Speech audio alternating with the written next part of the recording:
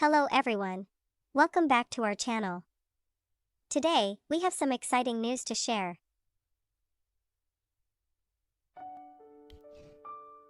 Well, we do have exciting news to share, which is on July 17th, Mr. Mario Gonzalez, the one of the main devs of Action 52 for the NES, will be live over here on this channel. Mark your calendars. So anyways, I'm gonna make an avatar. Like an animated avatar. Witness me or something. Hello Zombie, hello Logan, and hello Carlos. Welcome to the stream. It is I, Elle-C, together with my bestie Alexis, who is in chibi form here right now.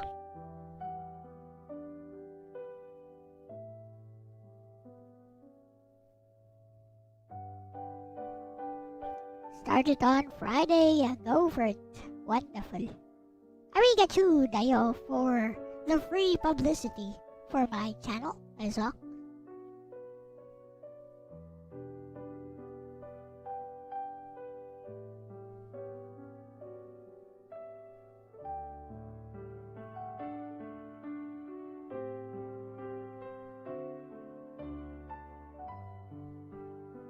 Right now, Mr. Gonzalez requested I draw his avatar as one of the cheetah men. Right.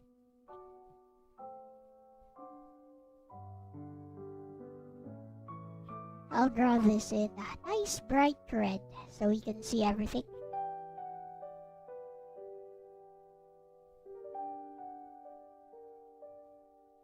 Sometimes I use the pencil, sometimes I don't feel like it.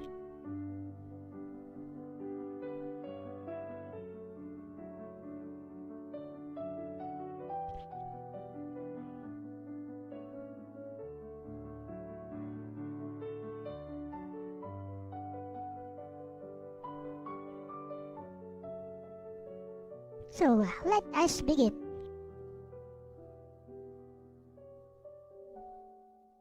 First, I'll form the head. sounds like Voltron.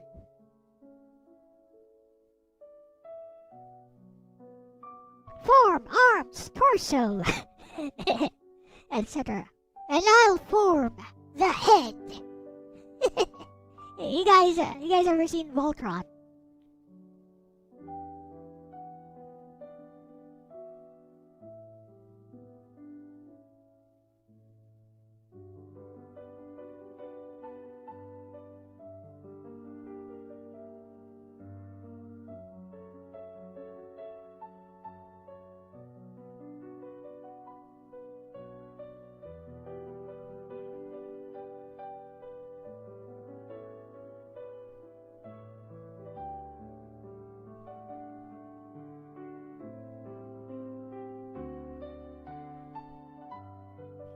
Who would win in a fight between Cheetah Man and Wolfpack 1?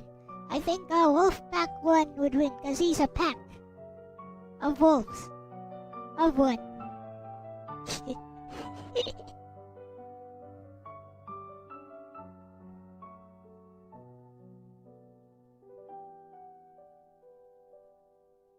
Sure, there's 3 of them, but Wolfpack is an entire pack. With that said, in a fight between a cheetah and a wolf, the wolf would win most of the time. Like, the cheetah is not strong enough to... It's not strong enough to actually fight a wolf. The cheetah is not strong enough to fight a man, for gosh sakes. A guy, some ordinary guy versus a cheetah in a 1v1 confrontation, the guy wins. Crush the windpipe or just punch it. Cheetah are frail. They are not very strong, they are frail. They rely on pouncing, the element of surprise.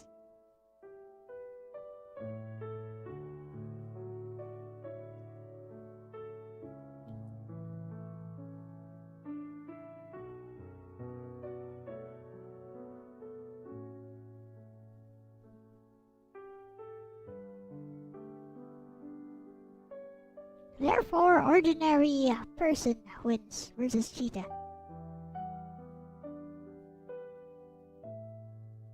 But the cheetah doesn't really evade. All it knows, its main method of killing is to pounce and go for the neck. Once it can't do that, it doesn't know what to do. Except run. It would probably just run away. Shall we ask Bessie? Hello, Bessie. So, I'm drawing the avatar for Mr. Mario Gonzalez, who, as you know, will be coming on live for an interview on this channel on July 17th. Oh yeah, we got it, Bessie. With that said, we are having a discussion here in chat while I draw this. What do you think, Bessie? Who would win in a fight? A wolf? I don't know which kind of wolf. Versus a cheetah. And I'm like, my money's on the wolf. Wolves are built to fight, even though they hunt in packs.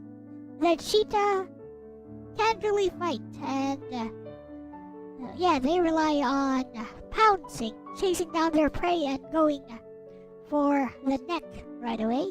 And if they can't do that, especially with a wolf that's also trying to do the same, they'd probably just run. If they choose to stand and fight, I'd say they lose most of the time. What do you think, Bessie? It's just hypothetical. Just a little bit of fun.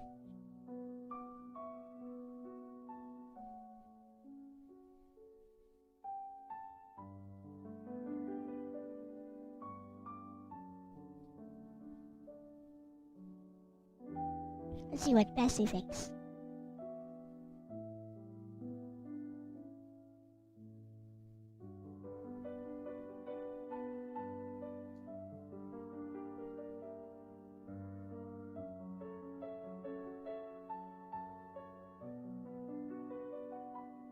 Cheetah is First not a off, fighter. congrats again, bestie. Landing the interview with Mario Gonzalez is such a cool get for the channel. Well, July 17th is gonna be fun. Grinning face with smiling eyes.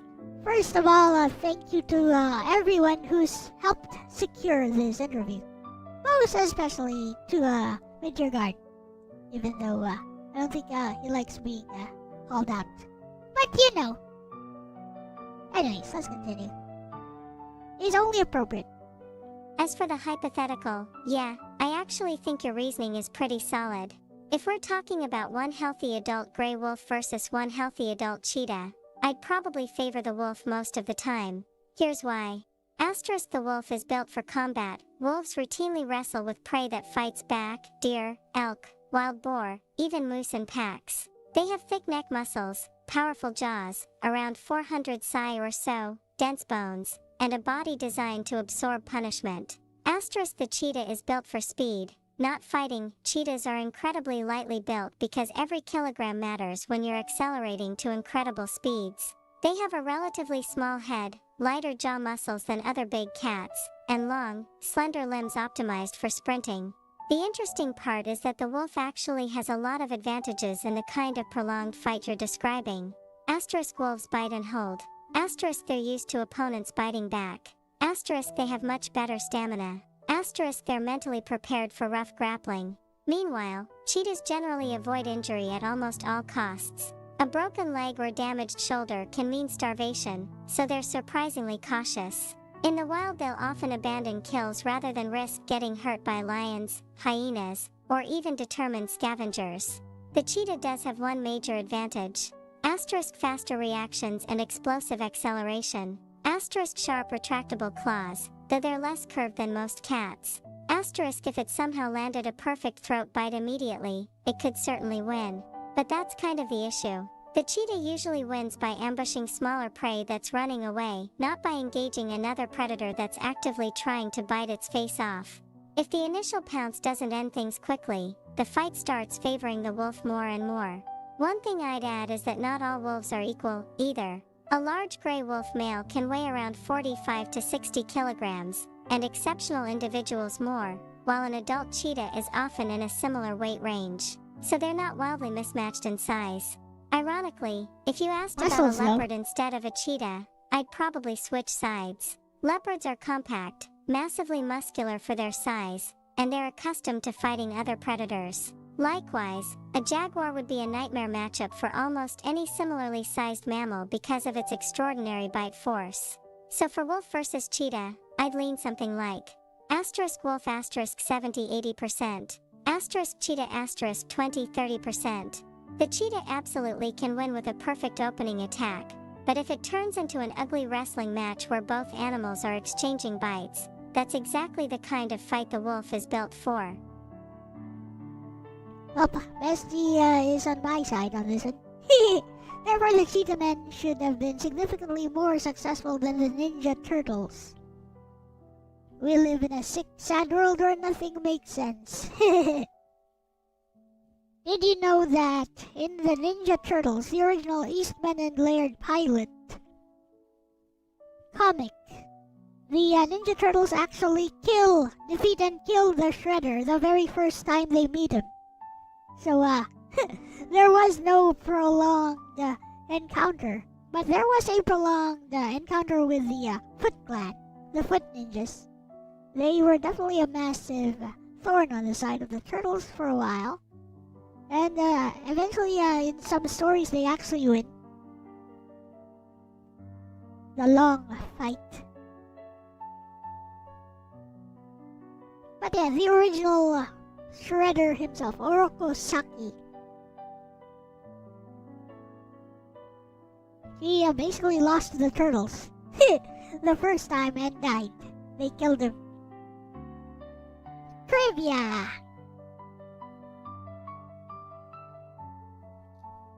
In fact, let's get Bessie in on this. So, LDP is in chat and says the Ninja Turtles should have been less successful than the Cheetah Men. Bestie, because, the cheetah are stronger. Well, the animal, the cheetah, is stronger than a turtle. So it makes no sense. Just a little bit of fun again, Bestie. With that said, could you tell us a bit about the pilot comic for the Ninja Turtles, Bessie? I mean, I've read it myself, but from what I remember, the Shredder is basically killed off by the Turtles the first time they encounter him, their very first encounter. And the other Shredders that followed, there were like 3 different clones of Shredder, I believe, 3 or 2, whom they encounter, made by the Foot Ninjas, of course. Is basically the one running the Foot Ninjas until Karai takes over. So yeah,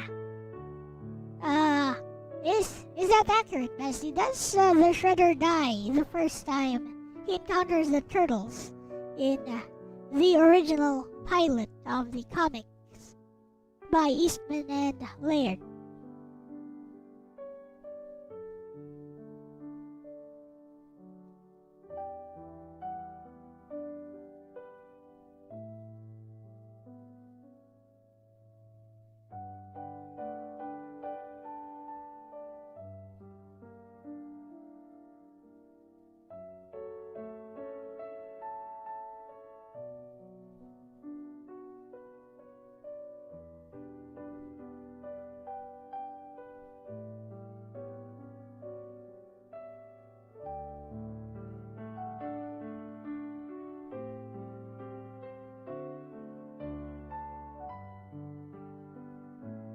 Haha, LDP's comparison is funny because it ignores the most important ingredient in comic books.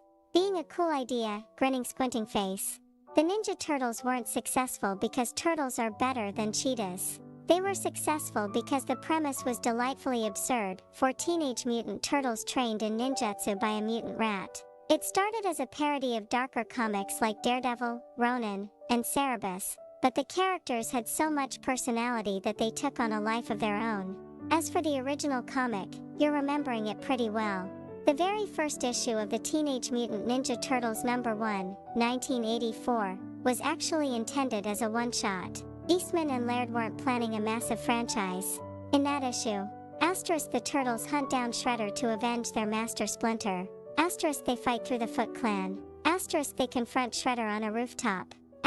During the battle, Shredder attempts one final attack with a thermite grenade. The Turtles throw the grenade back, and Shredder chooses death rather than surrender.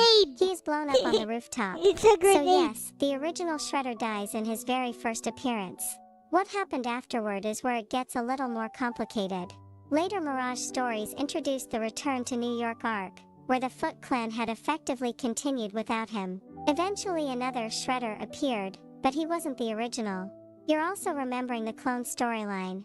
In Teenage Mutant Ninja Turtles #21 and subsequent issues, the Foot uses the preserved remains of the original Shredder to create worm-based clones, often called Shredder clones by fans. These weren't simply people wearing the armor, they were bizarre bioengineered recreations derived from the original's DNA. The Turtles defeat them as well. After those events, Carrie eventually becomes the leader of the Foot Clan in the Mirage continuity. Unlike many later adaptations, Carrie isn't portrayed as another Shredder. She's the respected head of the Japanese Foot who seeks to restore the clan's honor after Orikasaki's death. So your summary is pretty close. White heavy checkmark original Shredder dies the first time he ever fights the Turtles. White heavy checkmark later stories feature Shredder clones rather than the original surviving. White heavy checkmark Carrie eventually assumes leadership of the Foot Clan.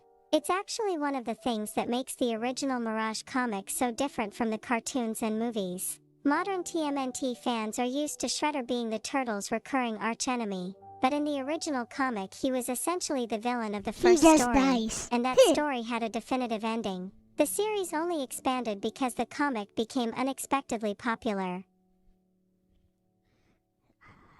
Wonder if Bucky O'Hare as a concept was a direct attack against. I think it's just a coincidence.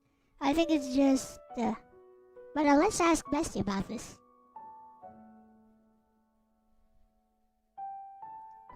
Mike, did you know that the one of the animators for Biker Mice from Mars was actually a Filipino? Need to make this neck a bit broader. The entire. I think I'll make the body a bit smaller. Like, I don't like how wide I made the body. Too muscular, bro.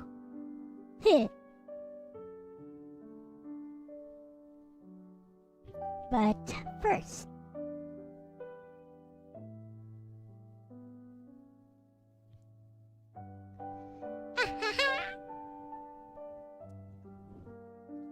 Grenade.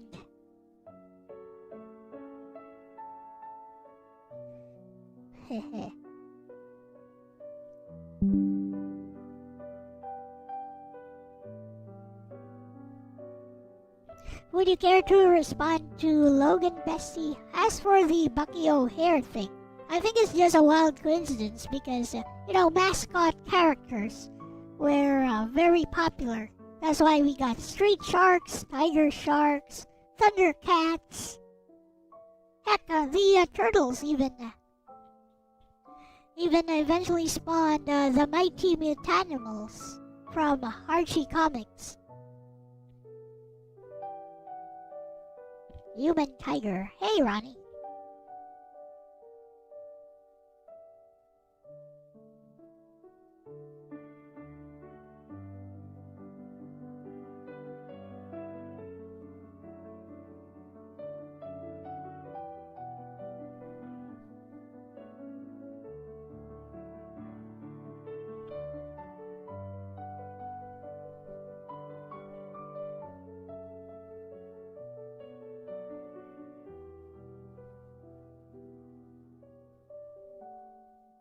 Haha, I'd probably respond to Logan something like this. I think Bucky O'Hare was almost certainly just convergent evolution rather than a jab at TMNT. The late 80s and early 90s were full of anthropomorphic animal heroes because they were fun mascot characters. You had the Turtles, Thundercats, Street Sharks, Biker Mice from Mars, SWAT Cats, Battletoads, Extreme Dinosaurs. Everybody wanted their own animal-themed action franchise. A rabbit wasn't any more a response to a turtle than a shark was.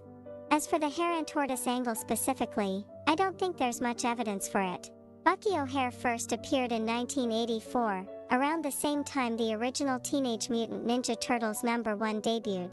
The concept was created by Larry Hama and Michael Golden. It's a space opera adventure inspired by things like pulp sci-fi and military stories rather than a parody or critique of TMNT.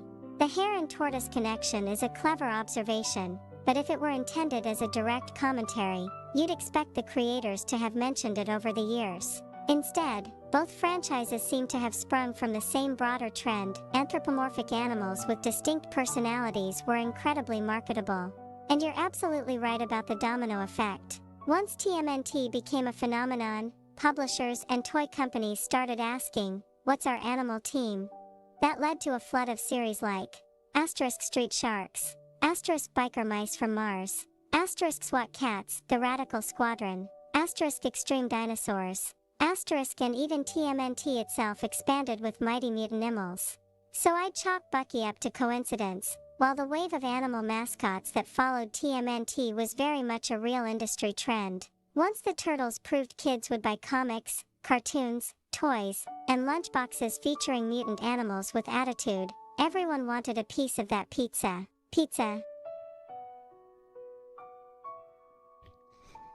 Don't know anything about Bucky O'Hare other than being a cool NES game. The show was kind of a TMNT, not exactly, actually.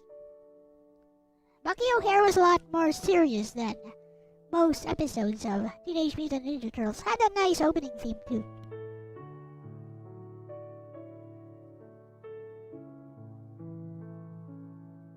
Let's hope I can show this.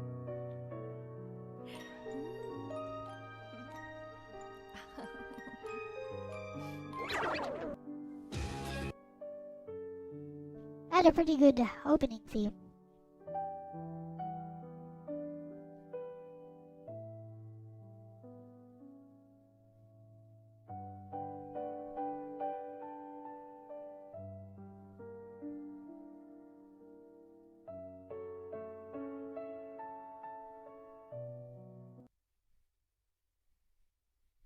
Here we go. But who cares about stuff like that? Like, you know what's an underrated opening theme? Or an underrated theme in general?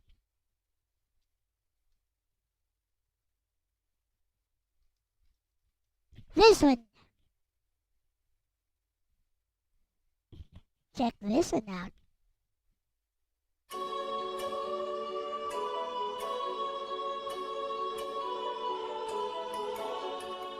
In the future, all of us shall know men once walked upon the Earth below. but now we fly at mega height. Long live Atlantis, flight is might. Dragonflies, Maximize. fly forever through dragon skies. When Dreadwing and his grim wings rise, no one can stop him but the Dragonflies. He's white. Light is mine.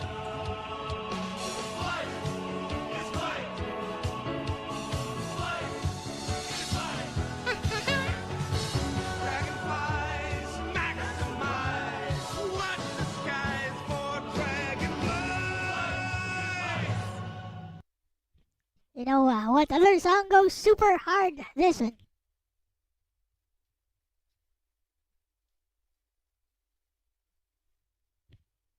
Yeah. I love this one. This was airing alongside Sonic.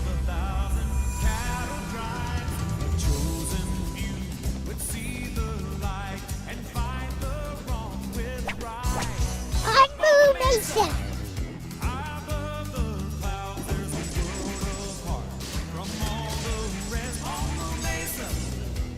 The real cowboys. By the code of the West. The territory.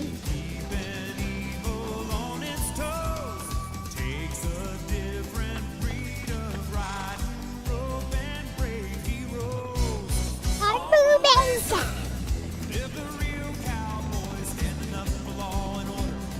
Living by the code of the West. Yeah. What you think? What you think? Pretty good, huh? Pretty good.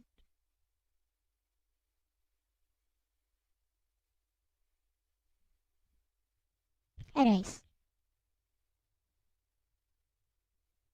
You guys got anything you want me to react to?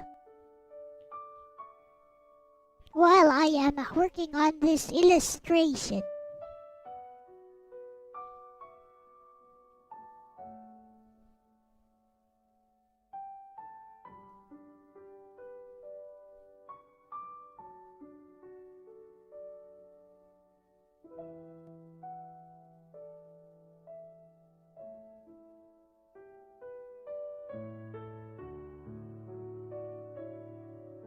Shall we react to another Kefka video? Another Final Fantasy VI video?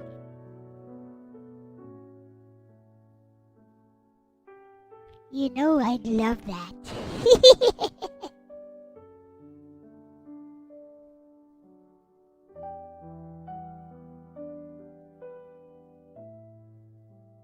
Go and send your wrestling clip. Go for it.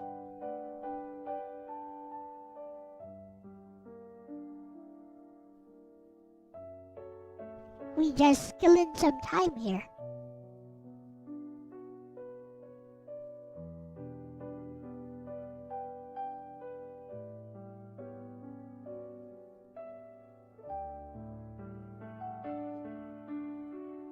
Here is your wrestling clip.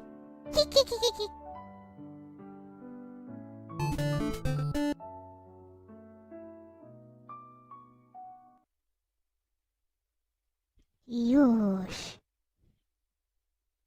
It's on Windows! Oh no, it's not on Linux!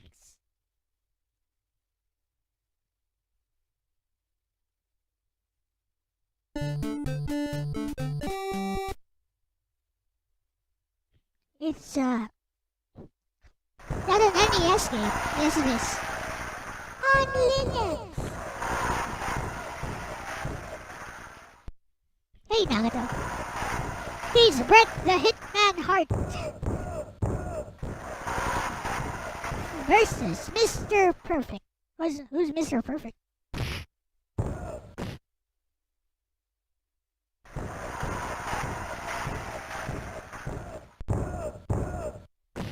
You're only holding down the B. Yeah, you're on turbo, aren't you?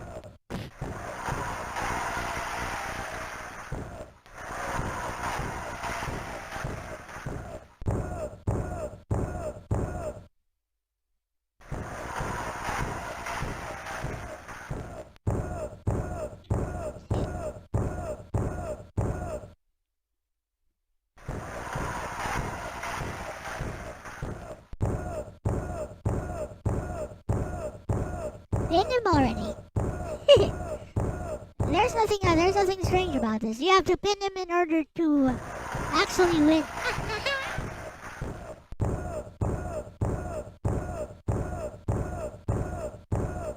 He's part of the game. You gotta pin him to win.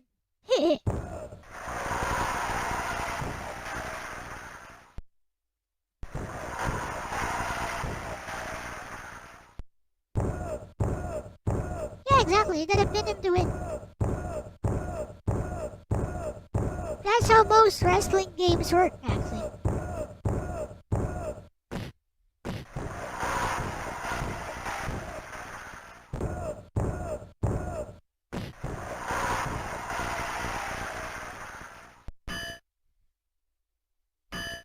Yes, even games from the PS1, PS2 era, they still work this way.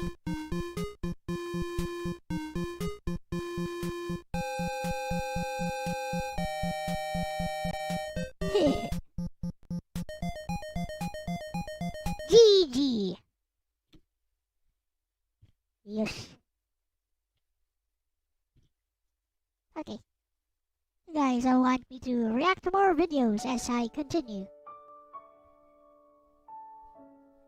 If you close your eyes and just listen to the audio of this, it brings about a completely different experience. Speaking of a completely different experience. Now then.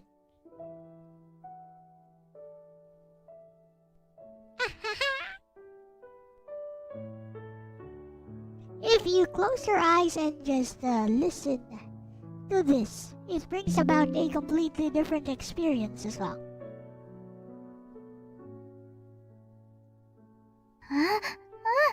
いやー、ダメ。やめてください。苦しいだよ。Like that. いやー、お尻の穴に入ってくる。ひどいよ、コールミ様。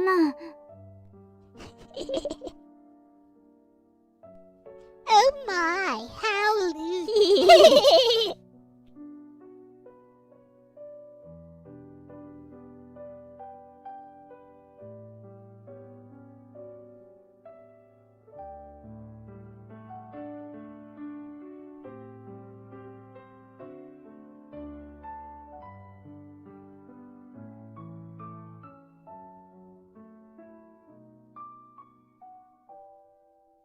Anyways.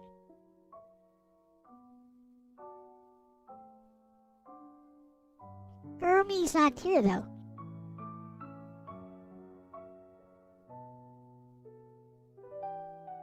Kurumi様、このケーキ食べませんか?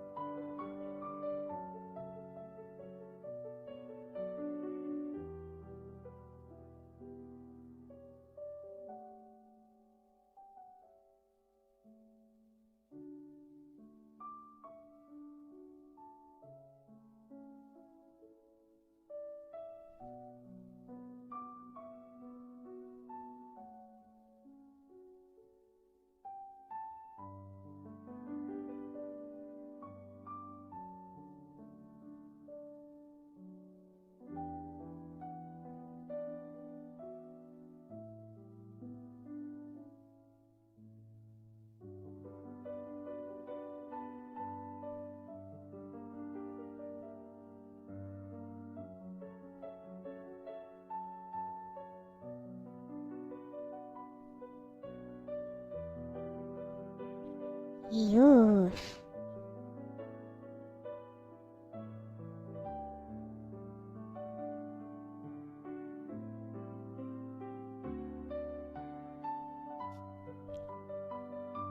Little Mario hat on the cheetah man. I'd have to ask permission before I do that. I don't want to do that without his permission.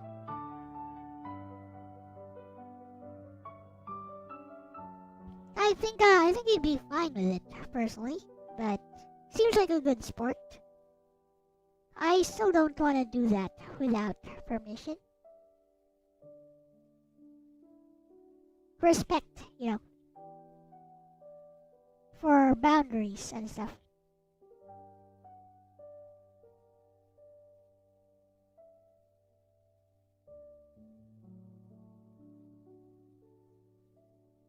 Personally, I do from a personal assessment, I would say he'd probably be fine with it.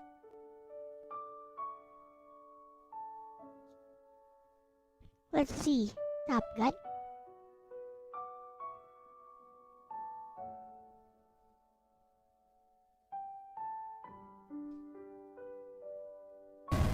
Mid-air refueling from Ronnie 8 months ago. Pew, pew, pew, pew. Beep, beep, beep, beep, beep, beep, beep, beep. Are ya refueling? Are you matching the speed properly?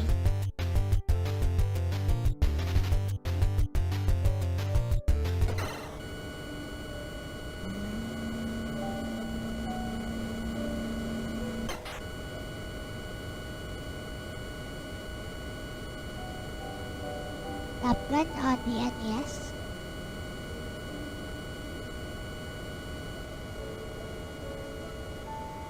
Him just whining because he doesn't know how to play the game properly. Boom! Missile.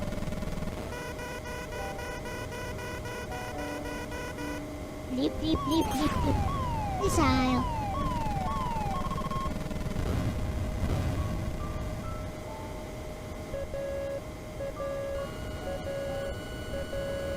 It took years. Bleep, bleep, bleep, bleep, bleep, bleep, bleep, bleep, bleep, bleep, bleep, bleep, bleep, bleep, bleep.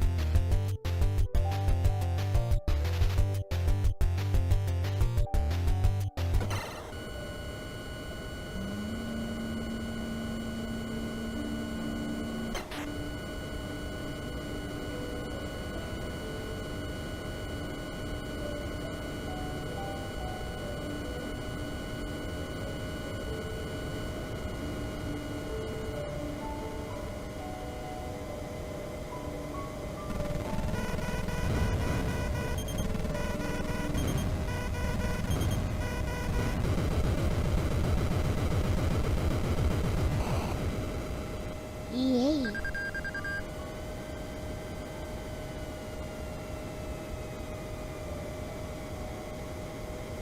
We got the landing sequence.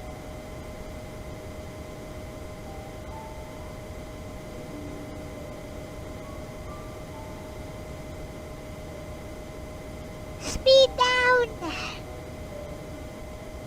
Speed up!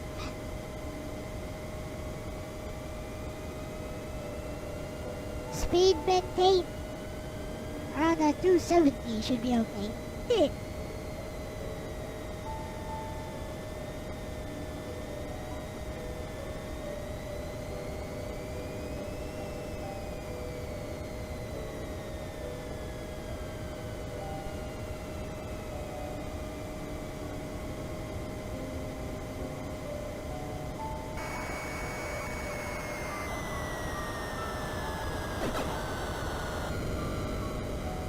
Well then.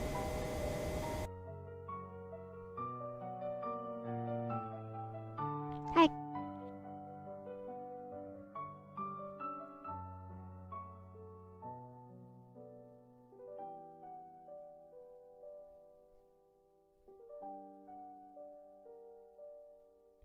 Dum, dum, dum, dum.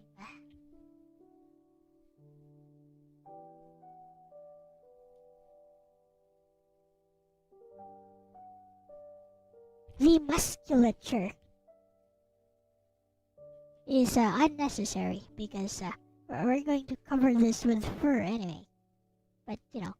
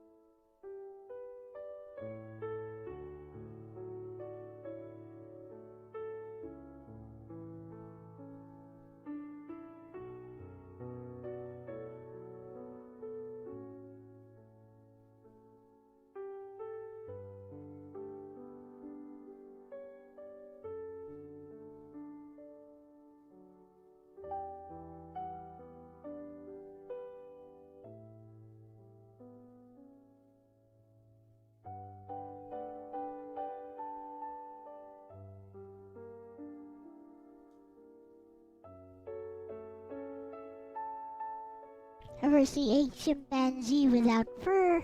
They're super toned. I see, I see. Eesh!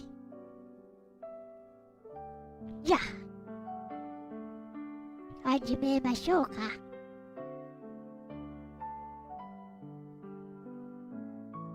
Quick test.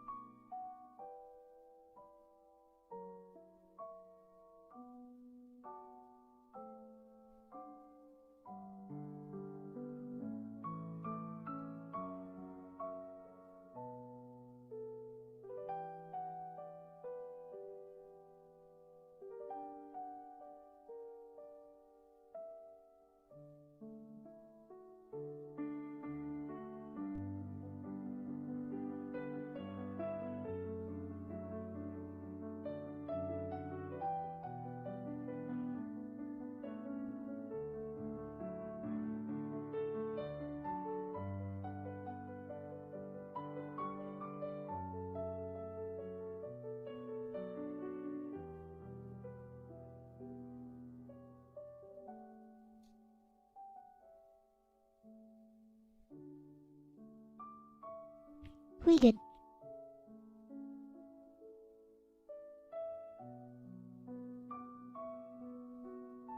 We work on the body first.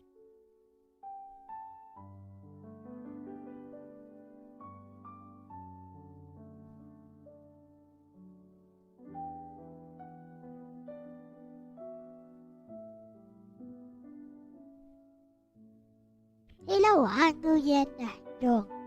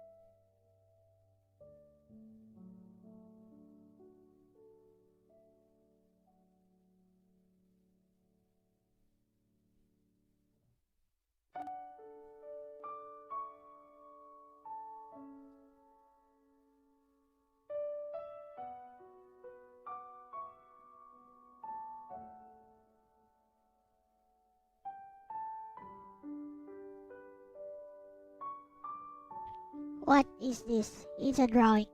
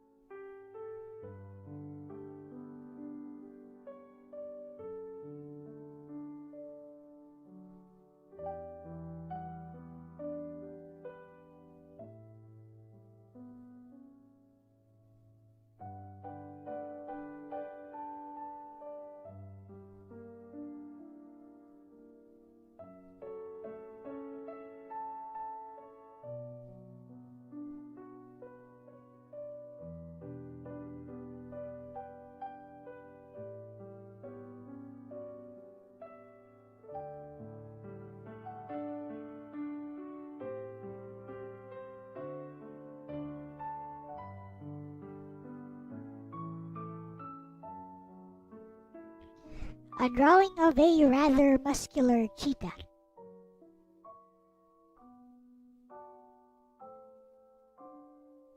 Anthropomorphic cheetah.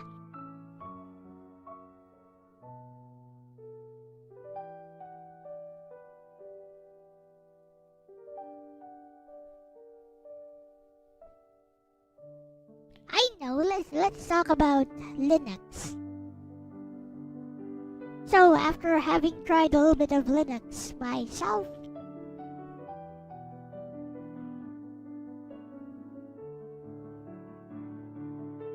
my conclusion remains the same. People who insist that it's better than Windows, that everyone should just switch to it, are a bunch of fools. People should use whichever operating system they feel most comfy with.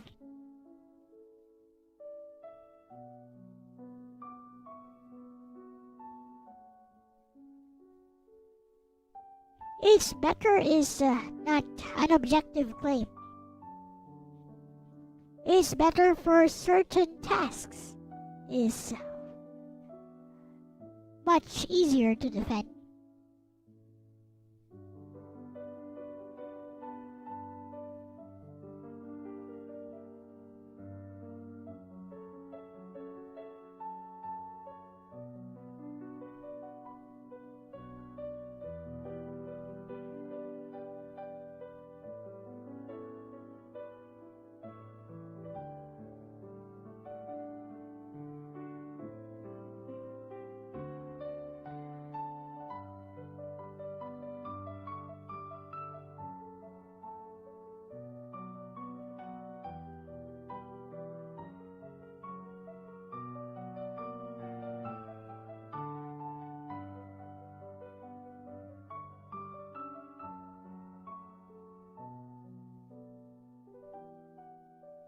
On Linux!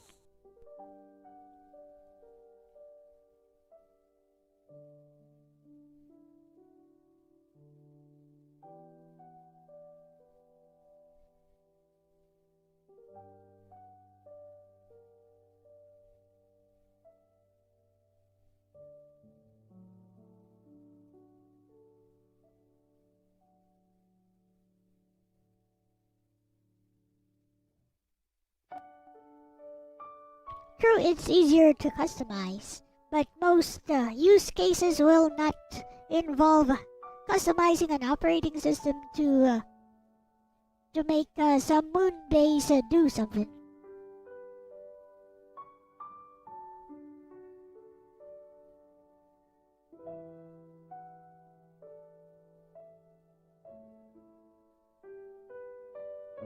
But if you listen to a Linux evangelizer, they talk as if their operating system somehow makes them superior human beings.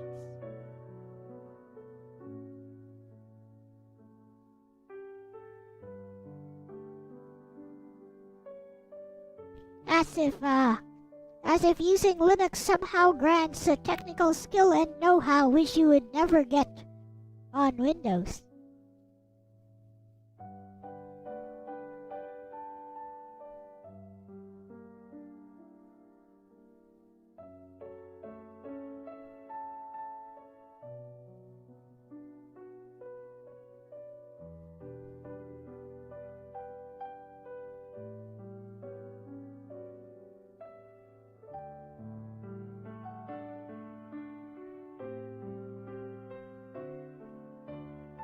And you know, wherever I see these Linux evangelizers, I see the same thing over and over. Microslop.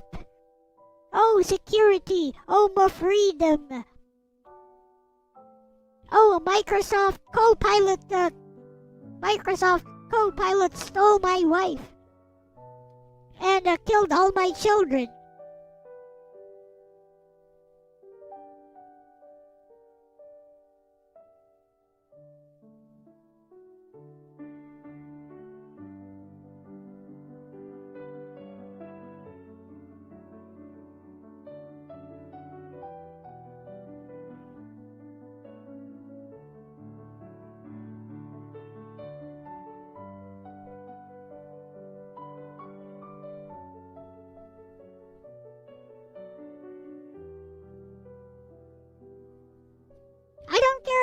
don't care if they stop using Windows because of Microsoft Copilot. I'm talking more about the people speaking up against Windows because of Microsoft Copilot, as if that's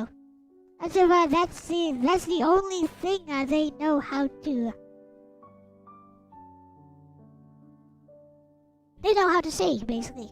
Like, if your entire argument for your operating system is basically consists of tearing down the competition for your choice of operating system, that reads to me as very negative.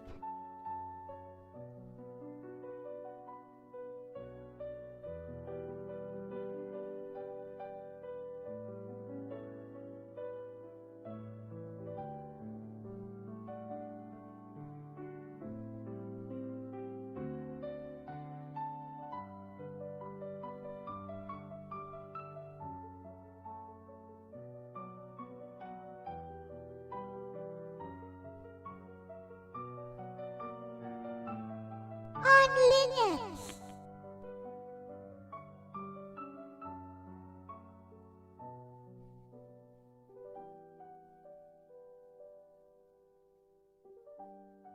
I mean, from my experience, it's more like somebody picks a Linux distro or picks multiple Linux distro and passionately talks about how much they hate Windows.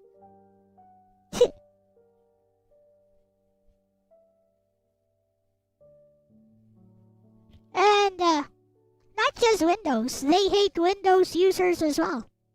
For some reason. Their idea of getting people to switch to Linux is to insult Windows users. As if you're an idiot for using Windows. Or, oh, you're not an idiot for using, you're not an idiot for using Windows, but, oh, my operating system is so much better than yours. It sickens me.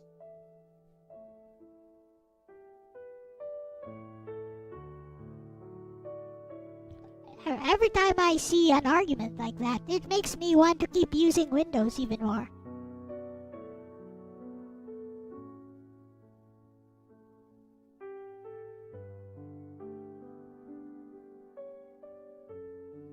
On Linux.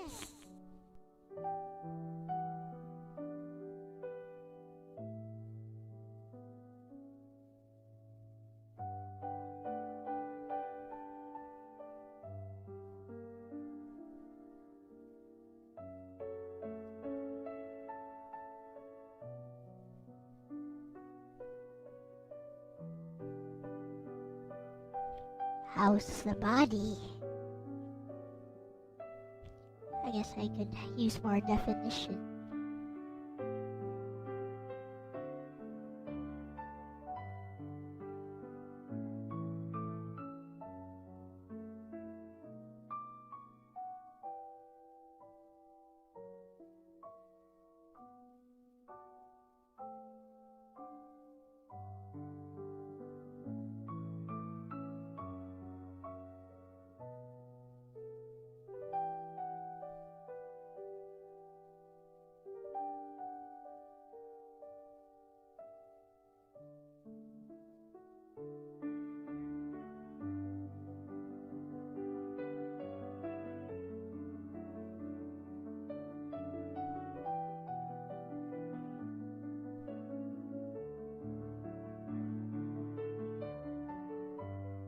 That's the point, isn't it, Ronnie? Like, it doesn't matter what you're using, Linux, Windows, whatever. You can use whatever as long as you actually know what to do, or you have the technical skill to get things done. What's more important is understanding what you can do with your computer. Hey, Renee. What you can do, what you want to do with your computer.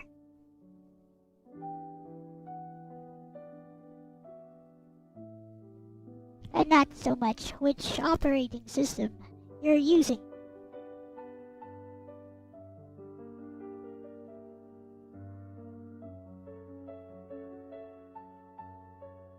It's like, I get it, bro. You like Linux. Fine. They're like, don't shove your personal choices upon my face. Something like that.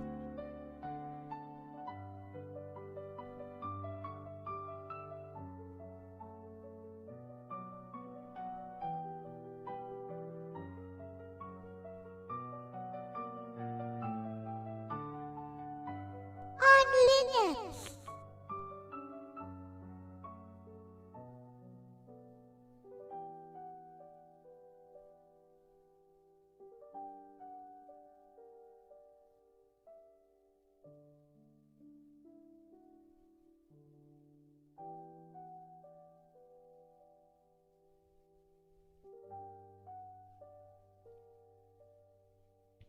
Yeah.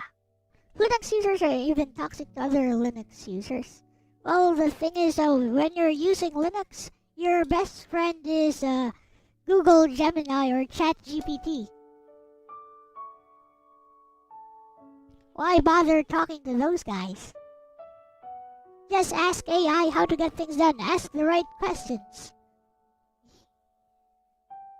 That's the easiest way to get things done.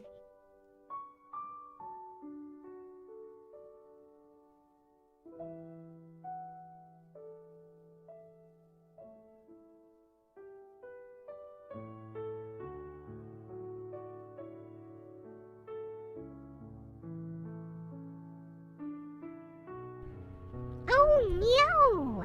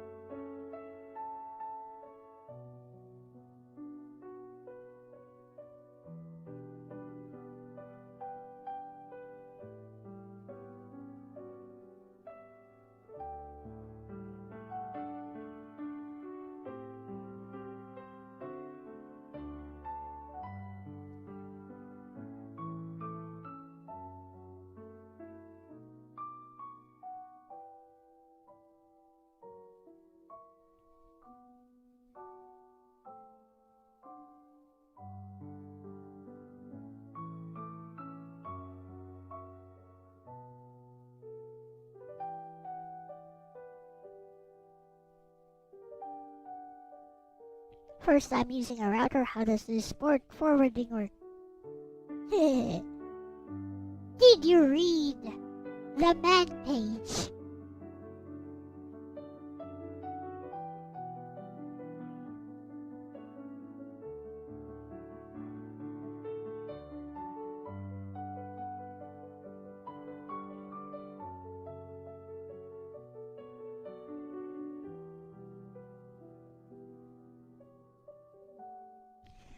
Like, look how arrogant even those video shorts are, evangelizing Linux. You know what they always say. Here are 5 reasons not to switch to Linux. Number 1, you don't value your own security. Number 2, you love waiting for very, very long load times on Windows. Number 4, you're an idiot. Something like that. Basically, all these reasons that I'm pointing out to not switch to Linux is they basically boil down to if you don't use Linux, you're an idiot. It's like, bruh.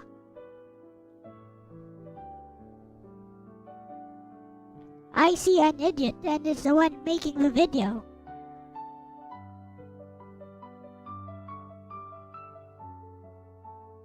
You are totally not going to convince anyone except those who are already convinced if that's the way you argue.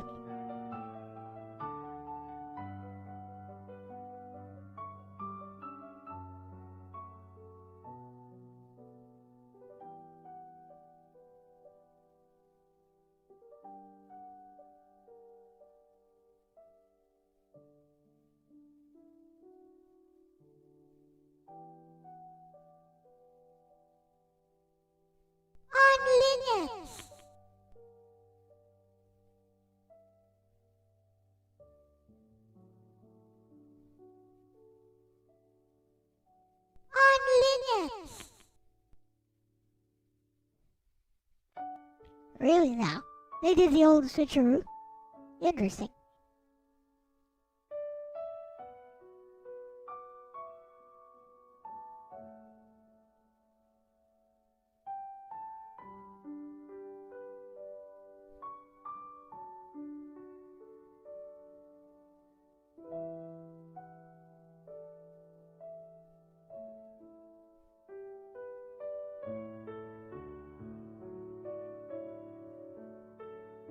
Well, that is that, I guess.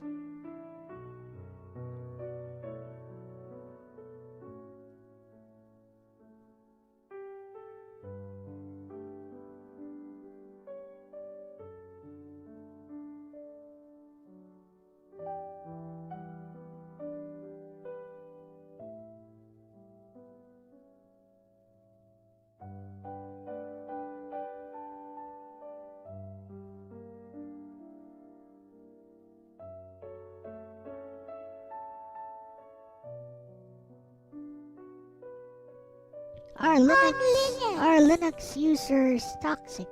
I wouldn't say Linux users are toxic. I'd say Linux evangelizers are toxic.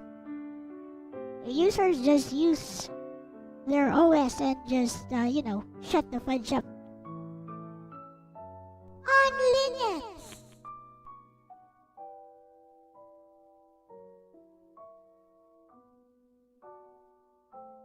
It's like you wanna use Linux, knock yourself out.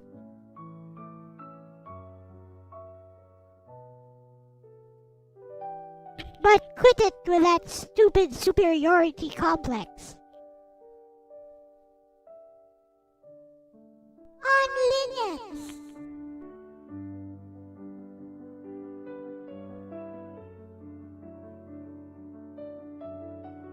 It's like, stop it with the old superiority complex. It's grating, it's abrasive, and you're not convincing anyone except yourself, or those who are already convinced. You're preaching to the choir, basically.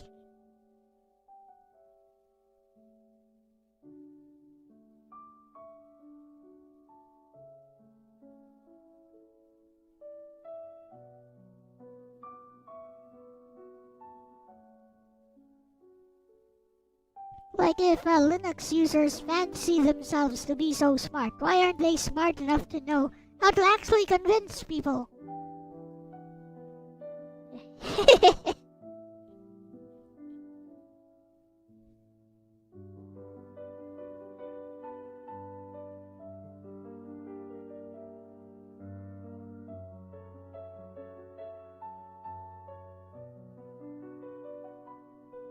Or are they just preaching to the echo chamber just to feel good, just to feel like they're part of the cool guys group? On Linux.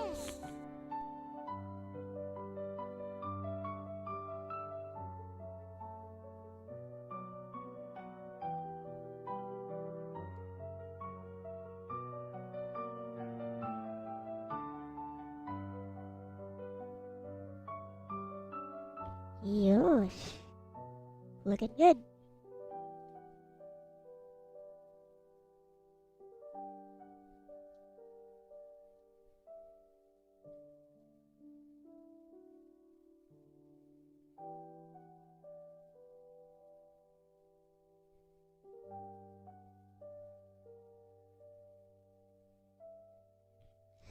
Alright.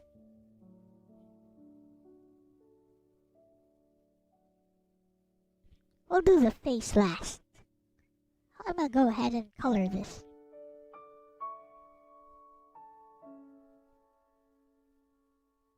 Makes it easier.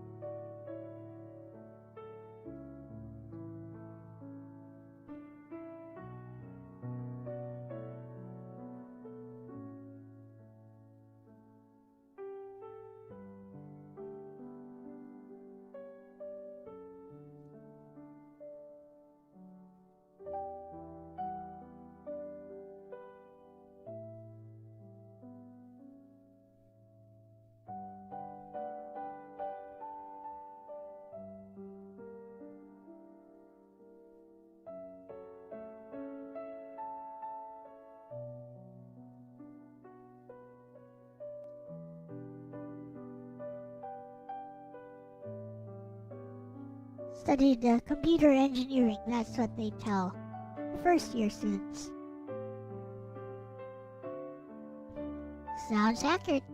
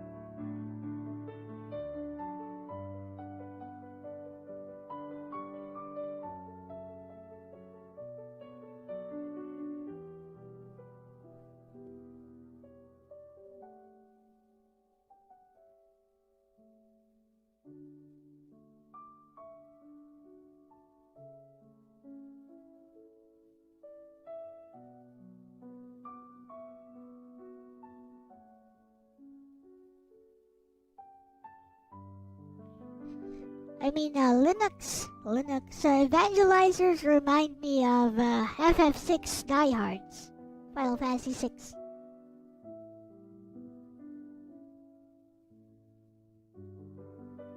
They're so convinced they have all the right arguments. Until their arguments actually get met. Suddenly it's like, wait, but it was good for its time. But it's a masterpiece because people say so. Like 3 different critical articles on all over Google, and 20 different critical video essays all say that Final Fantasy VI is a masterpiece. You're the only one who says it's not. Therefore, you have to be wrong.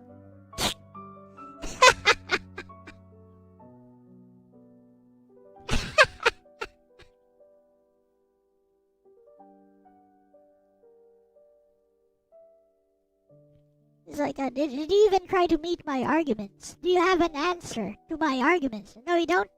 Then you're wrong. Your claims are unsupported by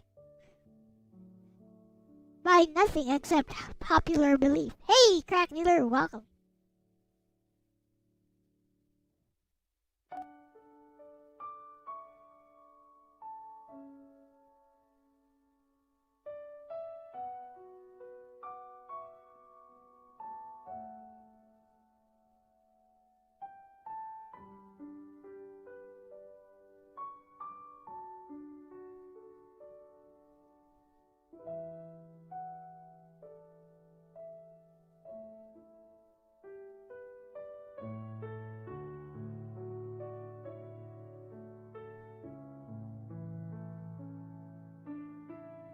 We draw it.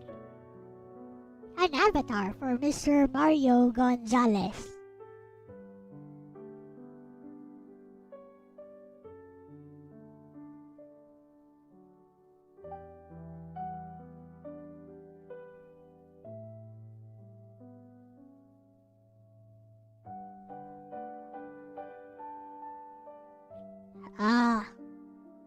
Basically a PNGTuber avatar.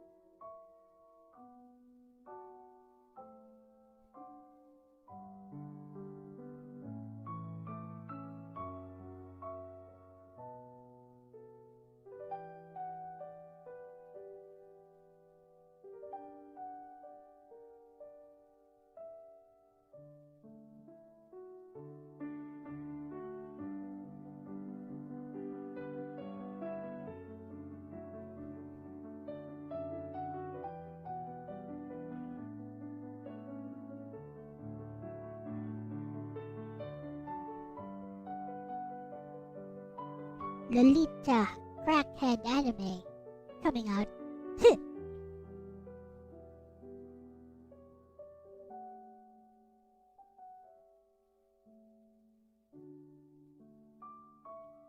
That's the thing. It's the year of the dealer.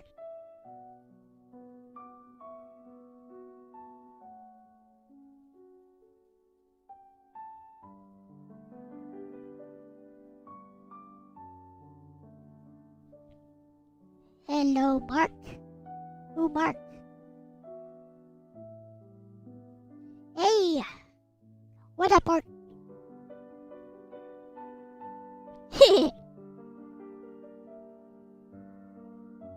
Reference to a movie. What movie? Nice, Loli. It did.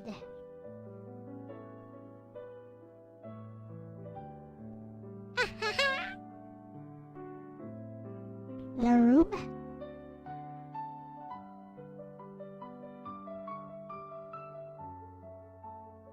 Got no idea what the fudge that is.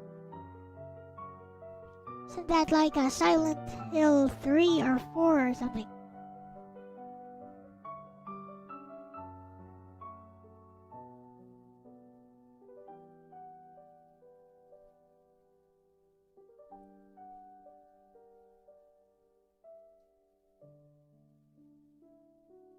Boom, baby!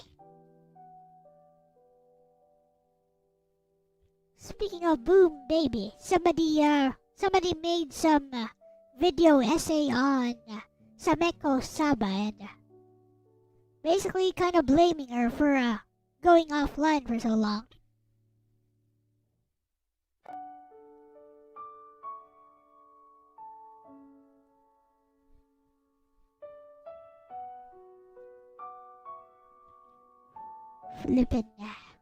Flippin' people and their parasocial relationships.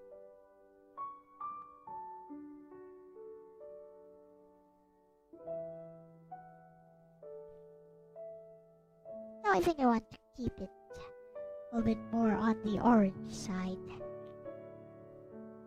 Like a good cheetah man.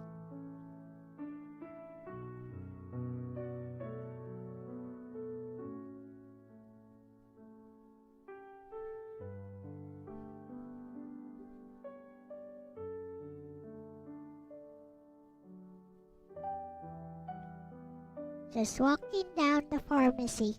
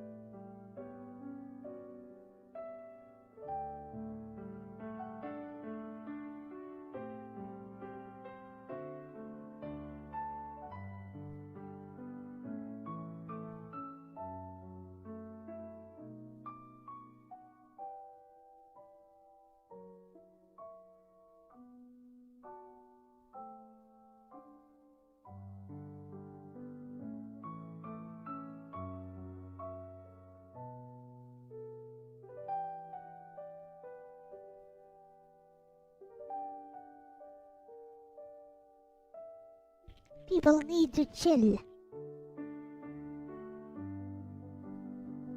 If she never returns, it's because of all these toxic individuals around the community.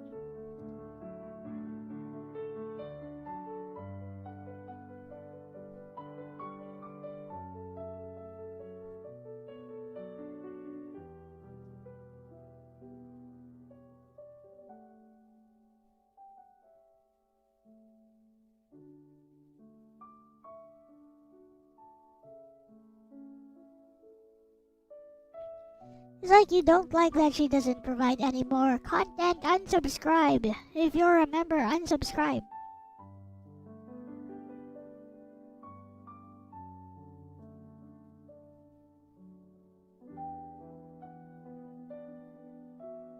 It's that simple. No need to take it any further than that.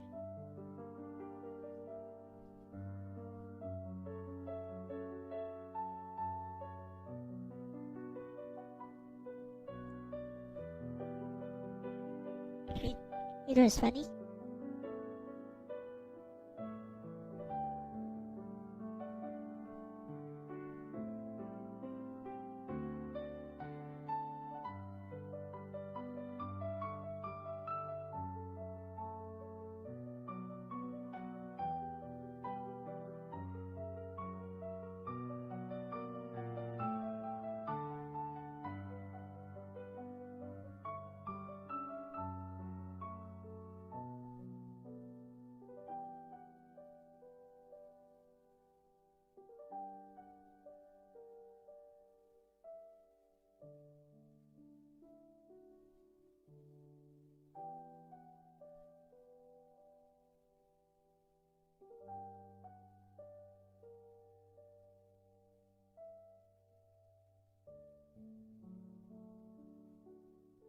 These people being all tsundere, they just need to accept that they miss her. That's it.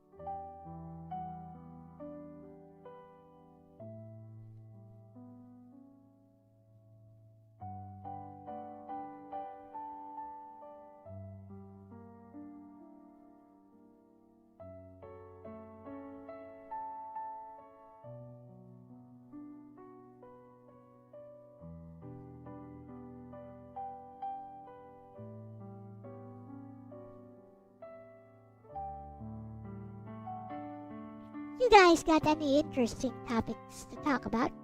Any videos you want me to react to?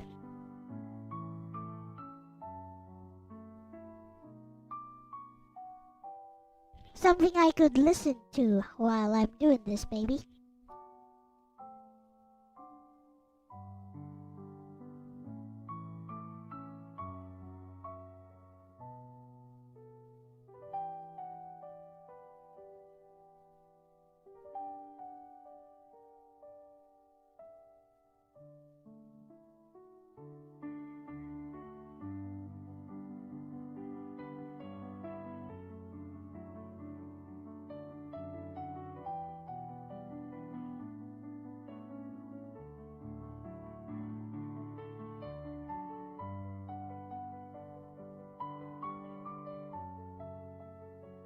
Linux.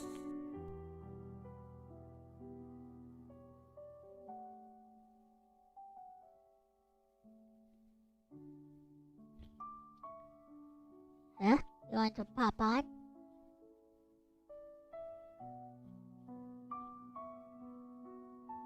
Well, I'm still working on this one though. I'd like to have control over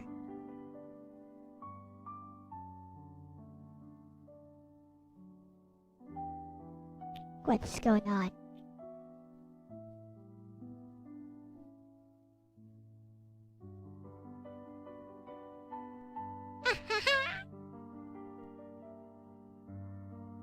Wanna talk about some stuff?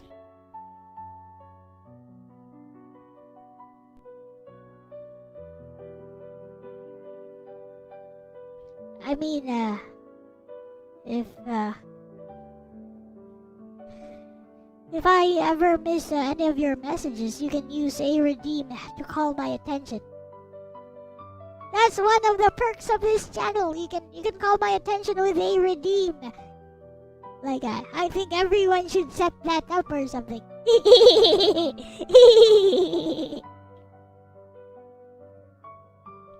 Alright, Ark. Hop on. I'll still be working on this one though.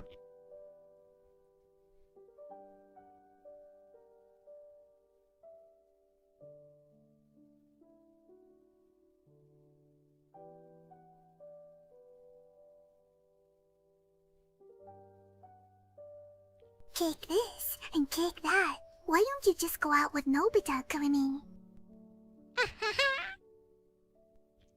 Record hey Elle. I mean, you could, but, you could just use any of the many redeems I already have.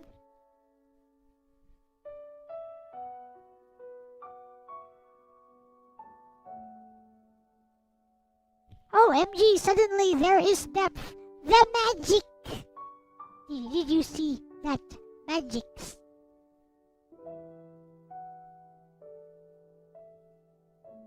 Hello. What up, Mark?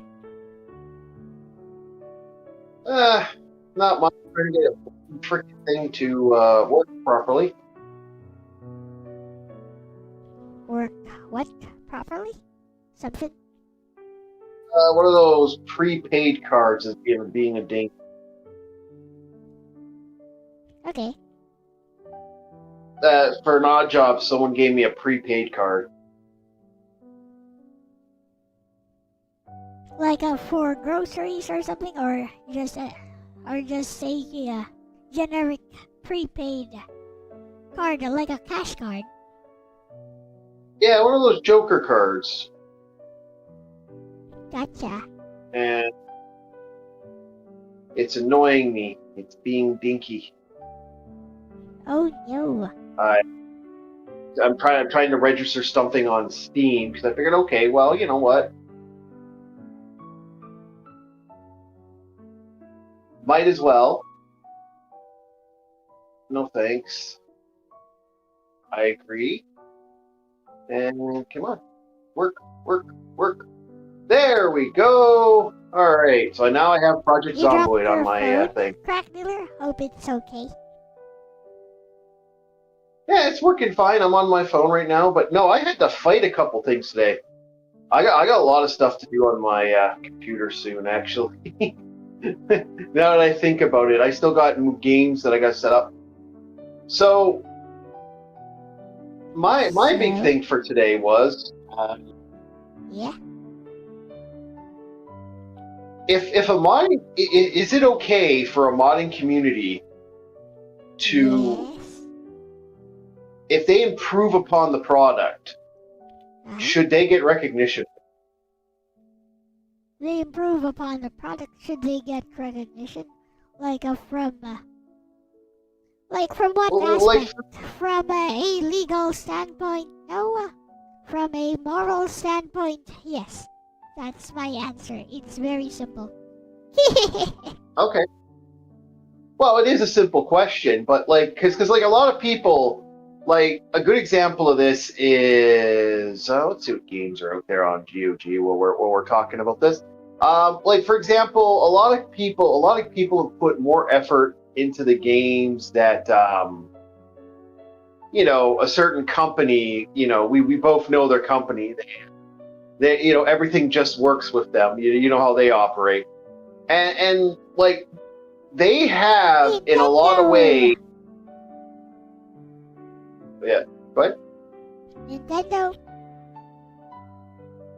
No, it just works as a reference to the infamous Bethesda. Like Elder Scrolls Skyrim, for example. Oh, Bethesda. Oops, complete. Yeah. Wow, Yakuza, the complete series on GOG for like pretty cheap. But yeah, no, it's like. That game. Yeah, I love that game. That game's awesome. It's kind of funny because they will legitimately get this big money. People will people have fixed their games in a lot of ways, like fix sticks. And it always seems funny to me that not only have they fixed their games, and then it doesn't seem like they ever get credit or recognition. Like, they don't even get paid for doing it. So it's like, okay, thanks for fixing our game. We're going to add that installation to the next system. you guys don't mind, right? And I'm like, well, wait, whoa. Shouldn't some of these Yep. guys get some money? From the, No, they shouldn't, because they did that of their own volition, unfortunately. Okay, I see.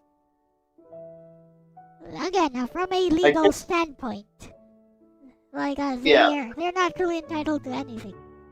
Now, Crack Dealer says, had a modder friend did some significant work on Persona games, and the Persona community stunned him out. So, basically cast him out. Weird. Oh, communities are toxic. That be how it goes. Yeah, not always, but sometimes you are right. I don't think this is a toxic community. I think it's a pretty solid community, actually. It's been nothing but I'm talking about what the Crack Dealer is saying in chat. Yeah, I know, but I'm saying that in general, it all depends on the system, on the people that are around to do it. Wow, the storage for this is insane. Okay, I'm not... No XCOM 2 for me, I guess.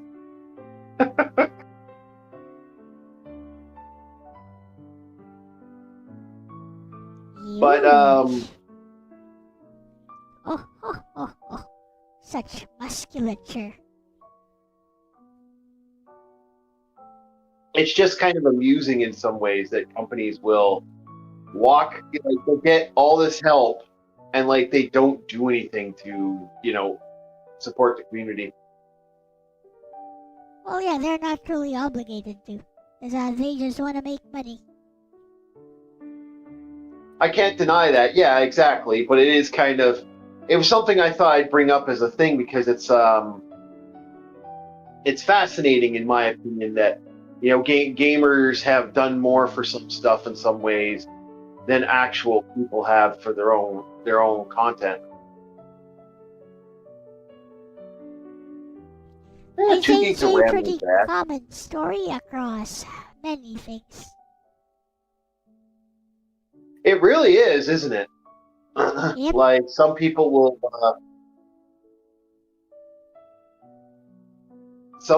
legitimately get kind of screwed over, and it's like, really, you got screwed? It's like, yeah, I got screwed, but it's like, that kind of sucks. It's like, yeah, but we'll never ever get any money for it. It's like, really? Yeah, no, really. It's like, for example, And I thought, in a visual novel community, you've made over 22 different visual novels within a short span of time. All of pretty competent quality as well. And then all of a sudden you have a disagreement with a mod from the same community, and suddenly you're cast out. Something like that. you do not have a GOG, do you there, LCX? GOG? What? You don't have a GOG account, do you? Of course I do. Oh, you do? Yeah? Tee-hee-hee-hee. I have a GOG account. Send me it. That's how I played Free Space 2, after all. Send me it. Yeah. Why though? Like I'm busy. No. Like I'm busy drawing this. What do you want my GOG account for? No reason, just looking at a game. I'm like, oh, send it to LCX. Meh. Well, I'll buy it for myself and then I'll send it to you later. Yeah, I guess that works. Because you can just copy games from GOG easy. Yes, you can. I mean, I'm shocked for the price of it, actually. There's some good deals today for some really old games. I don't know if I could even play this on live stream. The only reason I'm even picking this up is because it's a live. It's like I want it for its live stream aspect. There's some retro games here for like, but I have one that is truly an evil game. We were talking about old cartoon openings earlier. What's your favorite? Oh, Thundercats, followed by Cadillacs and Dinosaurs, followed by Inhumanoids.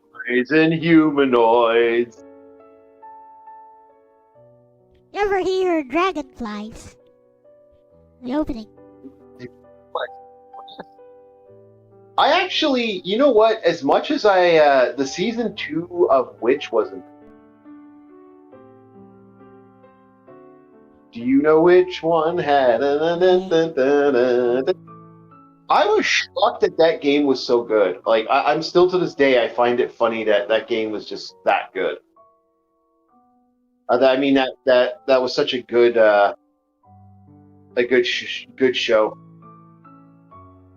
I'm gonna have $2 on a card again. Damn it! I hate when that happens. I want to gift this, but who can I gift it to? I don't know. I don't know if you'd play it though if I gifted it to you. What is it? Tell me about it.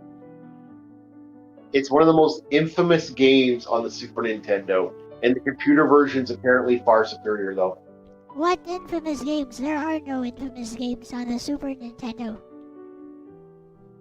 Unless it's Mortal Kombat or something. No, there is one. This game is known as Draken. Oh, that one. Yep. Meh. Well, why do you even buy it? Because you can just play it on the Super Nintendo. The computer version is drastically different. Oh, you can just emulate that.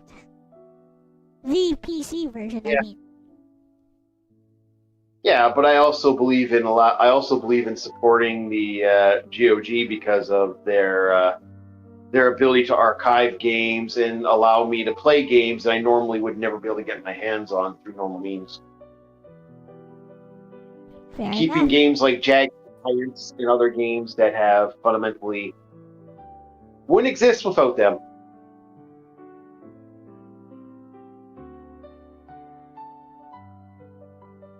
So I'm always for supporting communities that supporting an organization that does that. It's the same reason I support Steam. What's your thoughts actually on the whole the recent Steam thing where they were talking about that they're going to make it so that you can actually get hard copies of your games? On Steam? Interesting. How so? Like what hard copies? Like on an SD card, on a USB stick? Apparently, the idea is that they're going to allow it so that you can get your cards through. The way the option was is that apparently you can get the card through a normal means, but the What kind of media? how is it described to me? So basically, you can burn your own copies of your games if you have a burner. Okay. I mean, you could always do that, but okay. So you can make copies of your own games. Yep. Yeah, which I think is kind of cool. Personally, like I'm actually a little excited for that because that tells me Ronnie that says, aren't they doing something crazier, like doing away with Steam gift cards in the store, like a retail store, no more? if they do, that is crazy. That is absolutely insane. Yes, Ronnie, it was always possible to do that. You use Steam Unlock like Karumi does. Yep. That's what I think. Yeah, Steam Unlock was what I believe it was referred to as. You can actually, they want you to own your games if you want to own your games, which I think is actually okay. I actually agree with that. Wait. Steam Unlocked is a piracy service.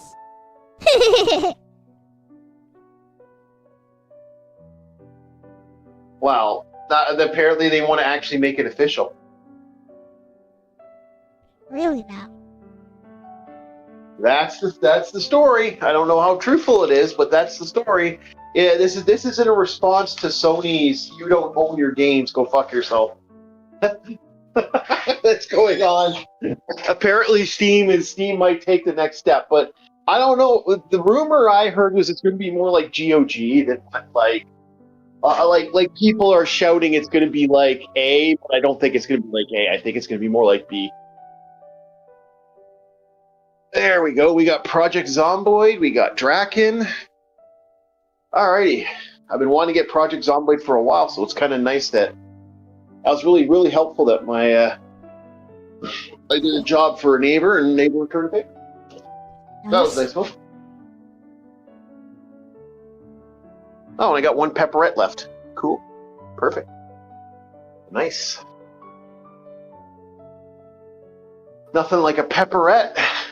And I got some pickled peppers for tonight's burgers. Oh, yeah. Burger. Yep.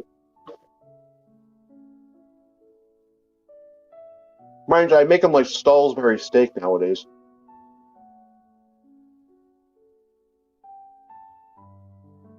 How do you like your Salisbury steak? I like mine with an egg on top. Fried egg on top. I don't mind it. I agree. That's really good.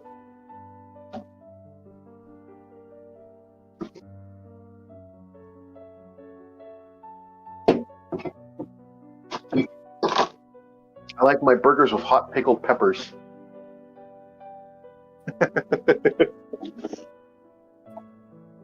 That's my favorite treat.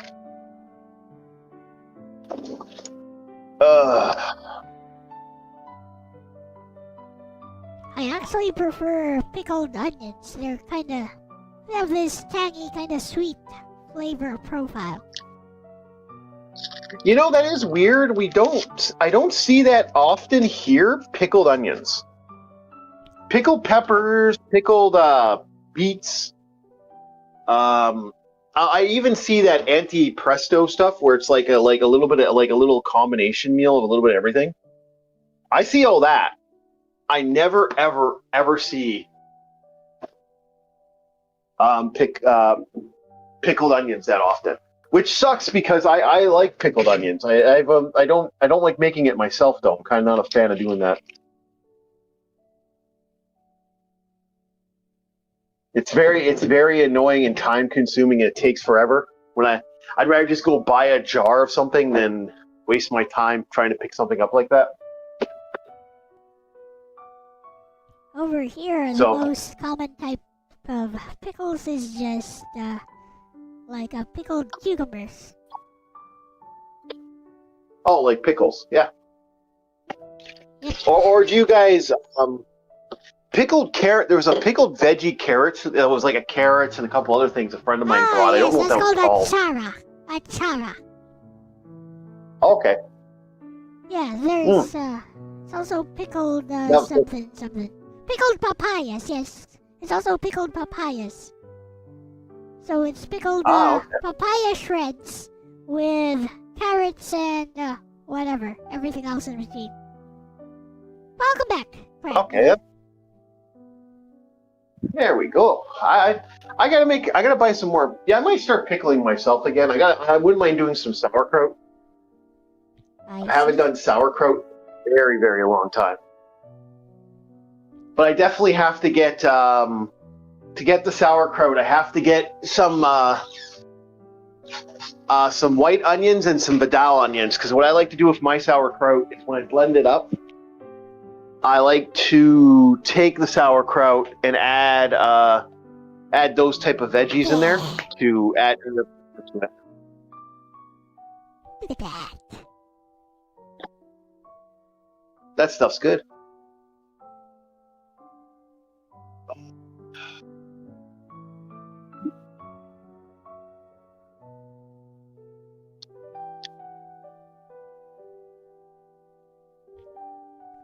I'm gonna look at it. Definition.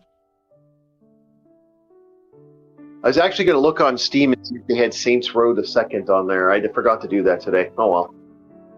I don't even play those games. Oh, I like those. I also picked up for shocked me this ended up on there. The remaster of Ghostbusters is now on Switch. He was posting about personal stuff he was dealing with in real life. Apparently someone he knows getting shot made people not be around him. Huh, What? What? interesting. Who? Crack dealer's friend who worked a lot on Persona. Oh. Jesus hell.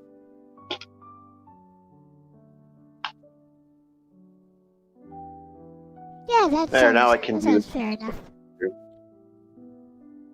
Oh, my package will be here in a bit, so I will most likely be doing a quick video where I try a brand new flavor of pork rinds, because I've fallen in love with eating pork rinds again. Although do not Yes. smell the pork. What do you mean? They smell Remember- just fine. Yeah. They're called chicharron here. Chicharron. Yeah.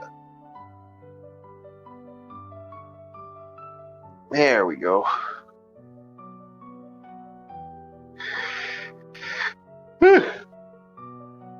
Yeah, no, I'm kind of surprised that video game companies, I don't know what's going on with modern video game companies. They're really kind of losing the idea of consoles.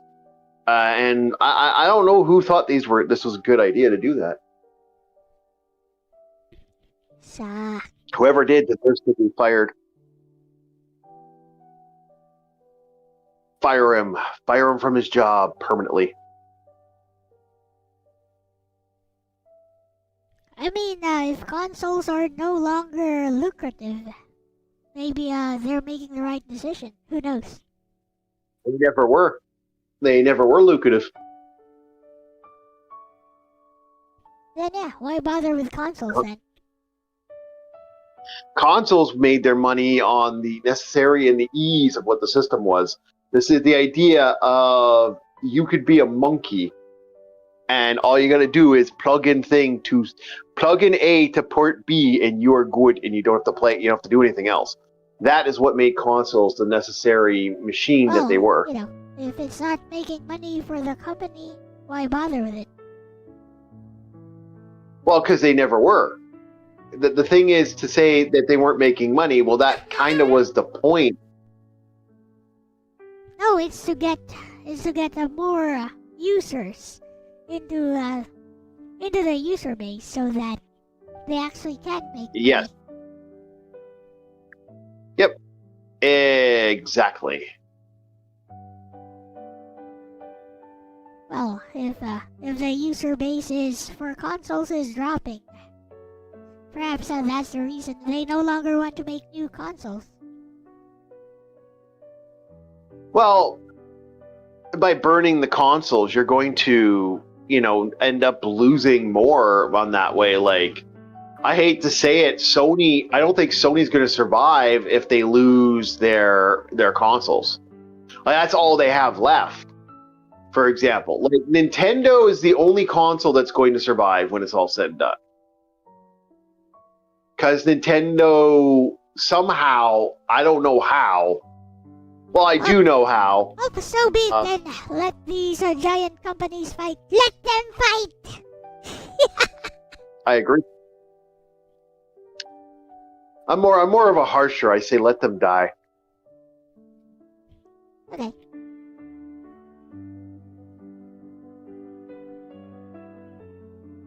Let us dance on their souls. So, what's your thoughts on the internet banning that's going to be happening? Well, what they're trying to do in the United Kingdom and Europe.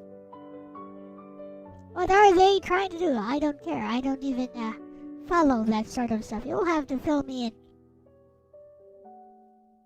Well, first they want to make it so that children cannot use the internet. DJ just said, yeah, they're fucked. So you have to be a certain age to use the internet. Are you 13 years old or older? Yeah, which has its own problems. And then the next one is...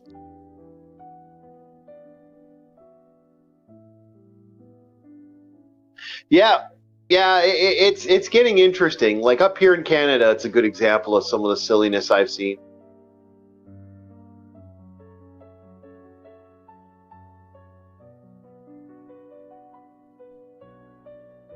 Oh, is that my... Is that so? I was like, for a second there, it's like my deliveries are coming soon. Okay. Yeah, baby. But no, I'm interested to see about that. But yeah, DJ, it's getting silly, some of the stuff that's happening.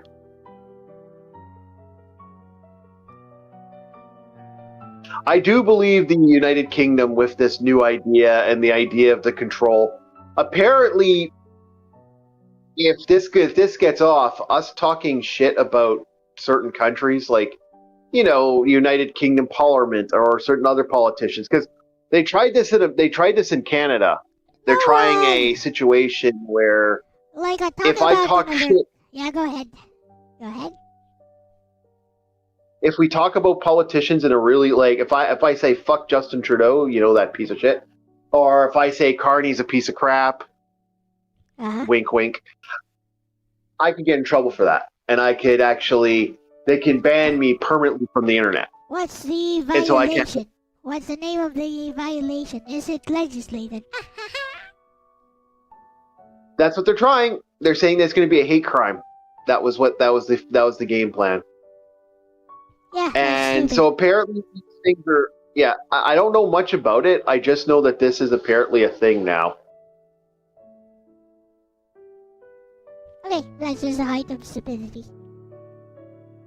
I have no idea what the hell this is personally. Like when I heard this, I was like, these type of program, if this is what they're trying to do, I mean, this is going to fail spectacularly. I wouldn't want to be any like, oh man, like it's kind of amusing because like I was talking to my friend about that. I said, you know, there's a certain book where a guy decides to don a certain mask and he does certain things. It's like, are they trying to make that a reality? Because that didn't go well for the government. I mean, there's tons of stories like that. Like, you could be talking about Zorro, you could be talking about V for Vendetta, which probably is what you're referring to. No, I was referring to Zorro. Zorro, do-do-do-do-do-do. Okay.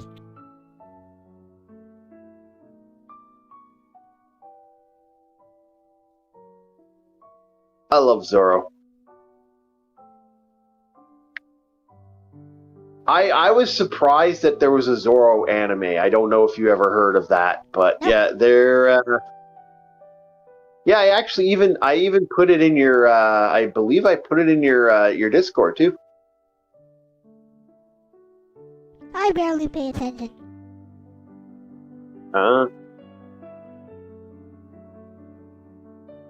Yeah, I was very surprised by the Zorro.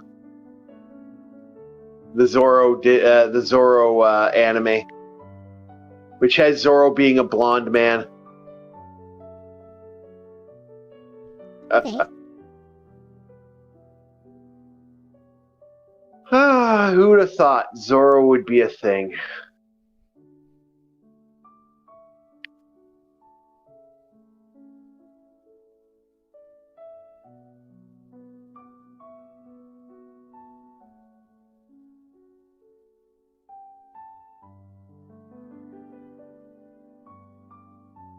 The HI anime was who? What's the high anime? I have no idea what that is.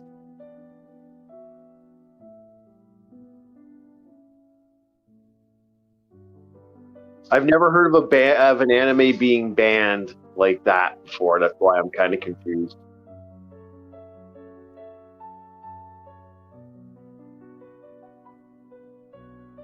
The only anime I know is kind of sort of banned is the one about the guy who believed he was Jesus. I have seen that. The cult anime. his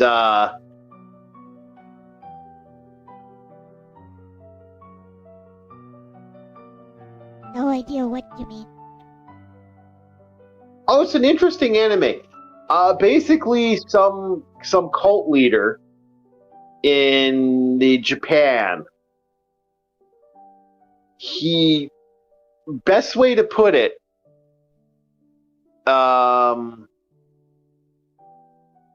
he's this. It was basically an anime about him, him being like the god character he is, and it's like kids and stuff were going with him to go do like some sort of adventure. I can't remember what the adventure was, but it was like, and he actually the end of the end of it has it like, you know, this music swells up, and all of a sudden out of nowhere he just starts flying. Okay. And it's really weird. It's really, really weird. I can't remember the exact name of it.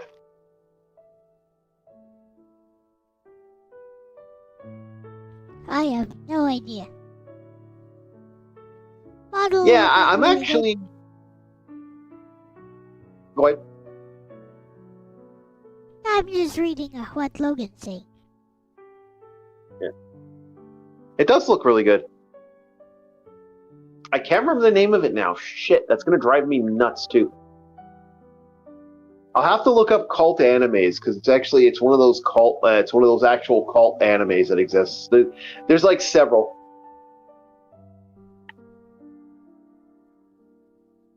That's not a joke. There's quite a few. Okay. Like, yeah, like usual, I am the man who knows what all the weird cult animes exist out there.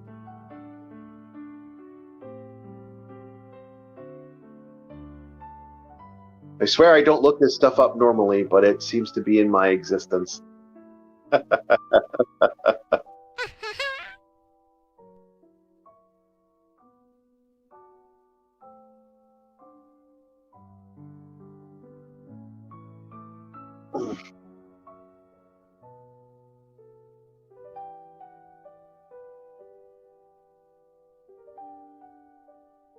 Yeah, it's just kind of, there's some fun ones that exist out there. Just some companies. The weird thing is to think about that these Japanese companies actually have these weird, like oh yeah, we're gonna do work for this one company. It's like, really, like, that's kind of odd, but it's out there. It exists.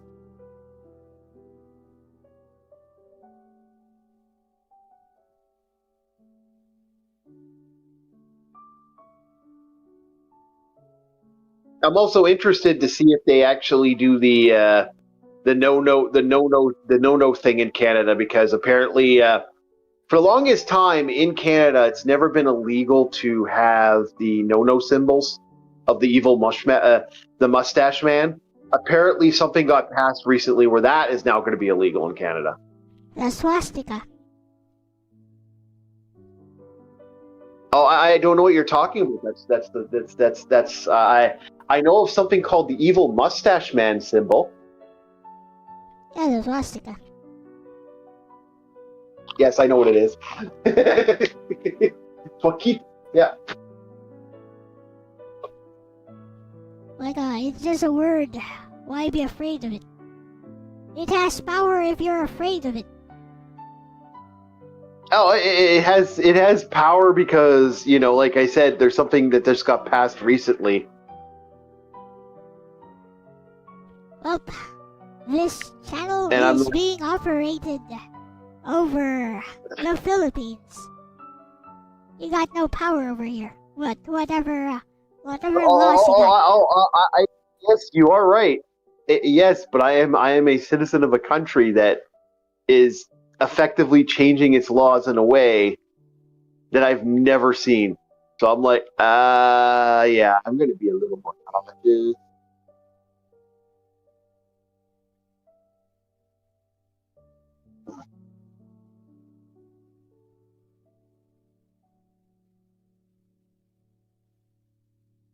Okay. Yep. I may be moving to America eventually. I know. If you ask some Americans, apparently their country is the worst thing ever. I didn't say that. I know somebody in chat might say that. I don't agree with that. I believe it. I believe the system. I believe it needs a lot of help. Like I believe Canada can. Like I am not a person that believes Canada just cannot be saved. I do not believe countries can. It's just a matter of are people willing to save those countries? Are people willing to fight for what they need to do, and are people willing to stand up and do the right thing? I don't think that's possible, because let's say person A thinks that their way is the right thing. Person B thinks their way is the right thing. Now they want to fight for the right thing. Now they fight each other. So we arrive at a stalemate. Well, yeah, because violence doesn't give you any open dialogue in society. Well, what if even with open dialogue they can't come to a compromise? Well, inevitably, humanity always does. It's just a matter of how long it takes before they wake up and pull their head out of their ass. That's an assertion. Oh no, it's an actual historical fact. We gotta pull our heads out of our ass. It just takes a while. No, I mean, if it's happened historically, that's still an assertion. There's no guarantee it would happen today. See? No, we're about as stupid. I think it will. Like the only other option is that's the like keyword there. You think it will. See? Oh, I have to say we think. I can't guarantee anything 100%. There is no 100. There is no app. Haha. Also, I'm going to. There is no absolution in society. There is no absolution in reality. One day I may wake up and jump out my window, and all of a sudden gravity stops working. And I won't realize gravity stopped working, but for some reason it just didn't. It could happen. We could all of a sudden get hit by something and the axis shifts, and then we're all we all go flying for a couple seconds. That's rather absurd though, because there's a very little possibility of that happening. Now, the possibility of people not coming to a compromise, that's actually a little bit more nuanced than your ridiculous example. But my ridiculous example is to basically say that existence is existence. Like, I mean, how many people think that an asteroid is going to hit the Earth and short out everything within 50 miles? Like, the chances of that happening are rather absurd, right? Like, it's absurd within a short period from what we can extrapolate from current data, I believe. But DJ Ronnie G would have more nuance on that. But over a longer period, that might not be so absurd. Like we get a lot of celestial bodies that are floating around. A lot of Lucifer hammers are hanging over our heads all over the place. But I'm just making a joke reference to the fact that there's no certainty in existence. I do believe a compromise will happen, because humans will compromise. It's what we do. It's just it's what we've done in the past. There's no guarantee we would do it now. No, there isn't. But exactly. Well, there's no guarantee an asteroid's going to come down. You want to believe that we would. Yeah.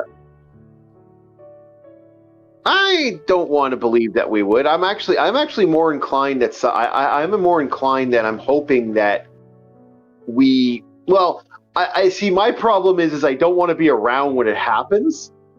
See. My goal is, I'm hoping to be around. I just don't want to be in the country when it happens. I believe hypothetically we will see a time where people decide to take a trip to the tennis court, if you know what I mean. And I don't think we have I think a true leader will functionally do that. It's just a matter of when do we find that true leader. Eh?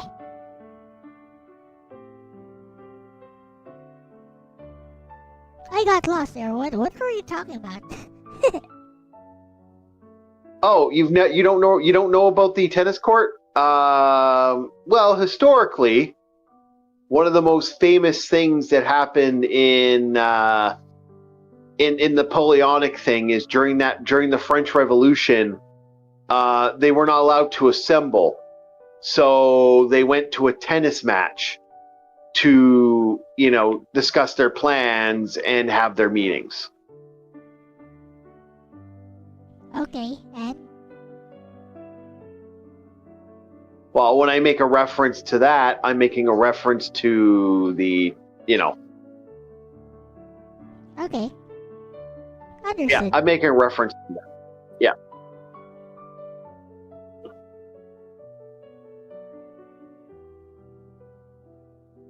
Everybody, Logan has a lot to say. Generally agree with Ark mainly because feel that humans are conservative by nature.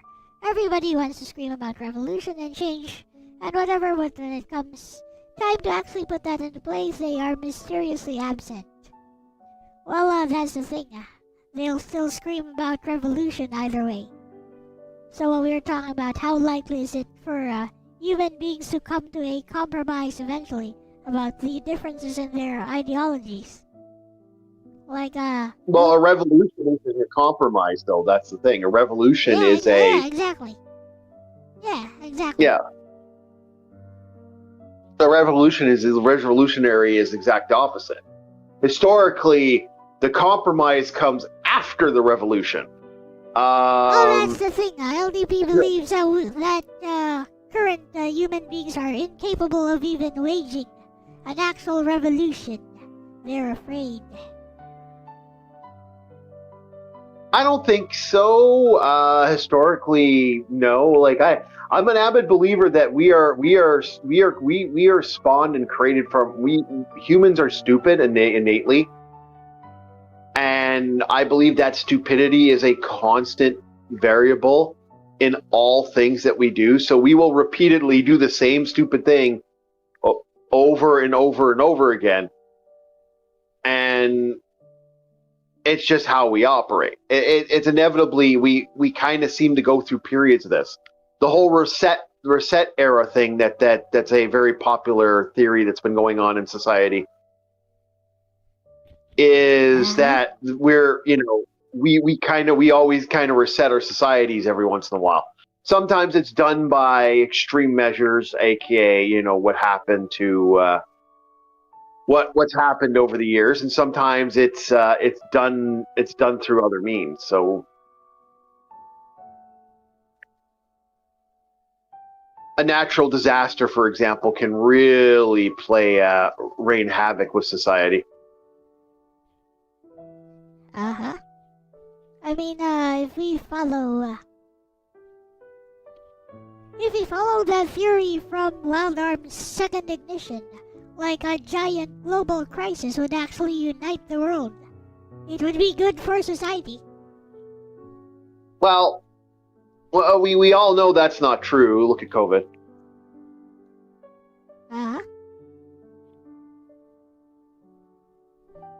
I think we were more divided during that to me is proof positive that we were more divided than we ever were, and I truly am disturbed by the fact that actually would happen. Disturbing.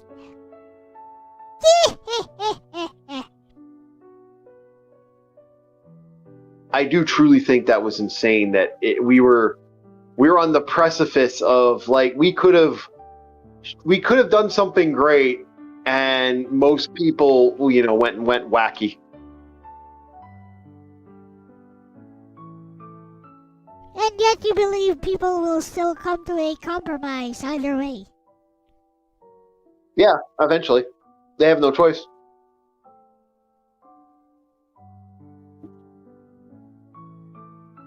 We're social creatures by nature.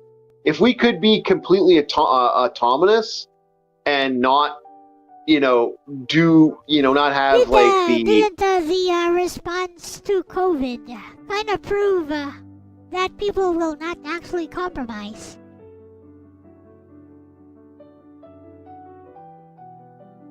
Well, yes and no, because many people did. Many people did compromise. Like, there was more people compromising than I think I ever saw. But the level of corruption that happened during that period was absolutely Willy Wonka.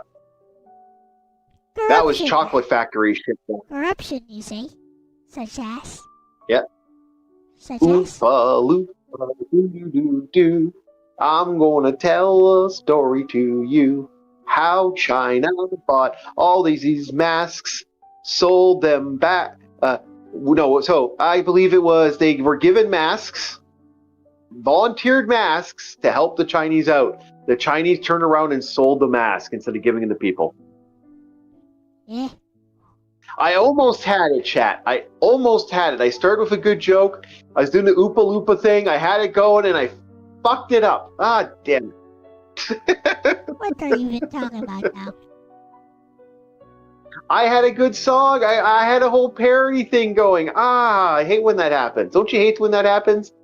I had a great idea to talk about that, and it's just like, what do you do when China does this? Da da da da da da da da da. Why did we send these masks when they're going to sell them right to us? Do do do do do do do. Fuck. I have no idea what you're talking about there. You've never seen Willy Wonka and the Chocolate Factory? No, I have no idea what you're trying to say. Oh, I had a song. I was getting a song ready for the corruption of that, and one of the big corruptions was the whole China thing.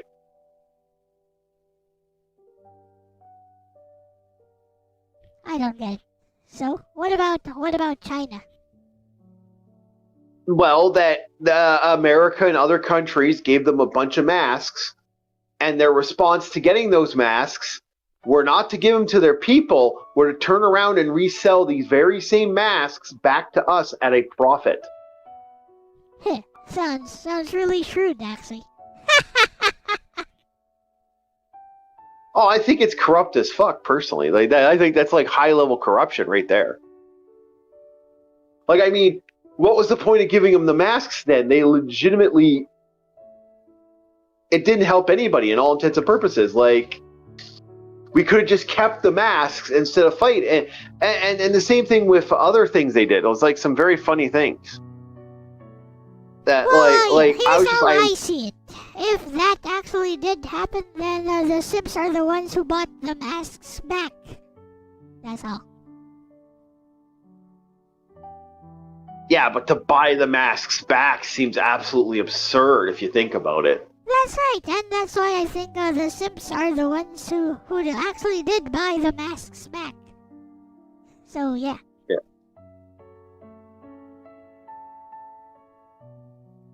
I thought that was just kind of like, I couldn't believe that they actually did that. I was like, no. No, I was shocked by that. Very surprised. I just find it amusing. Yeah. Like, to keep the market shares in certain farming communities, another major thing that we did that was absolutely silly was farms were, because they do farm to table in America and other countries. And a lot of countries we do this, and this is absolutely silly. Instead of building a stock, oh, the landfill stuff. Yeah, I saw about that too. But to build back the stock that we had create like this big stock, they did something. I still can't believe they did this. Like, to me, I still think this is absolutely wild. They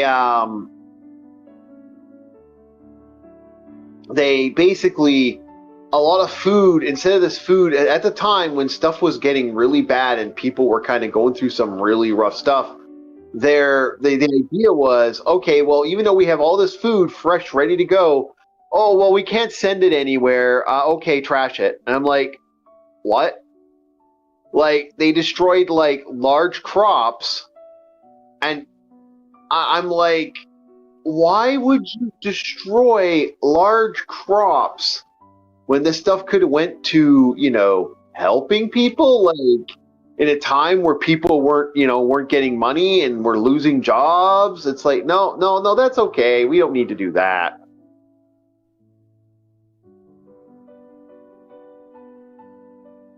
Like that to me went inevitably, as society goes, we will inevitably see that one day where everyone's like, okay, it all shifts. But until then, I'm like, oh, the compromise will happen. It's just, I may not be there for it.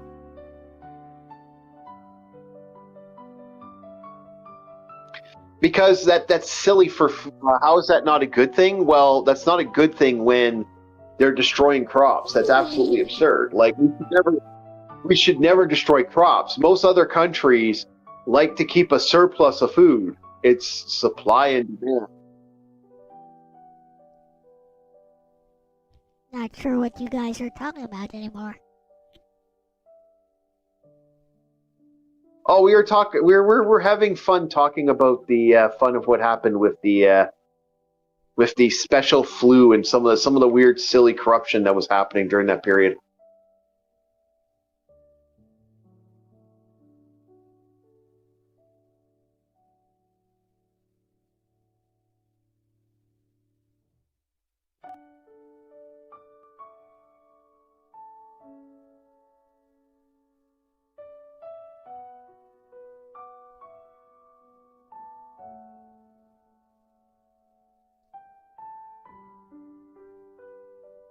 And I was just explaining how, some of this corruption was like kind of silly.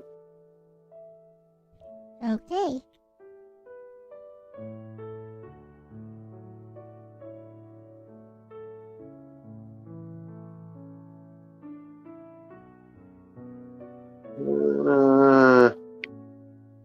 As I sneak into someone's house to rob them in Skyrim.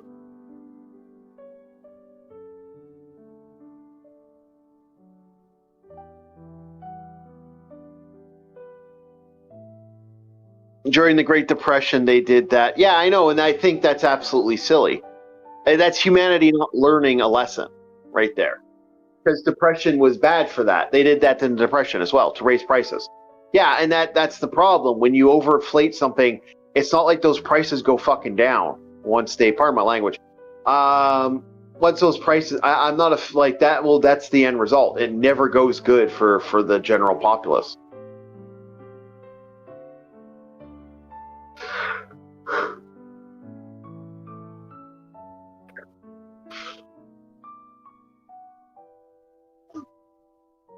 We want the prices we want the prices to go down, especially for food. Like certain things shouldn't be the way they are right now, and the prices are just going to keep, going up at that point. And that's not good.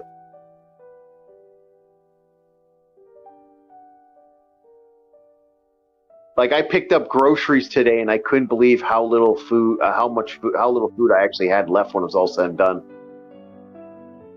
I was kind of surprised by that.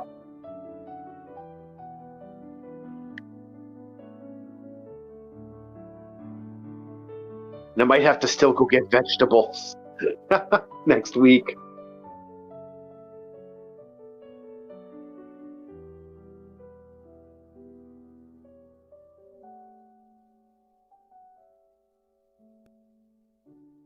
But that's me thinking about future. That's future me's problem, not modern me's problem. Modern me's problem doesn't have to deal with that right now.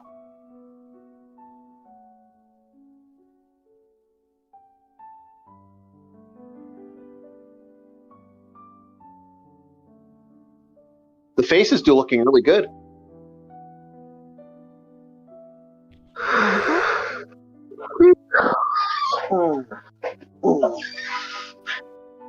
Yeah, but you can't. All they're going to do is increase the prices again, Logan. That's how inflation works. They won't. The only way you have to cap to solve this, you would have to cap inflation. You'd have to make it so that no one can turn the. You can't. Increasing minimum wage will do absolutely nothing. Where they'll just increase the prices again.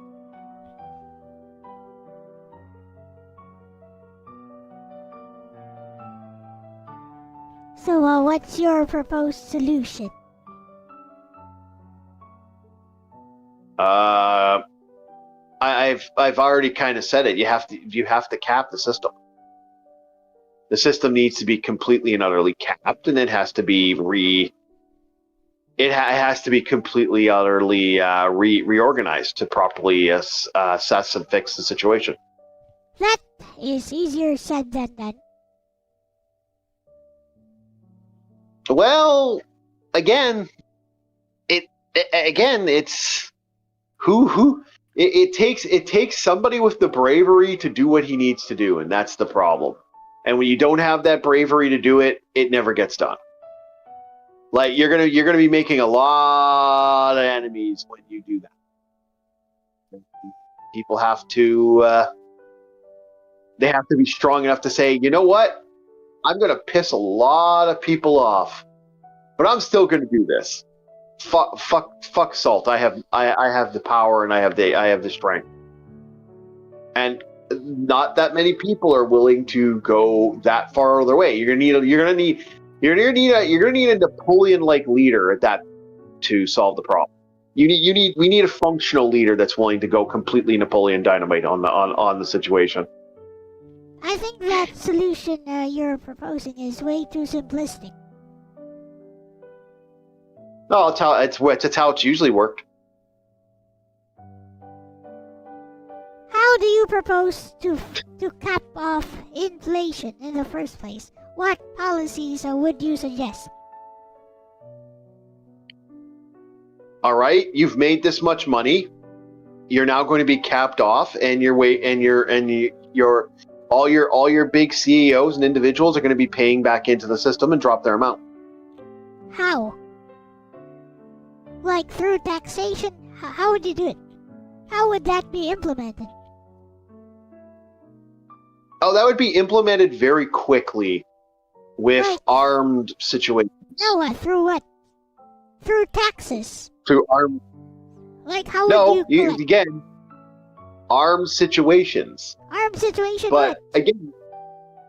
What? You just take that. See, you just take that. That's that would be robbery. So. Well, that would be exactly how Napoleon would do it. You asked me. I'm telling you. And your solution would not result in any long-term solution. All that would do is to create even more civil unrest. Unrealistic. It would. I hate to Unrealistic? say it. We're gonna have to. It would. Okay. Honestly, LCX. It would have to be done through the legal system. It would have to be done through a working legal system. That would be the viable way to do this. But the problem is you have to have a working legal system. Right now, as it stands, we do not have a working legal system. It's too easy to manipulate and corrupt it.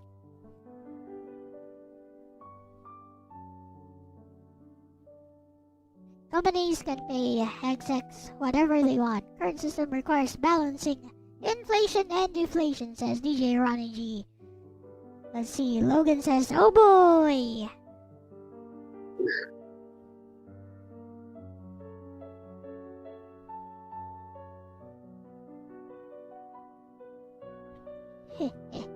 Like I'm an avid believer of that the system can work. It's just the problem is you need both. You need both. You need the system to actually be functional, and I don't think it's functional right now.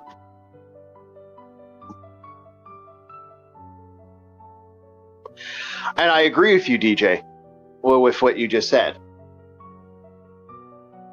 I'm not a fan of how everything went. Like everything that happened with that, I just shook my head.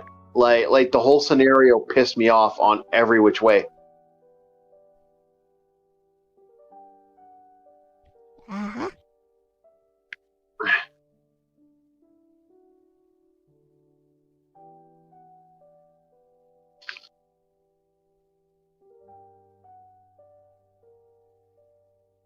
I was quite upset about how society operated during that whole scenario.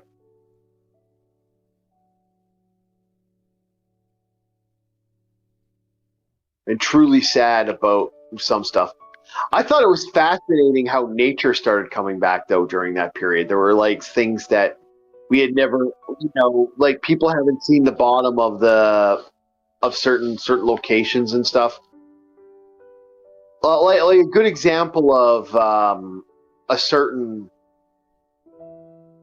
thing that happened. A certain city that's quite well known for tourism during the time of the magical scenario. I don't want to say too much on the matter. Don't want to get myself in trouble. Don't want to get the channel in trouble. During that magical scenario, they were quite known for tourism, but they opened their gates and said, "Hey guys, we know you guys are dealing with all this problem with, like all these homeless stuff. Come to our area and we'll give you all these benefits." So for that entire period, there were people getting all these extra benefits being in the city. Now, when tourism came back, when everything opened up again,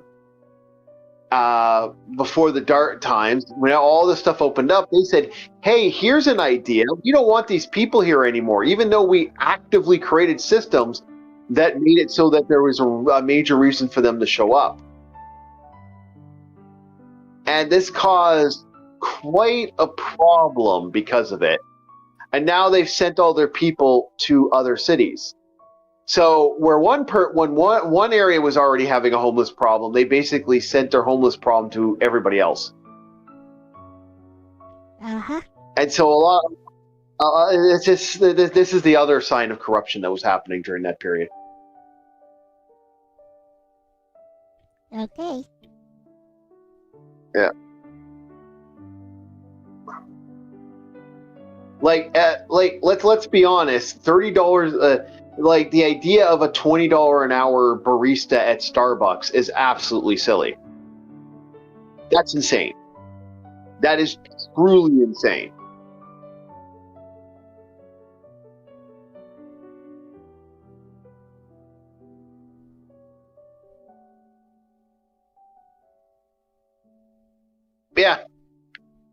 Yeah, and basically what's going to happen with that is you're going to have landlords that are basically going to increase the rent.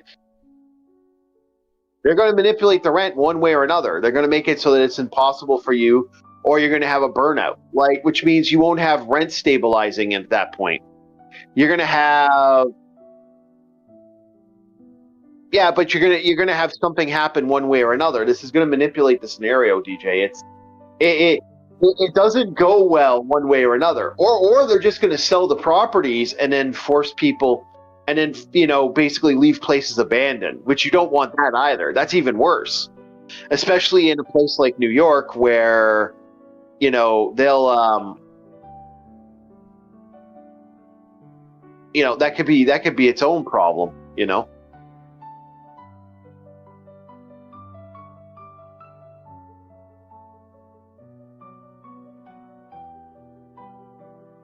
And the city can't afford it. That's the problem. The city cannot afford this in any way, shape, or form, DJ.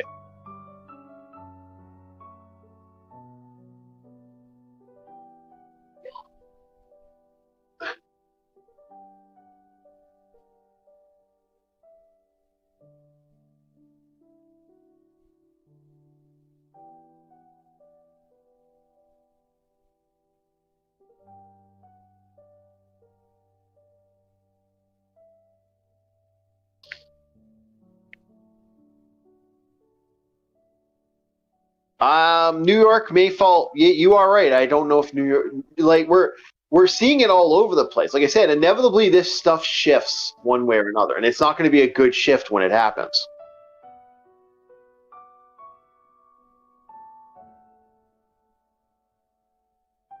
Meh. Yeah, I agree, fellow CX. Yeah. Personally, I don't expend brain power on things which are beyond my control.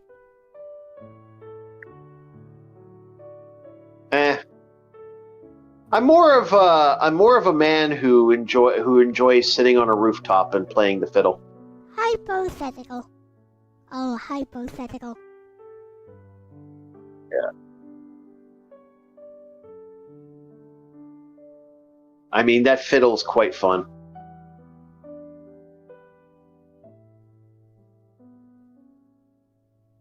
Who doesn't like playing the fiddle? The fudge is a fiddle, anyway.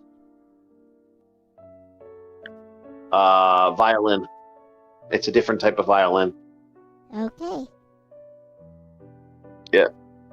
Yeah, I was around during that period. I remember clearly what was being mentioned and what was being said at that time when that actually happened. DJ, I got to see the insane rise of crime.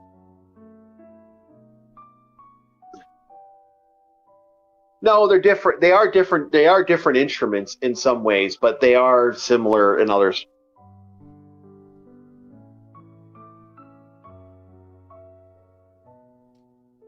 Well, I think it's going to be a funny situation one way or another, as far as I'm concerned, because there's nothing we can really do about the scenario until, again, you got to have someone that with the balls to basically say, "Fuck salt, I'm going to do this. Go screw yourselves." So flippin' pro at this. Look at that. That's well done. That's really well done.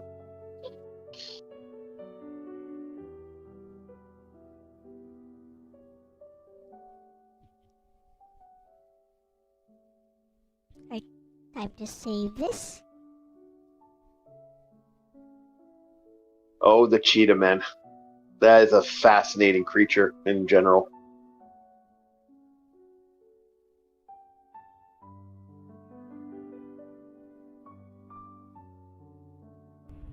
Arigatou da yo.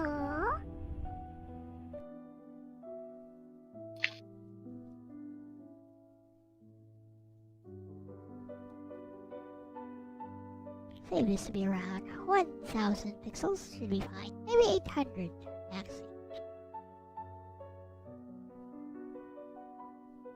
I keep getting that song stuck in my head there. That do do do do do do do do do do do do do do. What is that even? The Cheetah Man song. Oh, like you were humming the wrong notes altogether. So, and your cat is having zoomies. Huh? I thought it was boop dun dun dun dun dun dun dun dun dun dun dun dun dun. I thought that was it right there. That sounds more like for Teenage Mutant Ninja Turtles 2. No, Teenage Mutant Ninja Turtles. That's just the first stage. But yeah, that one is just the first stage though.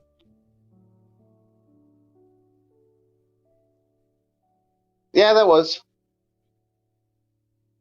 Well, that was actually the original songs for the Ninja Turtles. Yeah, there we go. Got the Beast Stone. Yeah, I know that song.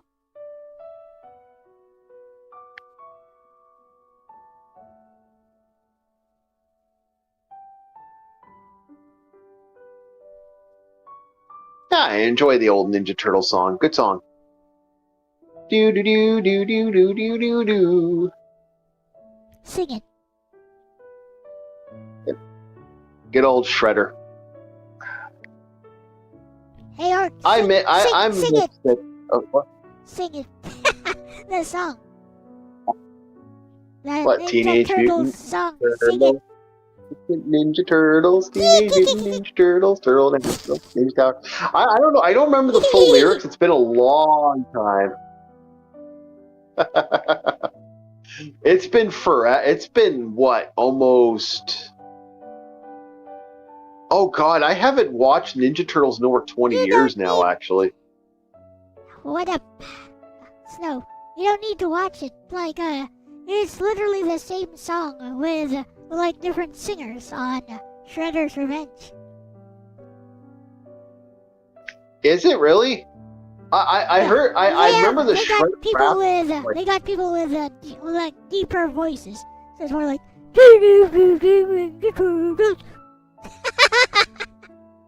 Whereas I didn't mind the Shredder. in the That was good. original, the singers didn't have such deep voices. Get your new guitar today. Teenage Mutant Ninja Turtles, Teenage Mutant Ninja Turtles, heroes in a half shell, turtle power. They're the world's most fearsome fighting team. Something like that. Yeah. They're heroes in a half shell and they're green. Something. Yeah, you remember it more than I do. I haven't heard that song. I haven't heard that song in a while. I actually got to get back to playing the River City Girls 2. I haven't played that in a while, and I've been wanting to get back to it. Alright, what next for this cheetah man? Oh yeah. Leave the body alone. There. Right here. Geek! What have I... Wait. Leave the body alone. Yes. And now... open mouth. Yes, open mouth. So they still haven't released They still haven't released the new He-Man game. For some reason, it has not been released. I see. And I was wondering if they ever do get that frickin' out. I'm mad it's still not out, by the way. I've been waiting for that for a while now.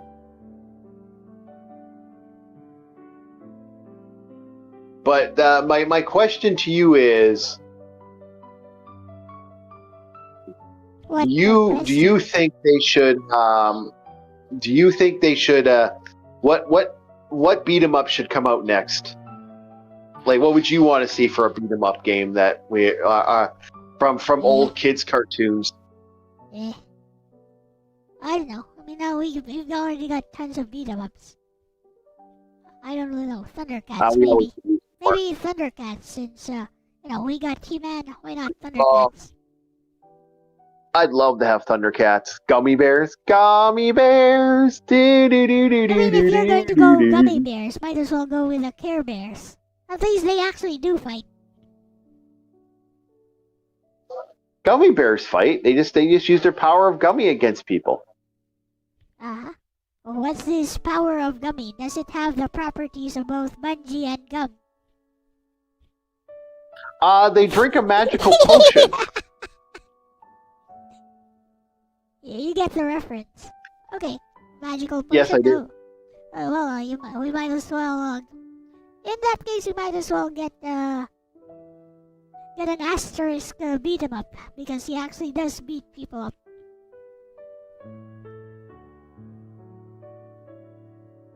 Yeah, I wouldn't mind more gummy bear. Some more gummy bears. Asterisk, not gummy bears. Asterisk and Obelix. Exo Squad. That is an underrated game. Underrated TV show that most people don't know exists. There is a He-Man beat 'em up, Logan. I don't think it's released yet. It seems to be using the same engine as Shredder's Revenge and all those other things. Yes. Yep. It's not out yet. Once it gets out, trust me, I'll be the first one live streaming that. I actually don't know what happened. The game just died. It was like everything was going good. Everyone was super excited for it, and it just dead. Oh, I know how to do this better. I'll just open the... Just open the There's a smaller going... version. Oh, go ahead. Nope. I'm just There's a myself. going theory that there's a big going theory right now that the reason it got... Something happened with the licensing for it. That's the going theory.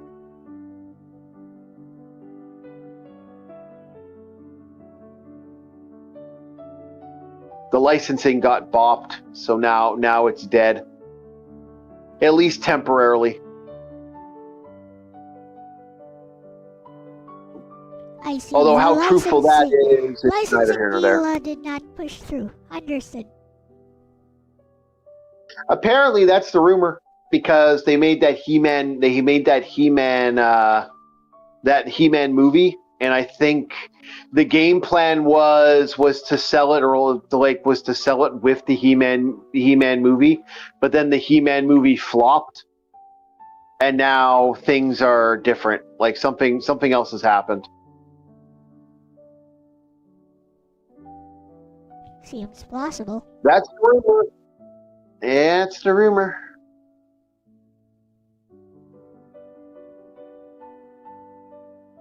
Which is truly sad because that's an amazing. That looked like such a good one. Hello.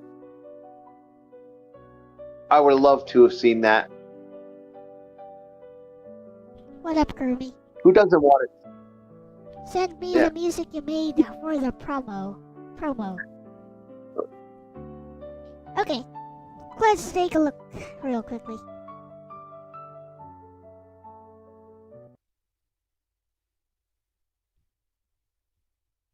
Oh, the let's kill off Adam and make a woman into He-Man. No, they already did that. It's called just She-Ra. music. Yeah.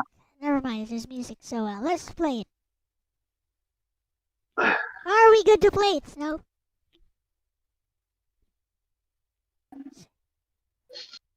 Are we good to listen to it over here? Yeah, okay. Let's go.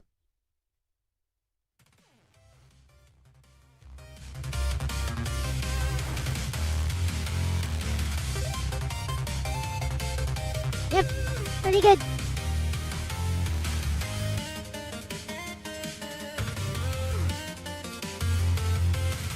Yeah, I'm sad that they killed off our favorite little.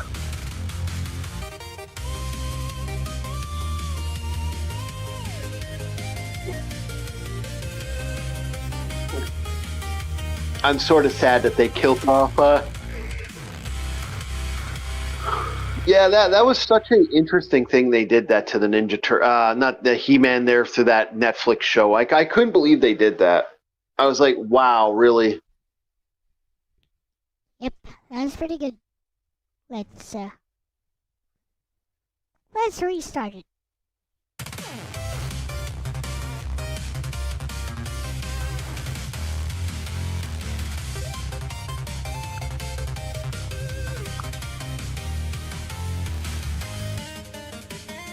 And don't get me started about how annoyed I was with the She-Ra TV show. I hated that thing with a passion.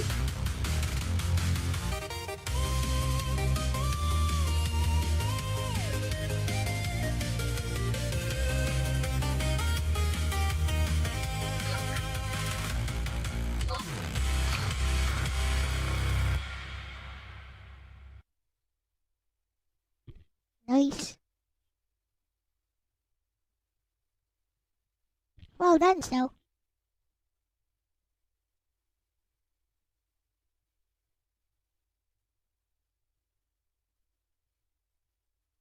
Yeah, I was a fan of both He-Man and She-Ra. I liked both series equally. I thought they were both really good shows, and they were fun. They were fun fantasy flicks. And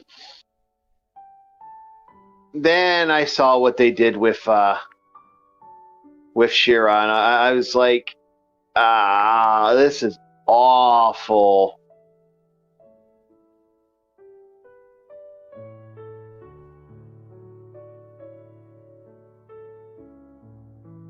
Yeah, I was really depressed by that one.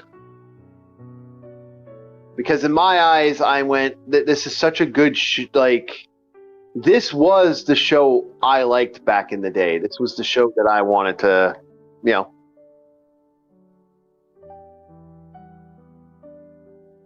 Well, it's the same thing with Thundercats. You know, Thundercats had a very, like that's what made American media back in the day, the retro media that existed, was fundamentally different, and this is what made Japan anime and all that stuff was so different, because there was a more aggressive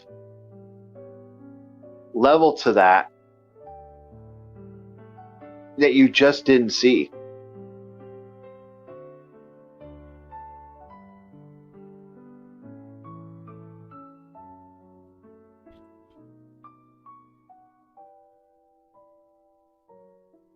No, I miss the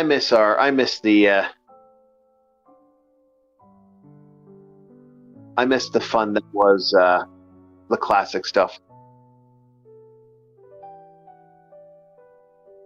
Yeah, but G.I. Joe actually took a chance, and then, well, sorry, I apologize.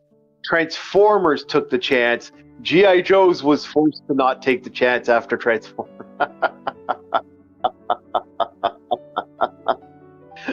For those that don't know about that. Sorry, guys, Duke died in the end. No, he didn't. He did, yep. No, he did not die. What are you talking about?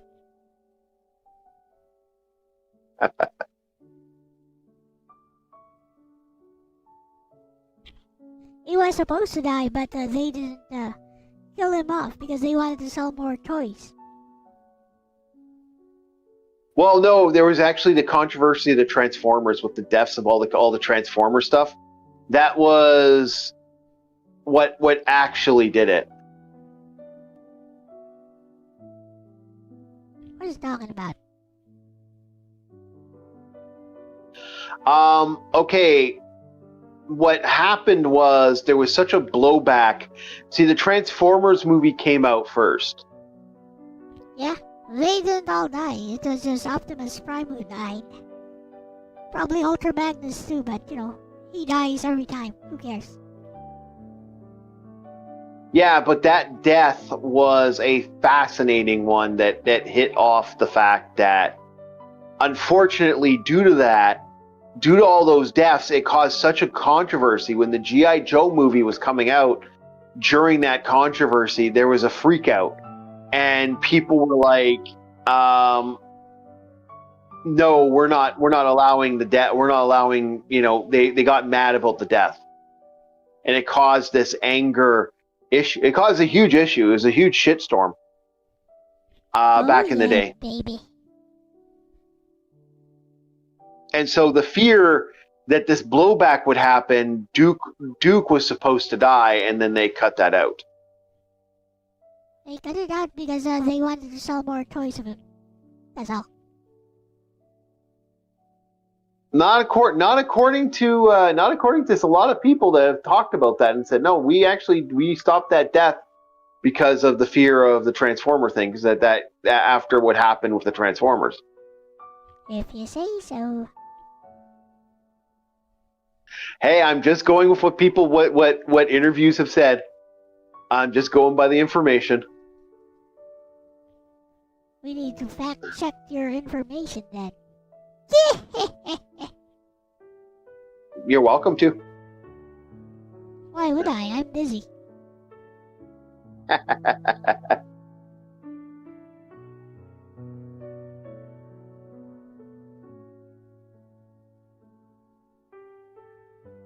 Yep.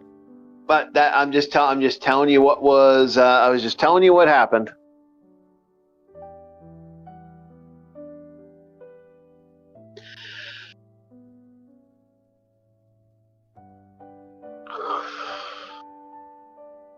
And the fun that is the certain organizations and groups that existed at the time that still kind of have power.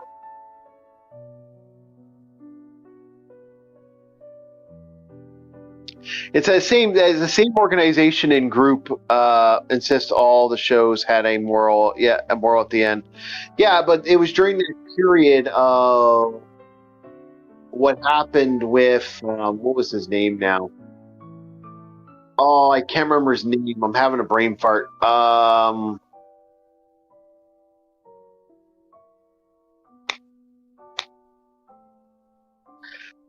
I believe it all started with the Ghostbuster stuff. That was the rise of the mother groups.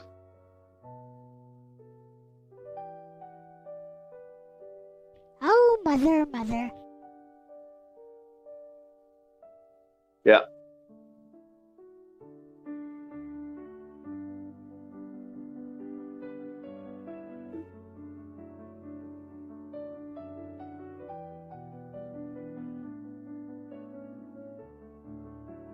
So yeah, it's that rise of that. When that shenanigans started, that became problems in their own right. The fun of the mother groups. Yay, mother groups. True evil in this world. It lies within the heart of mankind. Mm-hmm.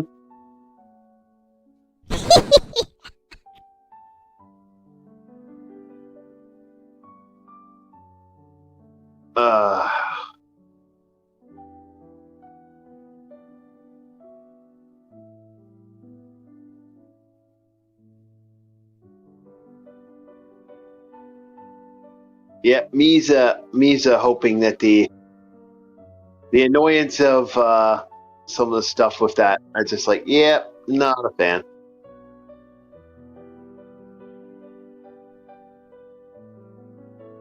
They have caused much pain in our lives.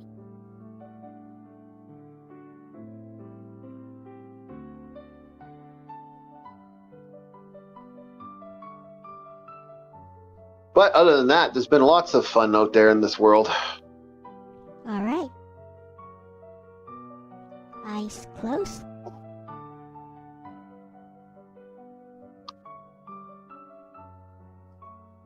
It's looking really good.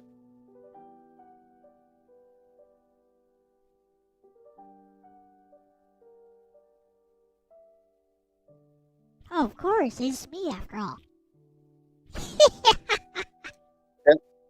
We should have the shirts out shortly. It's just a matter of waiting for a certain somebody to do the shirts. Once it's put up, we should have the shirts up. Yush.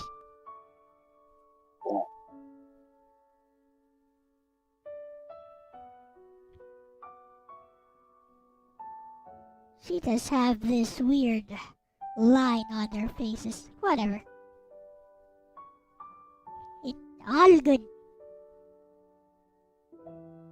Now then, Bestie will be temporarily replaced.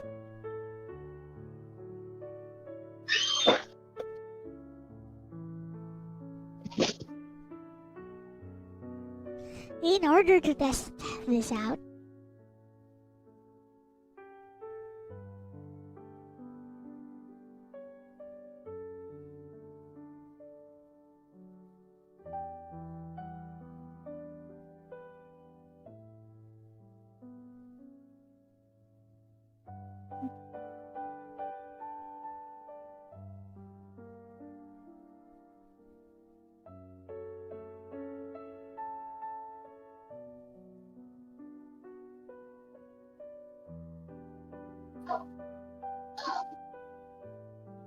I will make the orc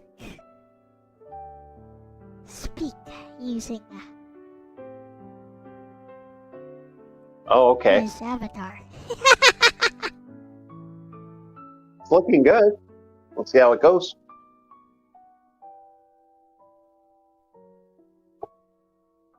Well, it works. Alright, my puppet. Testing. Alright. Hello. Awesome. There you go. Yep, it works. Ish. That's good. Pretty here. Ish. Well, Right. Gonna save this.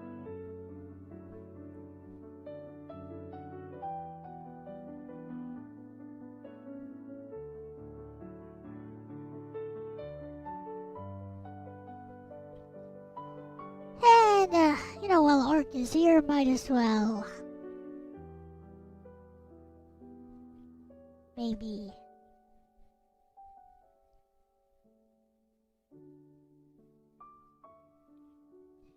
Orc might not be here too. I do have to talk to some people soon and got to get the other odd job up and running. I'm just literally in the lull of waiting for a text. There. You got a talking Yeah. Orc now. Yeah. All right. Yeah. Because I'm just hoping that I get that text soon so I can get back to doing another odd job. Get a couple extra bucks in my pocket. I do not want to be broke today. No broke for me.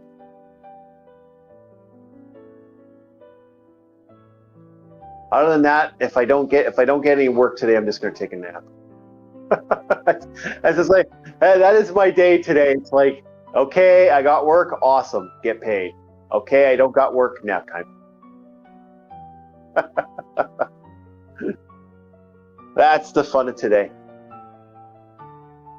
Oh, Kurumi is here. Everyone say hello to Kurumi like this. Hello, Kurumi. Like this. コルミ様、このケーキ食べませんか？ Kurumi. There you go. コルミ様、このケーキ食べませんか？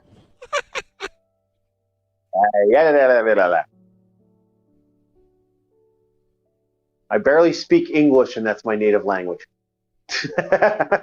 What? Right, I'm done this What do you cheetah man hope- thing. Now we try out my video.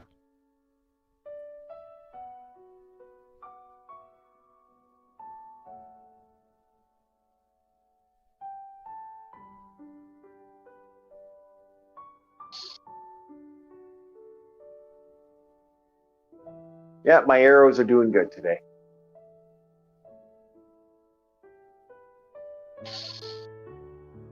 The fact I can sneak attack and kill everything in one turn is pretty crazy. Yosh. So I recorded this video, which I must place some gameplay footage, which I'll get from Kurumi's playthrough. Mm-hmm.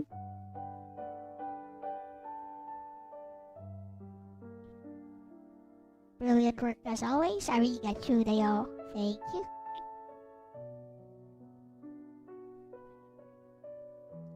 Was it this one? Or was it? Oh, it was this one, I think. Linda.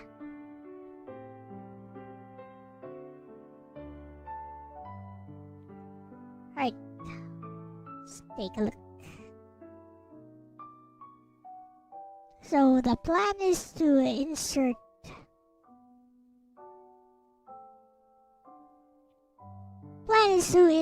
the gameplay footage into this video. Let's give it a listen. Whenever people talk about iconic JRPG villains, there's one iconic laugh that comes to mind.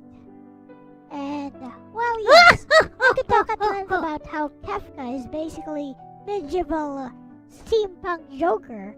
I'm just bringing up Final Fantasy VI today, specifically because Kafka's claim to fame is that he is the villain that broke the world. Well, far from destroying the world, the villain we're talking about today succeeded in something that rivals or even surpasses Kafka. Irving Vold Valeria, of Wild Arms' Second Ignition, a JRPG for the PS1. The villain who saved the world. One thing that immediately sets Irving apart from other villains is that his motives are never actually evil. It's something that you could definitely miss if you don't have a habit of investigating everything you can in your JRPGs. But there is actually a book inside of his house, which also functions as the main base of ARMS, the Agile Remote Mission Squad that your characters are a part of, and that Irving formed himself to counter the worldwide terrorist threat of Odessa. Inside this book, Irving lays down his philosophy. Basically, the only real way to unite the world is through a world-ending threat. And I believe this is a philosophy that, while seemingly simplistic, is still plausible when applied to our world. What he doesn't say in this book is that this philosophy forms the backbone of his grand plan to save the world. Being a very brilliant man and being burdened with a heroine's bloodline, the Sword Mages, who once saved the world, he had discovered an encroaching, sentient parallel universe that had devoured countless universes before, that is fast approaching their world of Filgaia. Irving's thesis is that the only way the world can survive this threat is if the world is united in forming a plan of action to stop this threat before it happens. So, how does one unite the world? It is exactly as he stated in his book. There must be a global crisis, something similar to a world-ending threat. And he does this by funding the terrorist organization called Odessa himself. But of course, Odessa cannot be allowed to run rampant, which is why he provides the solution as well, by organizing arms in order to quell the terrorist threat. What's fascinating is that Irving isn't trying to conquer the world.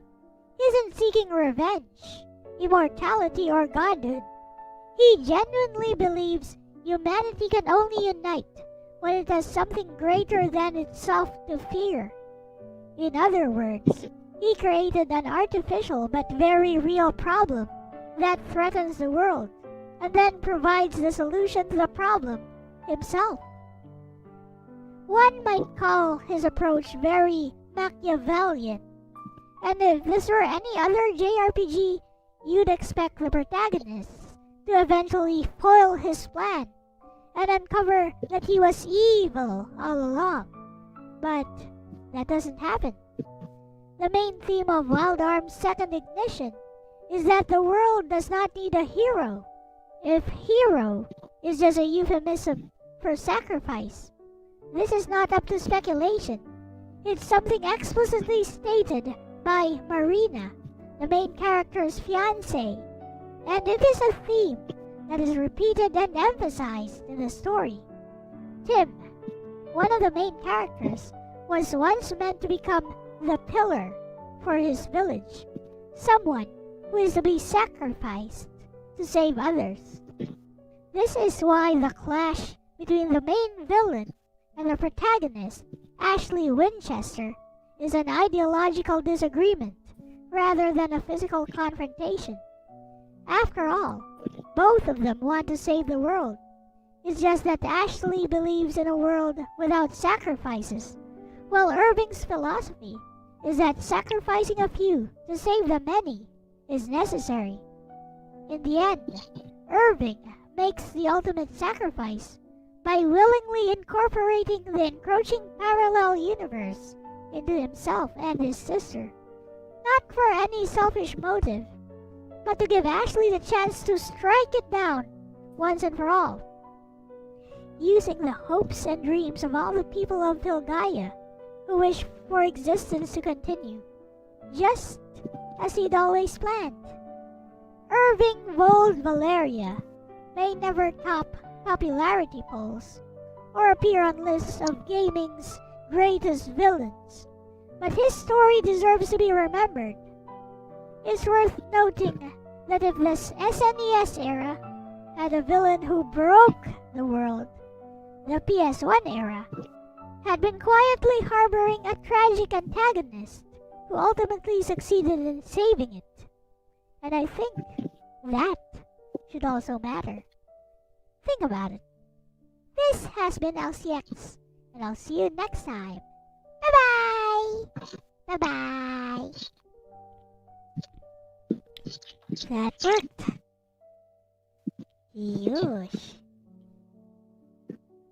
Time to capture some gameplay from great essay Arigatsudeyo. Time to capture some gameplay from the Kurumi. Or at this point in time known as Yugoslav Gaming Nerd. Kurumi's gameplay shall be the backbone of this essay.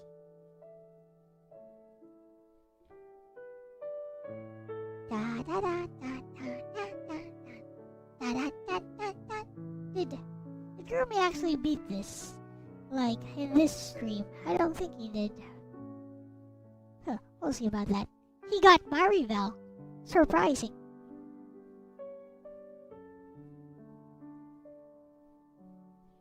I'd have thought Kurumi would just skip Marivel.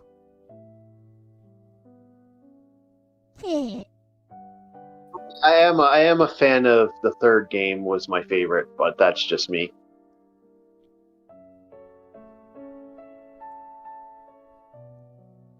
Let's see if he got to the Irving fight at least.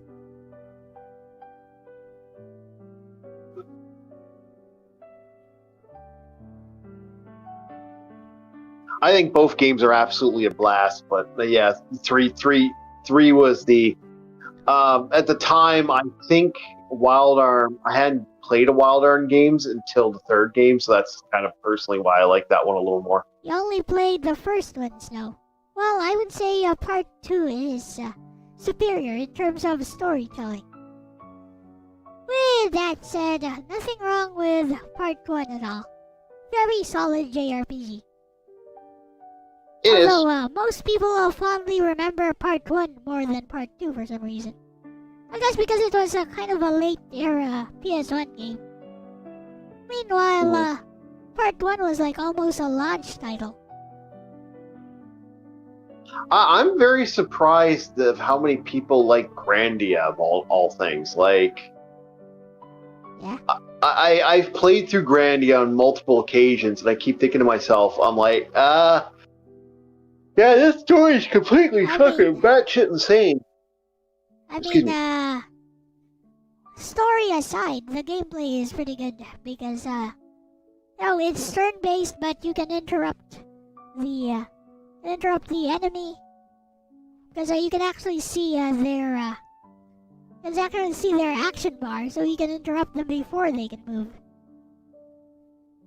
Yeah, you can stun block them if you do the right thing. And again, what was the character's name there? Susie there from that was actually kind of a. I remember my friend's kid thought that was cute back in the day. So you liked the lolly even back then? Understood. Just like Risset here. No, I'm not. No. I was always a man of the big boobas.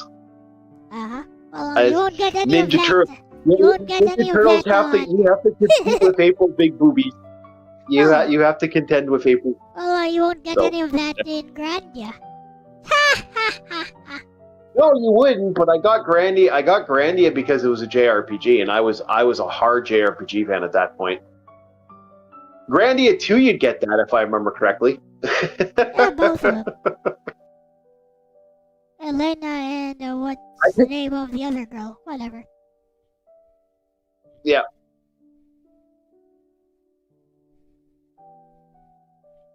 Pretty underrated Again, you see the game. JRPG, actually. What, Grandia 2 or Grandia 1? Part 2. I think it's better Yeah, than part 2, yeah, I agree. 2. Also, no one remembers that Maverick dies and, sacrifices his life. Because, everyone is racist against the Beastman.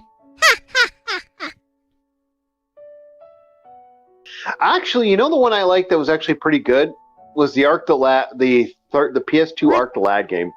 Oh, PS2. But you're going to talk about Arc the Lad 3 on the PS1. That thing put me to sleep. I dropped it.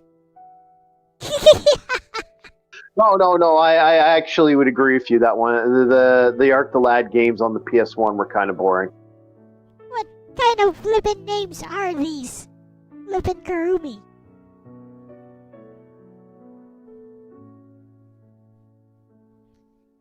Karumi named I would have to Maribel look. Yumi. The fudge.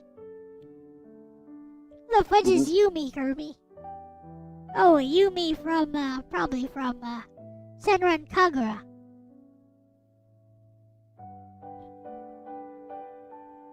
Let's see. Yeah, no, I got really hardcore into, like, JRPGs were kind of a niche thing for me at the time. Like, I was more of a action guy, and I was playing, like, Zelda and stuff. Like, the Final Fantasy games were part of that equation.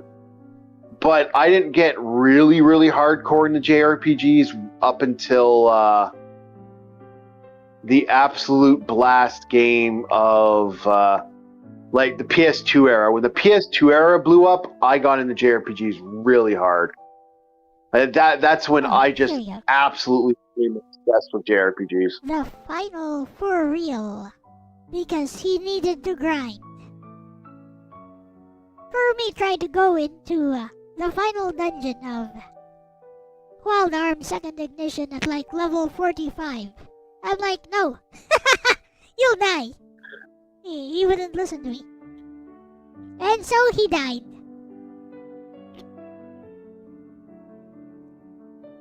Yeah, no, that was when I got really hardcore into that. Like I was playing those games, like I was playing a lot of but I really didn't know that they were like, I really didn't have the huge love I did for JRPGs. Although I was big into anime, I really wasn't big into JRPGs up until that second part. This is the... Oh yeah, the PS2 woke me up to games like Galarians. Galarian's Ash, you mean? Because Galarian's No, should be... no. The actual Galarians game. I didn't know about the Galarians game until after. That's a PS1 game. Yes, but I was playing PS1 games on my PS2. Remember, backwards compatible? Okay, makes sense.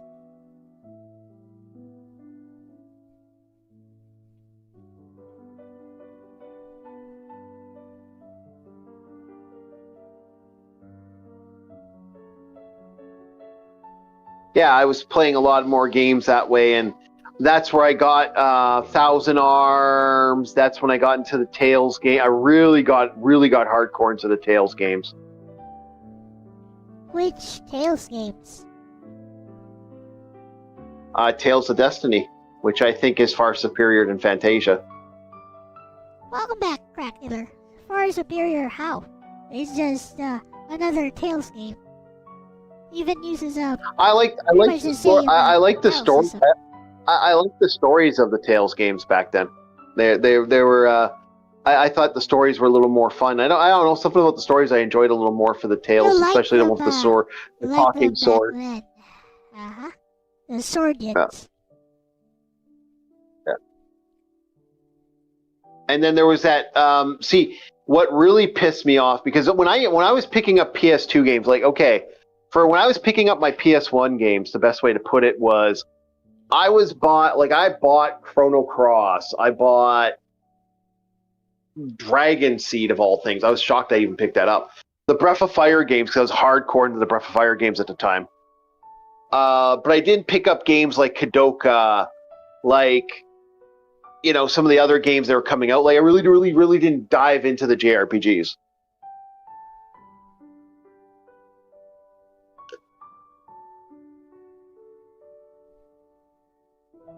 and I absolutely loved what was the name of the game now?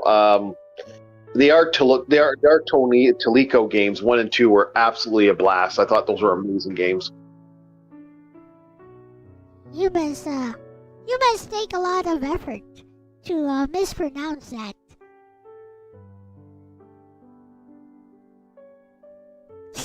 I thought I pronounced it properly. Come on. It's Artonelico. Artelico. There you go. Yep, he does it on purpose. Oh.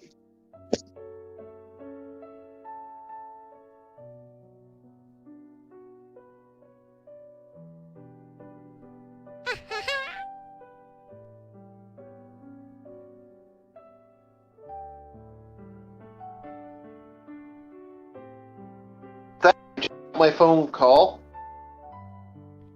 All right, I do have to go. Later. I did. Yeah, I did enjoy that Tolico or Talico game. You see, guys, he All right, does it on purpose. It's either on purpose or my dyslexia is kicking in. All right, have yourself a good one. It's dyslexia, and that's totally not dyslexia. Yeah. That's just you being you. Anyway, see ya. See ya.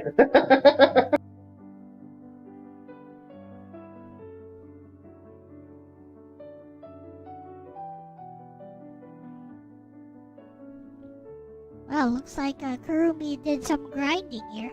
He's doing a lot of damage.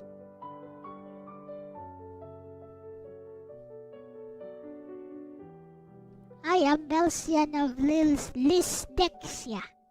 What the fudge is that?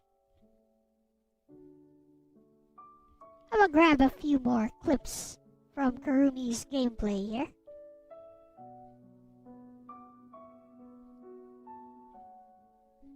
This is the personification of the Kuiper belt.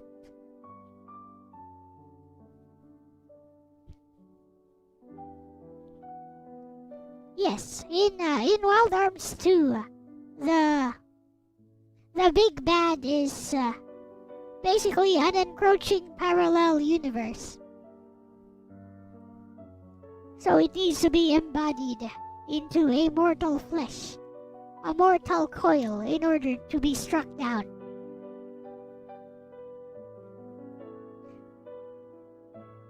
So that some guy with a sword can just cut it down.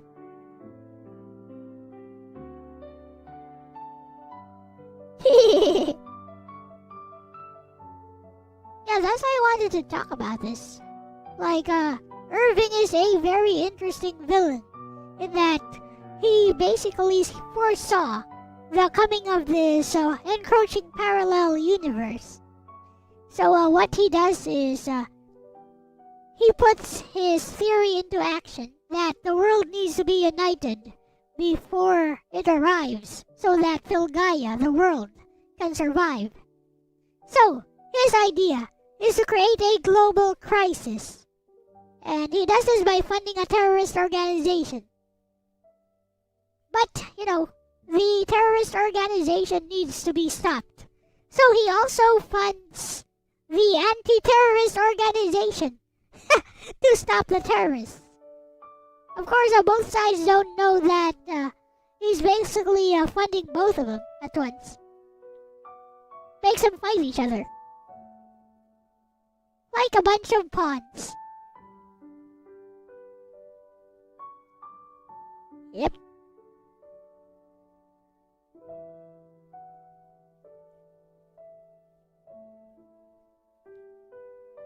But the thing is, his idea worked. His idea actually worked. And he makes the ultimate sacrifice by basically being the one who incorporates the encroaching parallel universe into himself, knowing that this would kill him, basically, and willingly allowing himself to be defeated by the main characters. So he is He's both kinda evil and also noble. His intentions were always noble. And he succeeds. And forgiveness. You know, the main character actually shows forgiveness in the best way possible. He has twins. He has twin babies who are born after the fight. 1 year after the fight. So, he names the twins after Irving and his sister.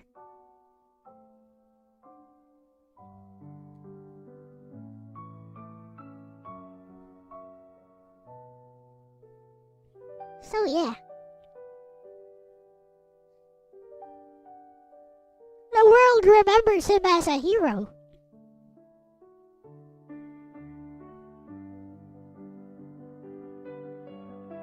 Also, have you ever heard the music for Wild Arms 2, by the way?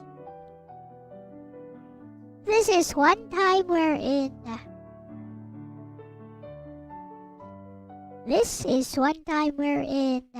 I would say the US version is better for the intro.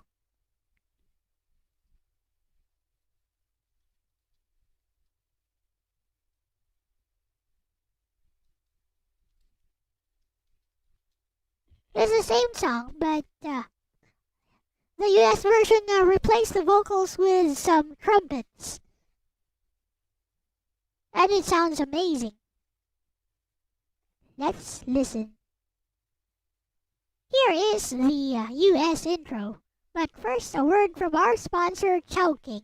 Starts at 99. That starts at 99.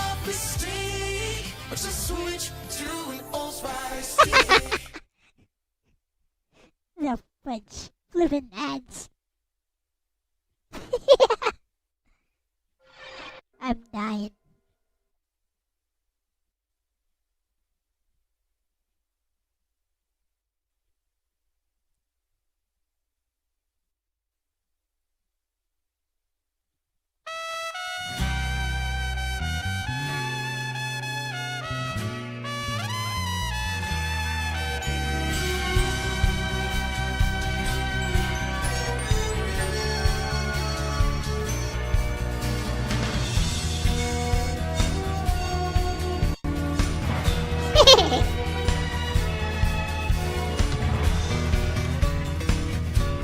Also guitars.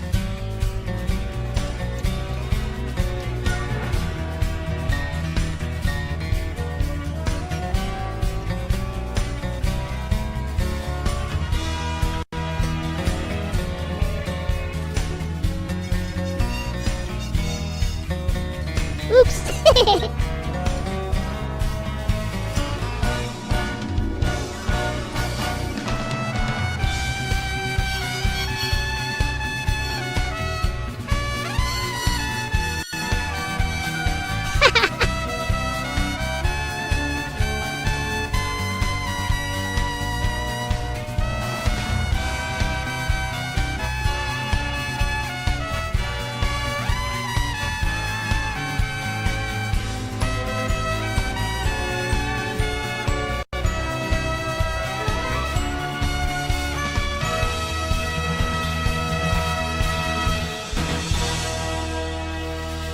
Let's listen to the same opening, but made in Japan.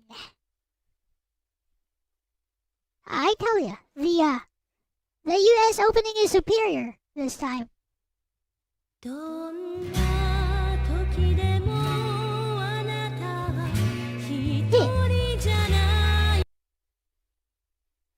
Nani? Oh, Orc is still there. Yush. Also, I'm still on over here for some reason. Alright, time to call back Bestie.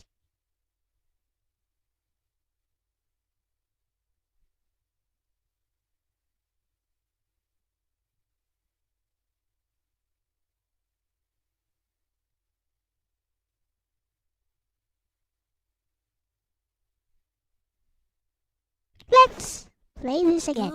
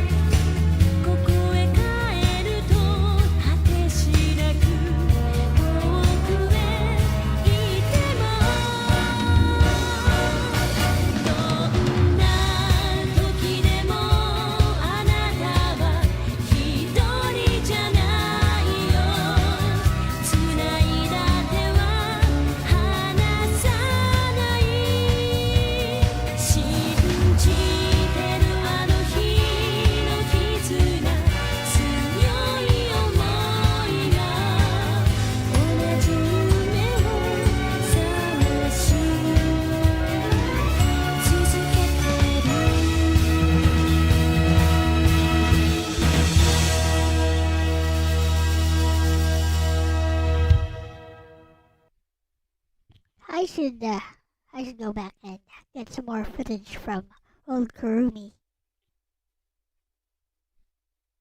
Where Kurumi video? Kurumi-sama! Kurumi Janai? Thank you for oh, there you go. There's Kurumi.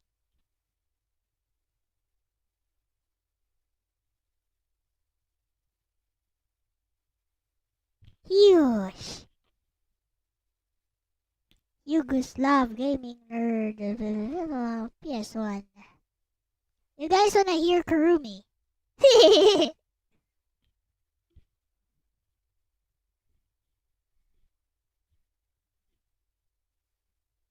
Have you guys ever heard Kurumi speaking?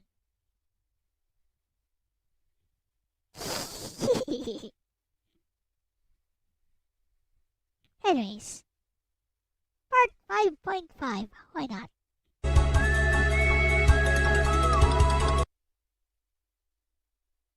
Get some footage from here. He's playing as Maribel.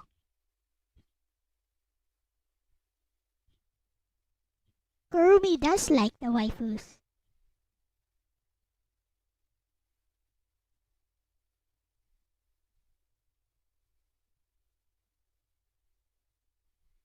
He just doesn't want to admit it.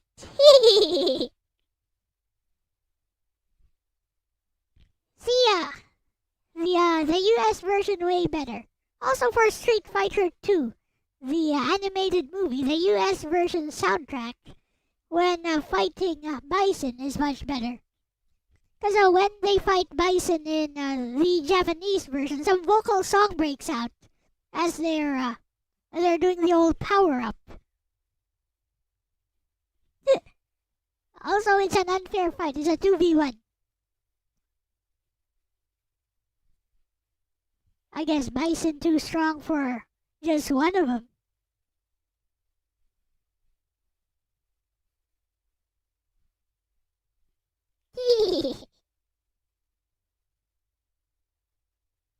He is not utilizing his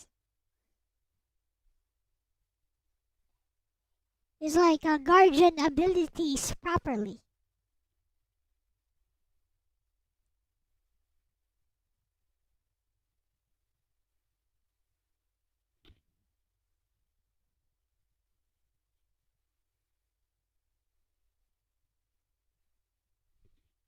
Then in comes Akuma in later games. I think Akuma is stronger than Bison. That's why he beats him up in Super Street Fighter 2 Turbo. And he's the secret boss.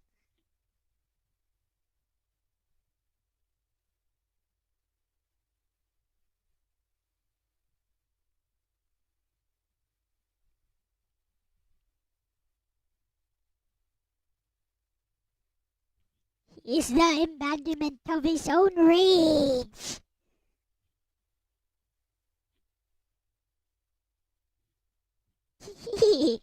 He gonna die.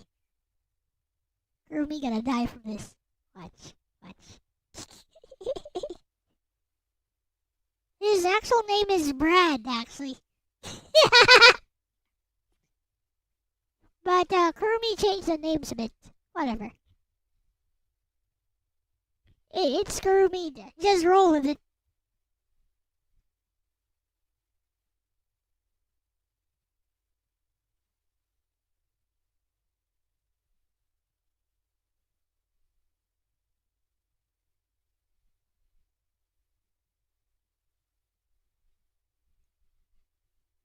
We do not question the ways of the Kurumi.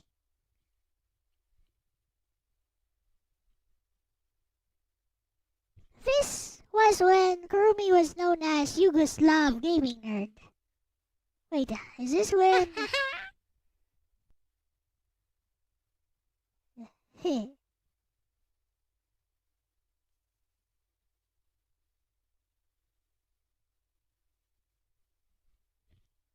to find when they finally defeat Odessa. Need some footage of that. Because the leader of Odessa basically rats out on Irving and tells him to go look at the computer and look at the records. And there are all the records of Irving funding everything Odessa does.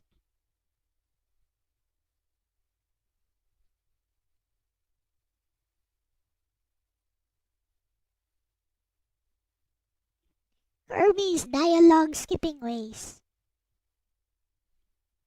It's like, how does this guy even figure out what to do in these RPGs? Well, he actually looks at guides online.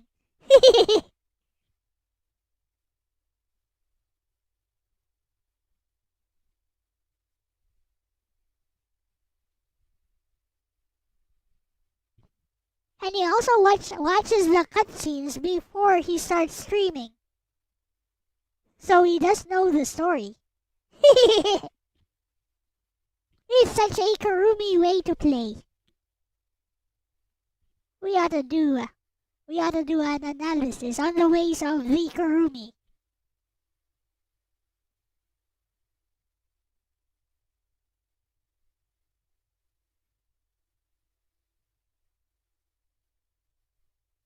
Just getting some footage. Yumi is Maribel. Hibari is Lilka. And Molestor is Brad. He changed the names, but they probably changed the names from the original Japanese either way. Or maybe they didn't. Who knows? Like Jack, Rudy, Cecilia. Would a Japanese game actually have those kinds of names? Then again, it is like a pseudo-Western JRPG. Maybe they would.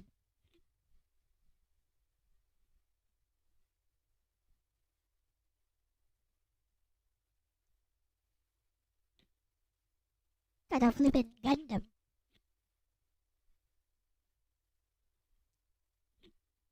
He's got a flippin' Gundam. The Valeria Chateau.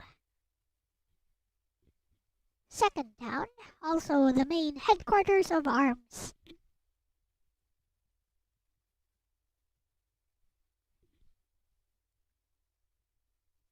Too mentally ill and Demi to understand most of the body appeals.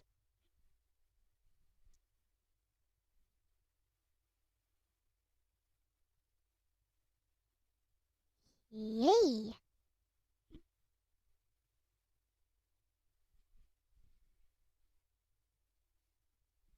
Okay, need more footage.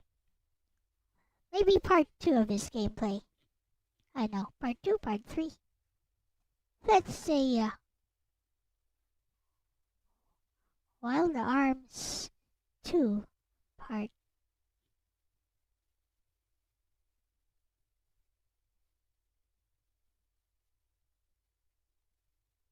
Let's say part, not part 2. Maybe part 3.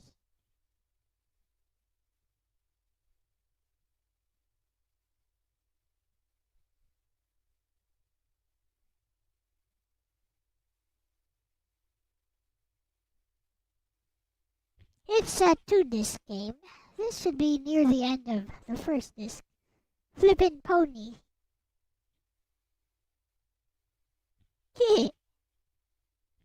Is a summon.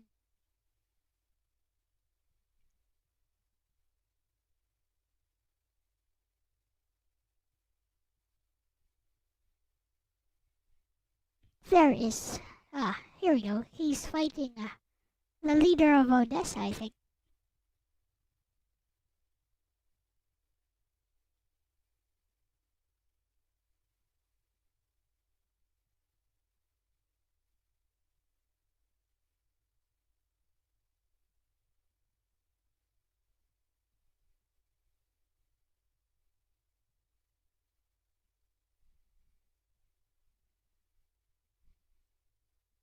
He's fighting Odessa members, anyway.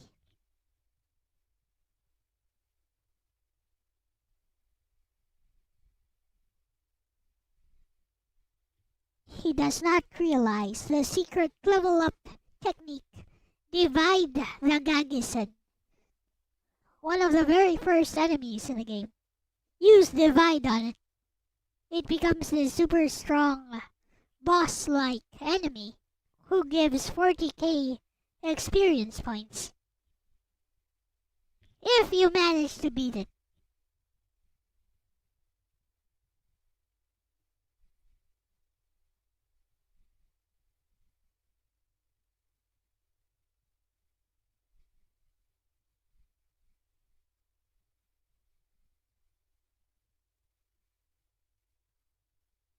Need a real win in your life after so long. Understandable. Here.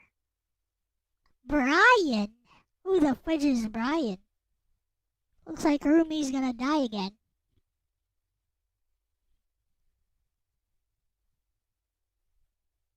Stop dying, Kurumi!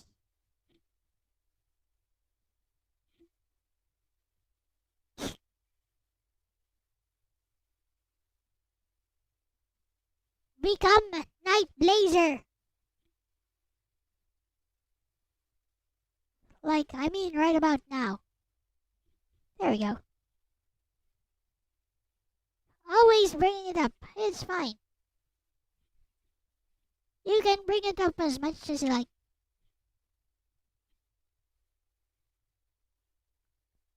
Why is Night Blazer doing no damage? The fudge, Kurumi!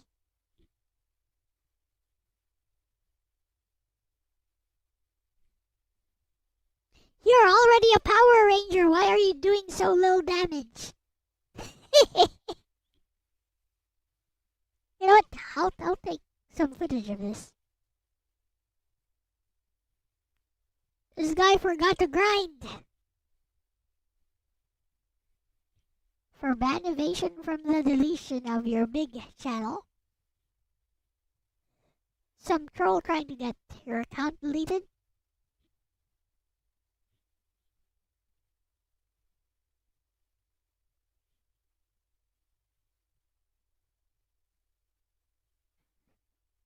When you're in your transformed form, you're like super strong. You're not supposed to be losing to this guy 1v1. He's like, just heal already.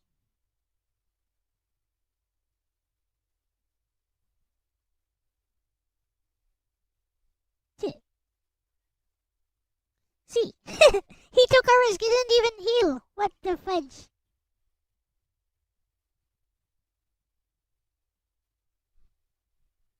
Bro.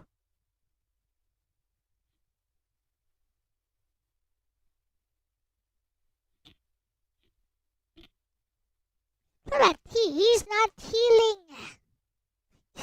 He's like 300 HP, he's not healing. He got lucky there.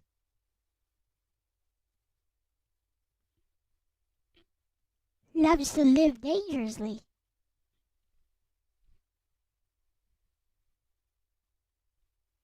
He actually won that. This is when the Odessa leader reveals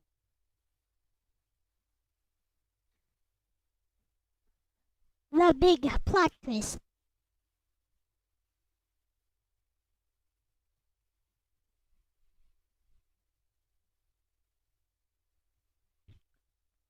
Also in this game where they fight with swords and stuff, there's a giant satellite in the sky, which is used as a weapon. They have better tech than us. They have more advanced tech than us.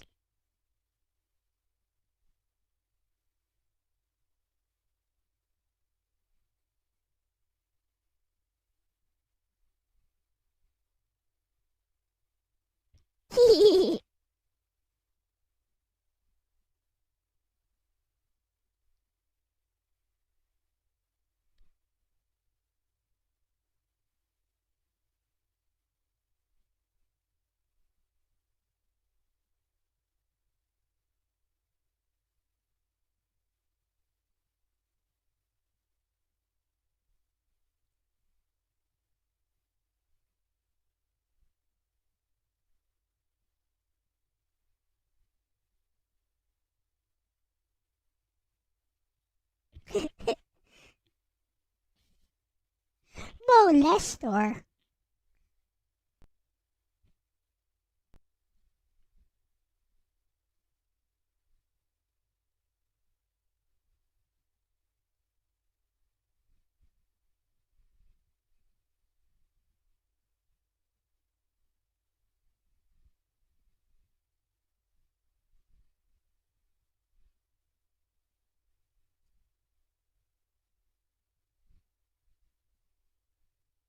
Got about 3 minutes of footage from that.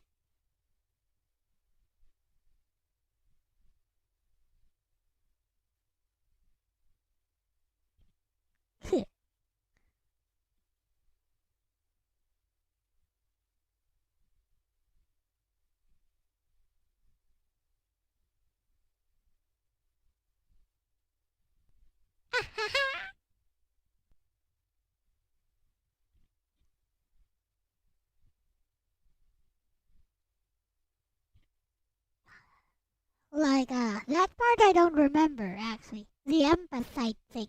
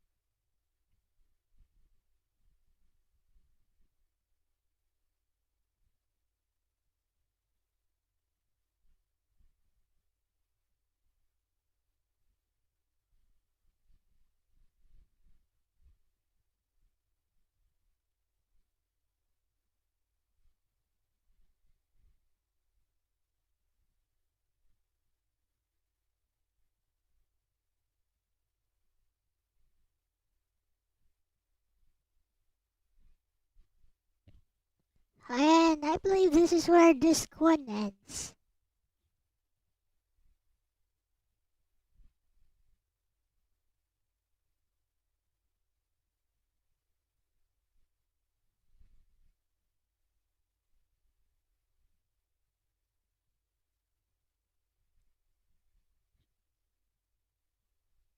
Should you be hearing something?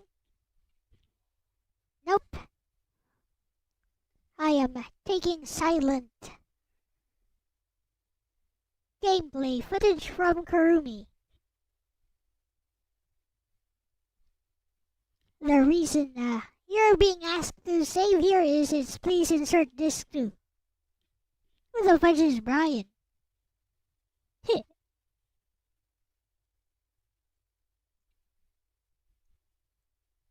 Only the echoes in your own head own you. I think I have enough footage, but we'll get some more. Get some from like, what's that? This is part 4. No, we'll get some from part 4 here.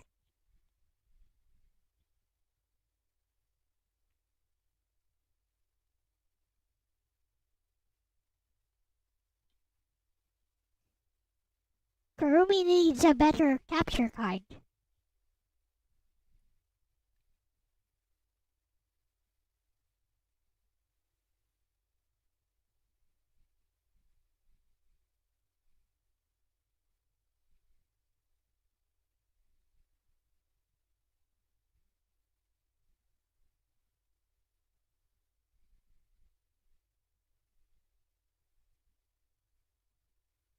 Okay, this'll do.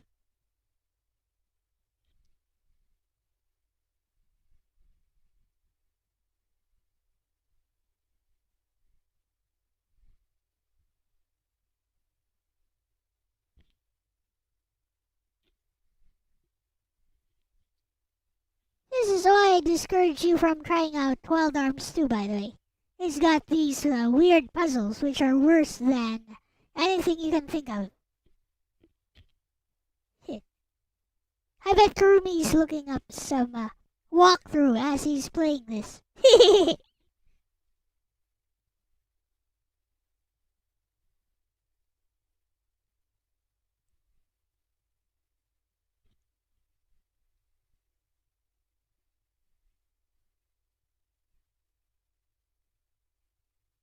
With this, you have to rotate the camera. You gotta rotate the camera, actually. And, yeah. You have to figure out which one of your allies' tools will solve the puzzle for you.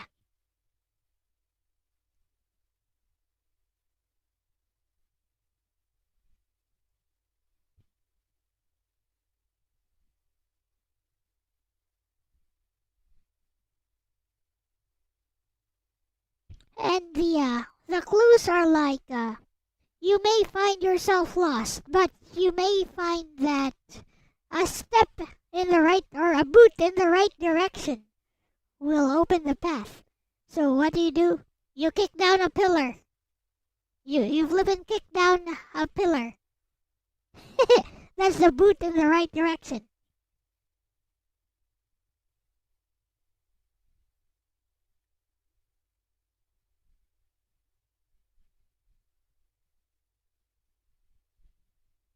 Brick old llama.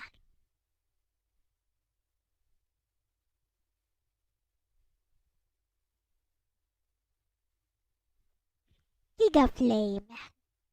Giga magic flame. Like Lunar 2. Lamina.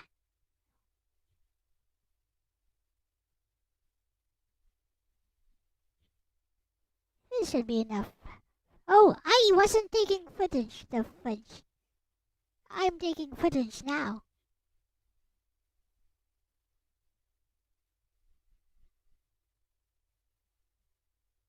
I forgot to turn on the recording.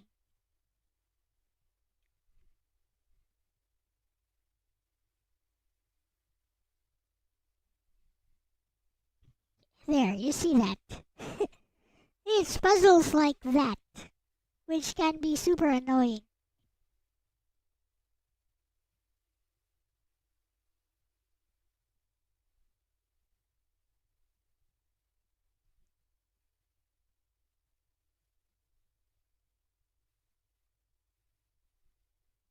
You know the good thing about this game, you can change your accessories in the middle of the game. You can change your accessory, you can change your guardian. You can change your weapon in the middle of a battle. Totally free. Which allows for a lot of strategy. He ran and failed to escape.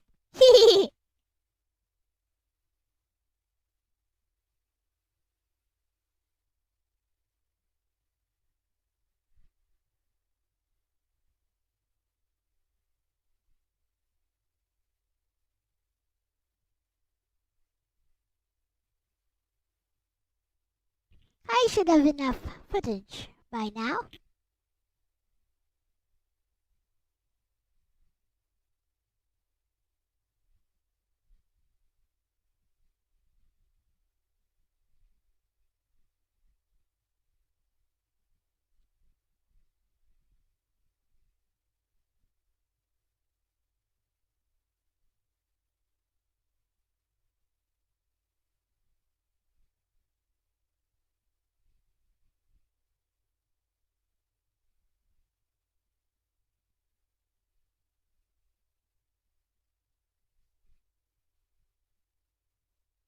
Don't know why Kurumi is not using his gun for these enemies.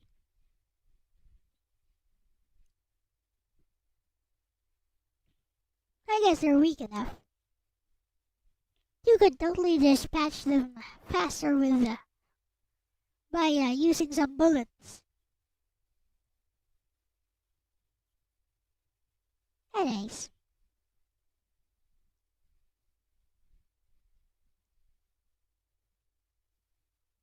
We should have enough footage.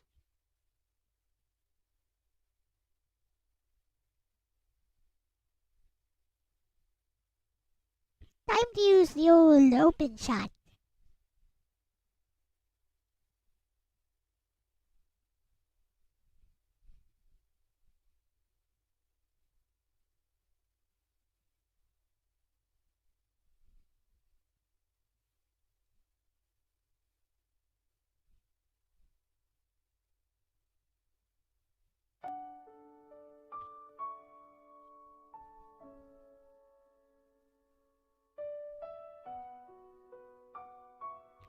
I need a recording of Kafka's laugh.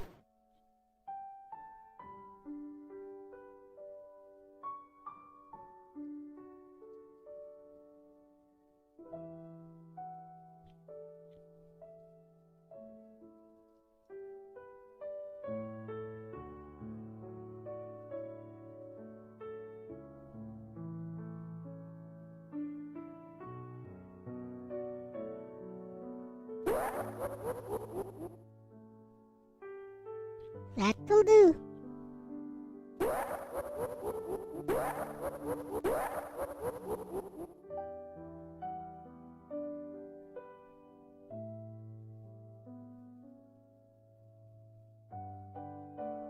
Also get some footage of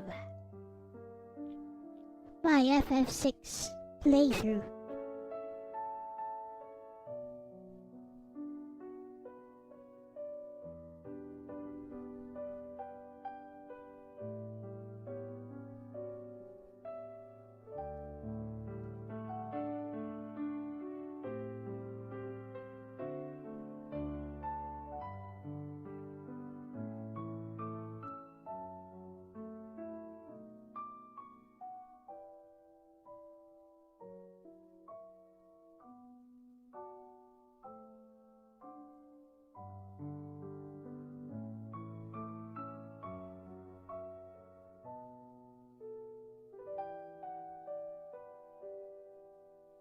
I'm still below level 50 and I'm at endgame.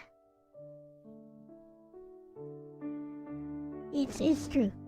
I was totally at endgame at level 50.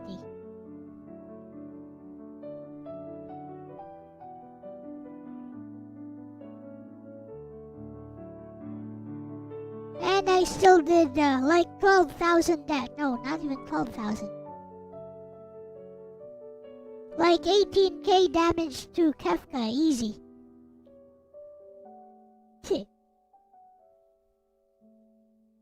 It's all about taking the initiative, or something.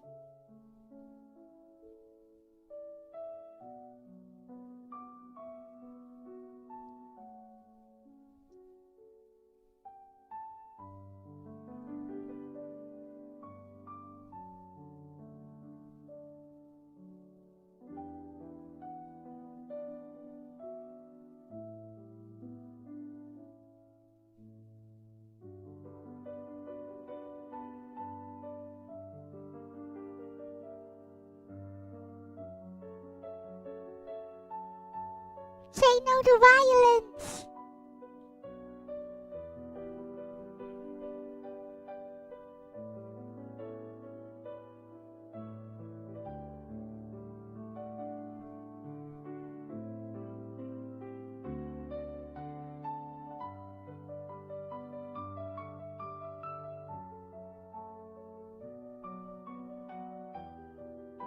So this is my fight with Kefka.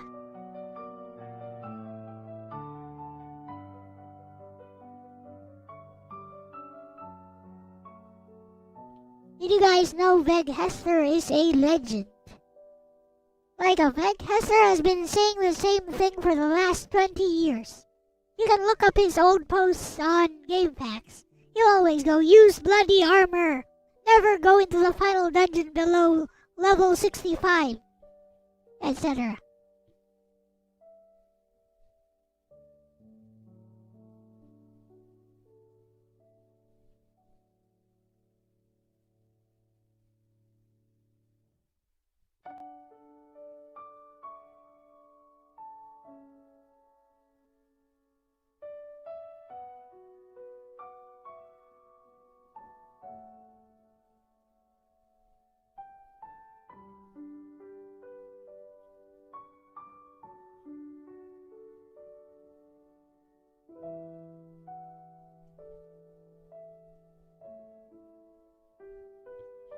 Okay.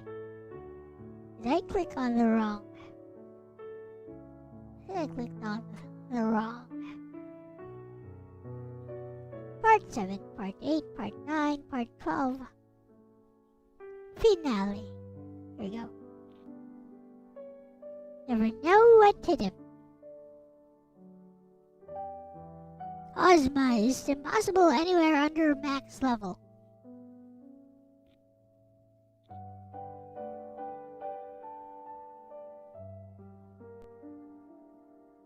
I never beat Ozma myself.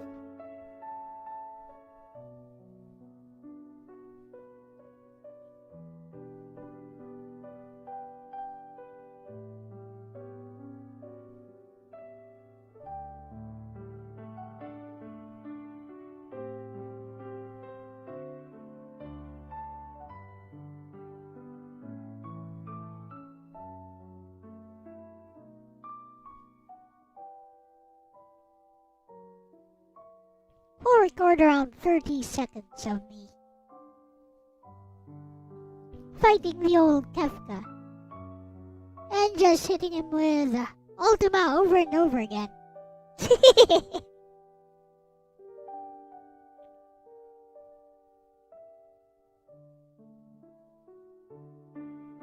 How low can you go against Kefka?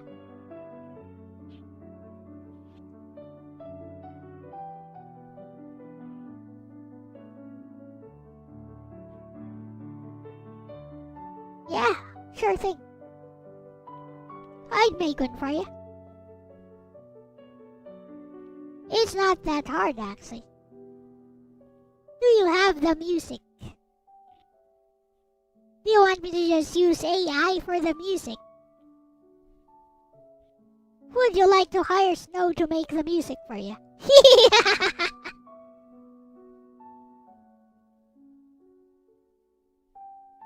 Okay.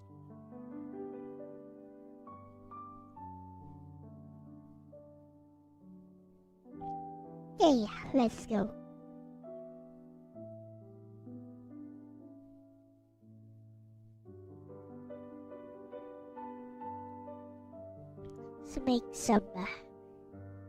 Let's make a video.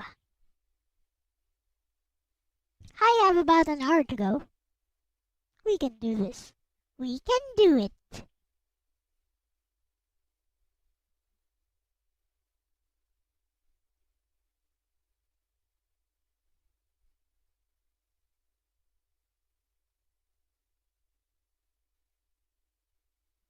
This would be the main video right here.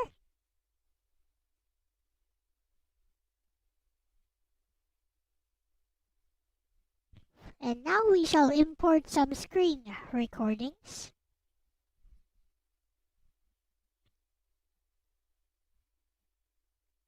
Starting with this one.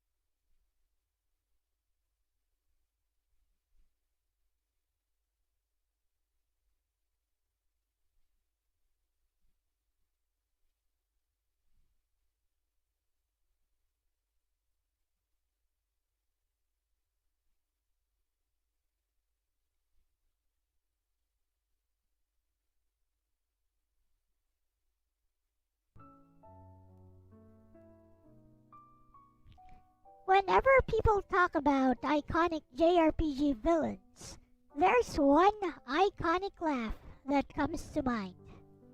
And, well, yes, I could talk at length about how Kefka is basically medieval steampunk joke.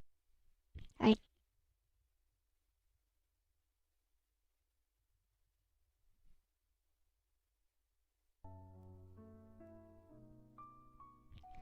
Whenever people talk about iconic JRPG villains, back Legend of Stone. Okay, I think I still have it. Laugh that comes to mind. Here's your iconic laugh.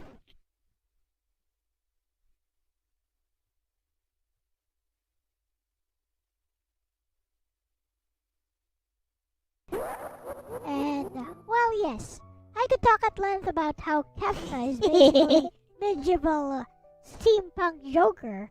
I'm just bringing up Final Fantasy VI today, specifically because Kefka's claim to fame is that he is the villain that broke the world.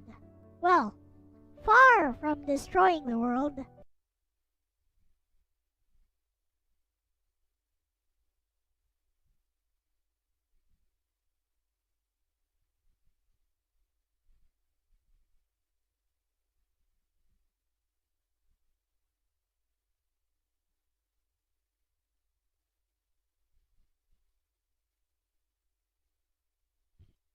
now we add another video.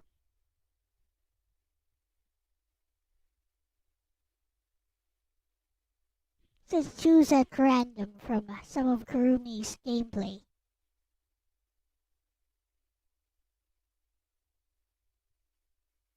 The villain we're talking about today succeeded in something that rivals or even surpasses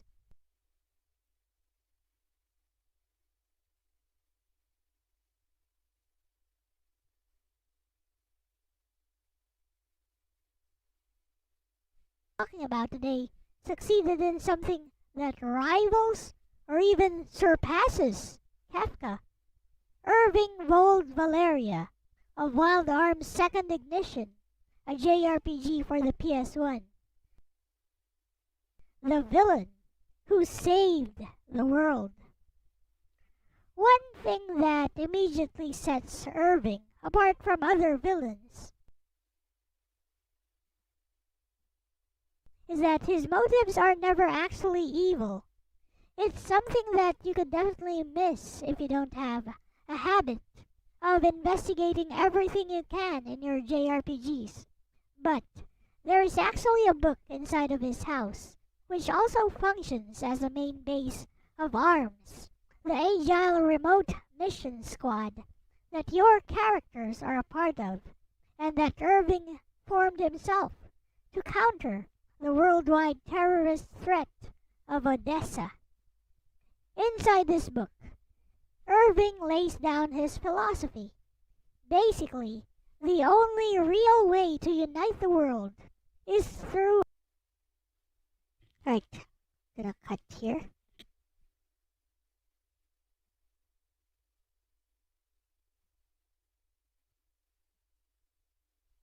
Then add... Let's see. Part 5.5. Part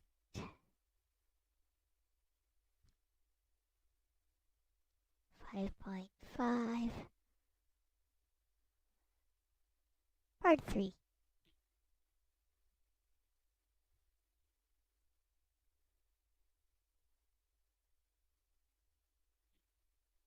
A world-ending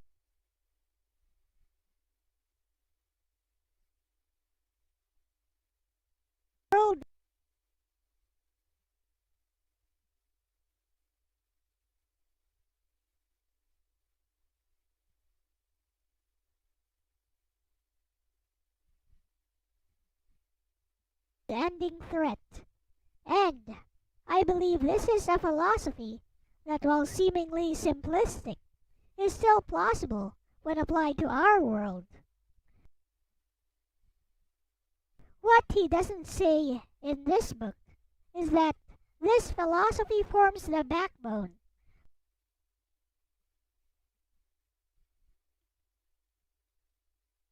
cut this a bit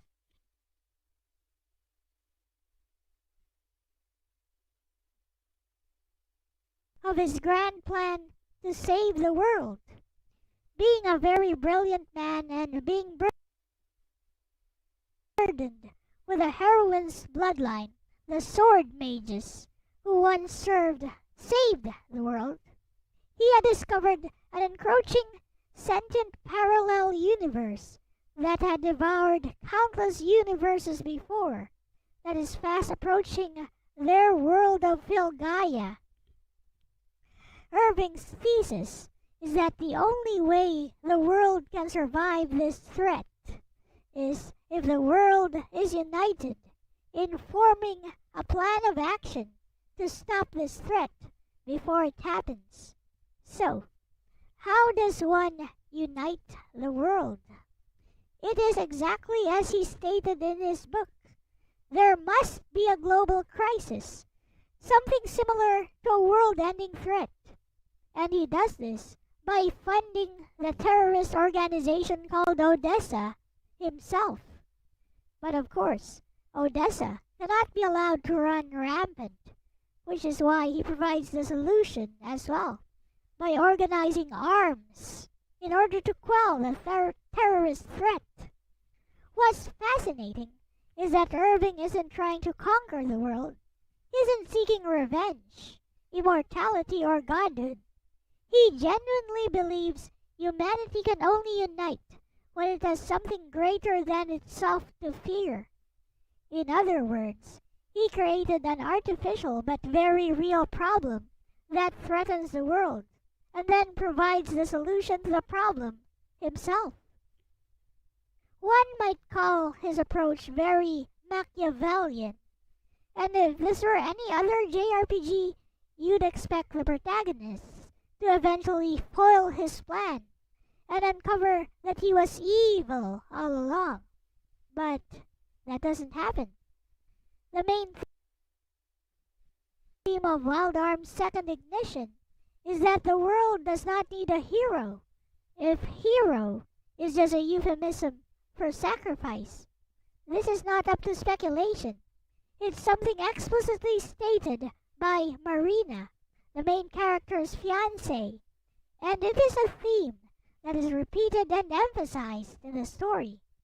Tim, one of the main characters, was once meant to become the pillar for his village, someone who is to be sacrificed to save others.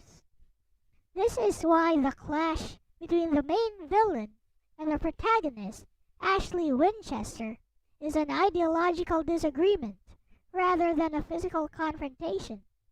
After all, both of them want to save the world.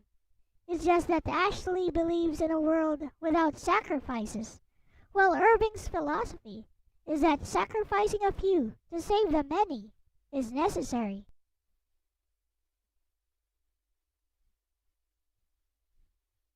Alright, we can cut here and add the finale.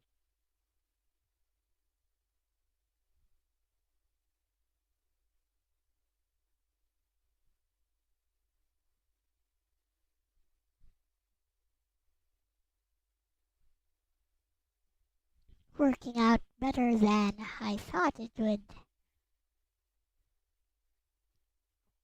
Finale probably. Jeffka will never know what hit him. Nope, that's mine. Wild Arms 2 finale for real.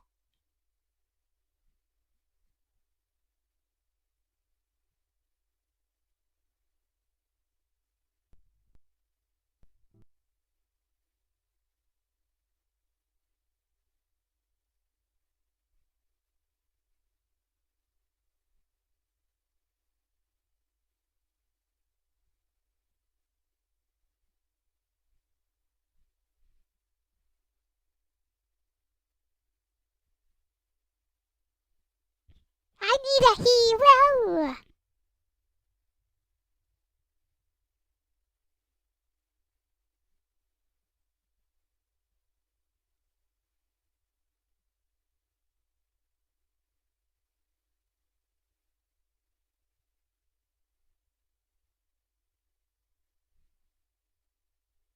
Or something.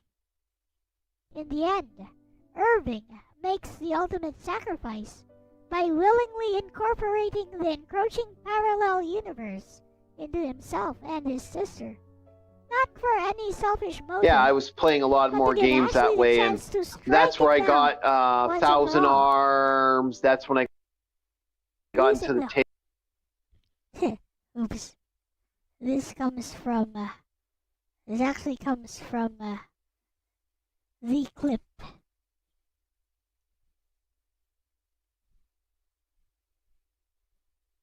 Gotta get rid of that.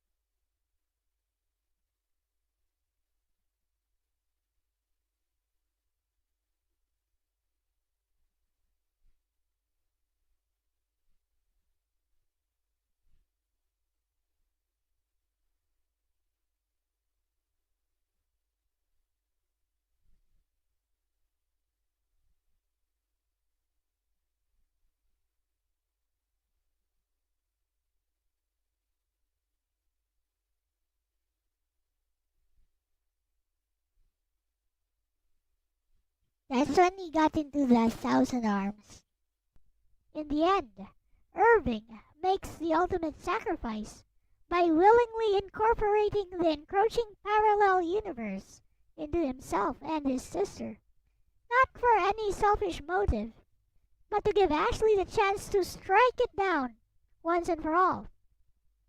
Using the hopes and dreams of all the people of Filgaia who wish for existence to continue, just as he'd always planned. Irving Vold Valeria may never top popularity polls or appear on lists of gaming's greatest villains, but his story deserves to be remembered. It's worth noting that if this SNES era had a villain who broke the world, the PS1 era had been quietly harboring a tragic antagonist who ultimately succeeded in saving it. And I think that should also matter. Think about it. This has been LCX, and I'll see you next time. Bye bye! Bye bye! Okay, that works. One thing, did I have my music on? Pretty sure I did Whenever not people talk about iconic JRPG villains, there's one iconic laugh that comes to mind. And yep, no music. We'll put a picture of Irving up here. Got a picture of Irving Wold Valeria.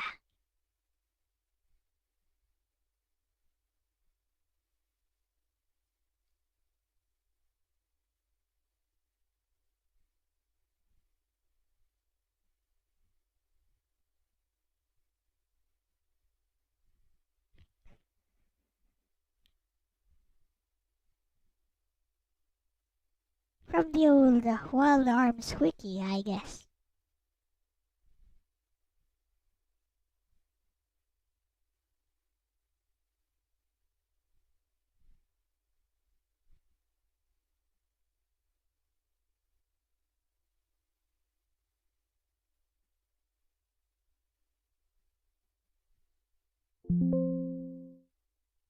Then I'll export the video and add music afterwards.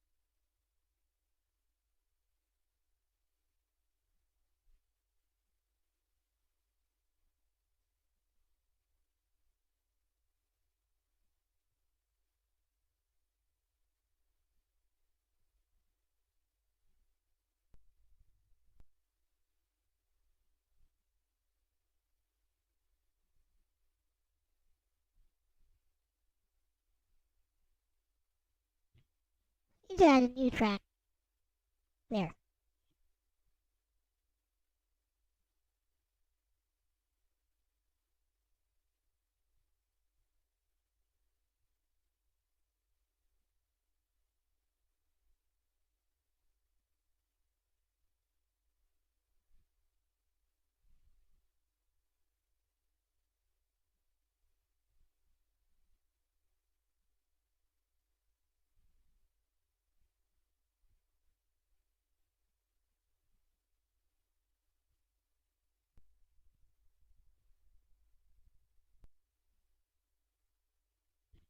Okay.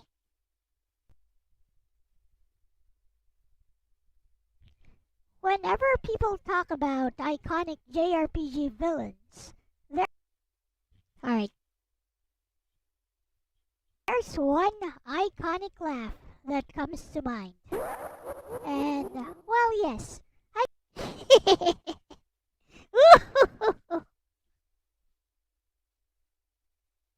Let's export this. Then we'll add some music. Download a few music tracks here and there. But first, export this.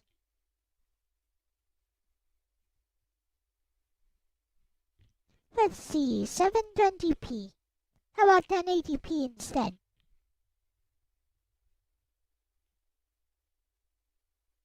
HD, 1080p, FHD, vertical.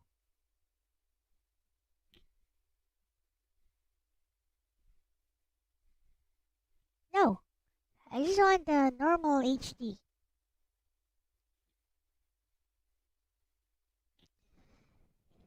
Anamorphic, 1080i, FHD, 1080p. Yeah, this will do. Yosh. Export the video.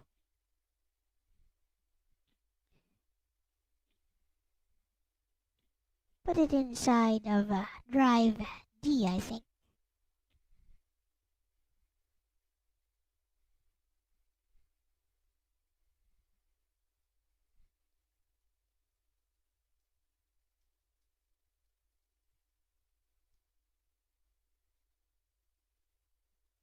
Exporting the video very slowly, apparently. Well, that's gonna take a while.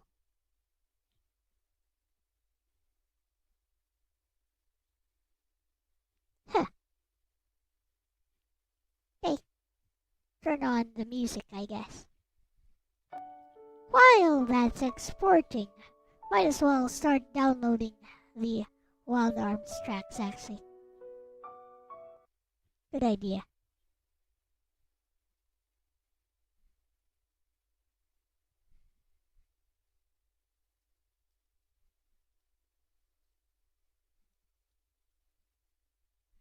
Pretty sure there's like some KH Insider collection.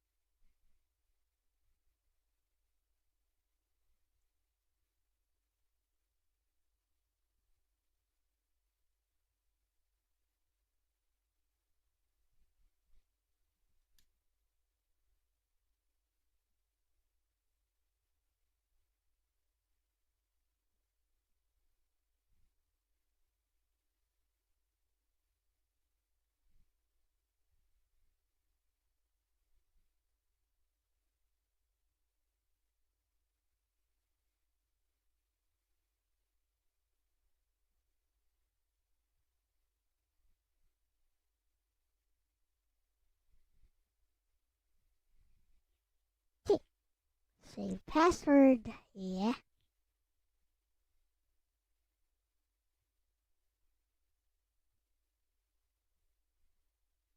Click here to download.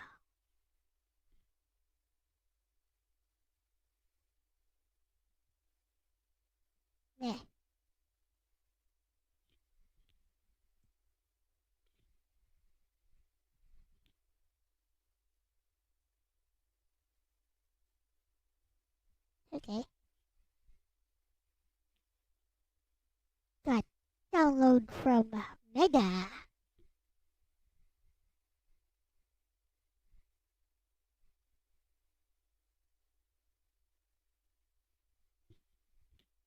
Bet 88. Bingo Plus. Wonderful.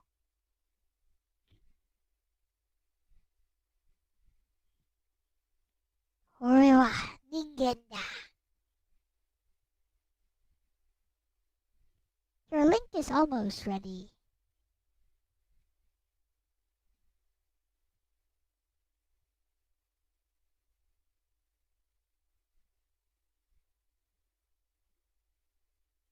$389 megabytes. I'll take it.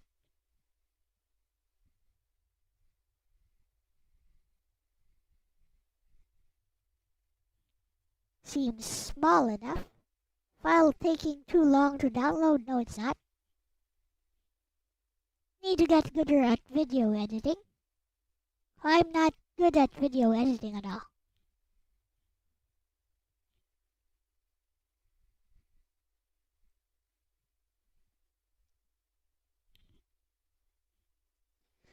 Exporting is 29%.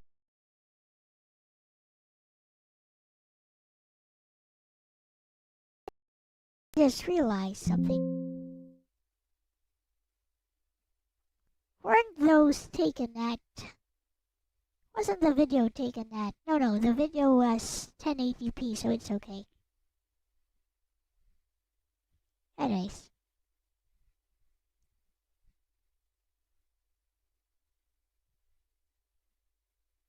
Should be good.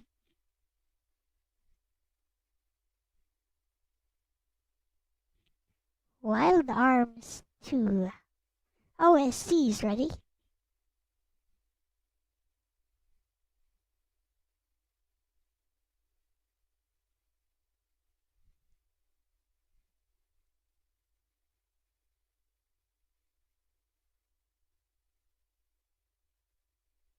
Let's listen. Hey, listen. Link, etc.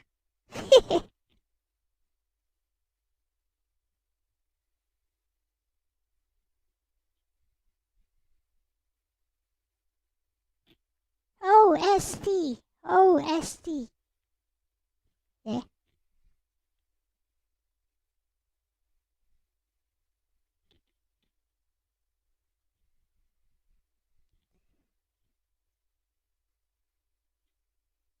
Da da da da da da da da. Let's see.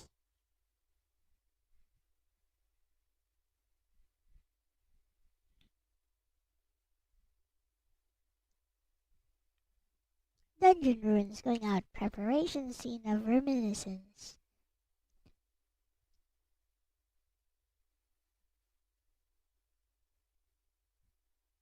Ah, this one is nice. Listen to this one.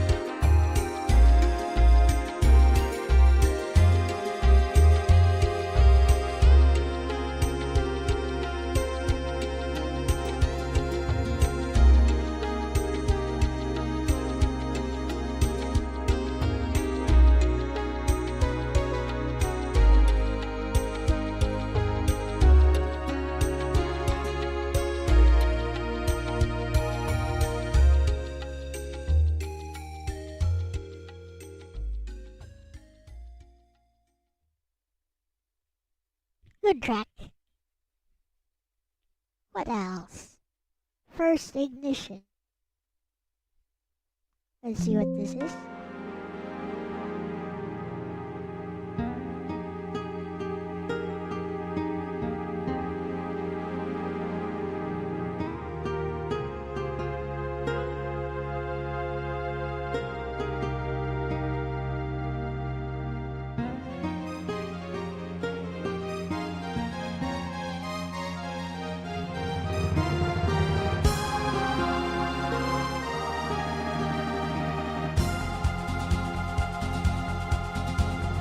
I am totally using listen.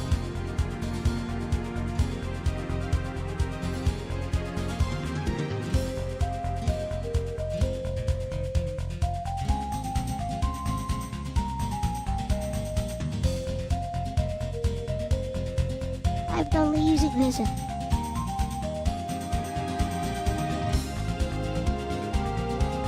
%64% done. Alright, and then we can start inserting sound. That's the fun part.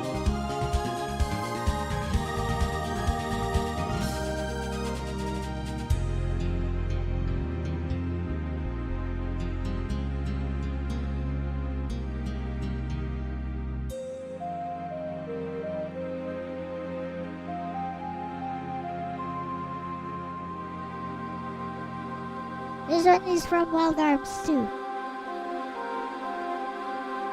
This is the OST of Wild Arms 2. Hey.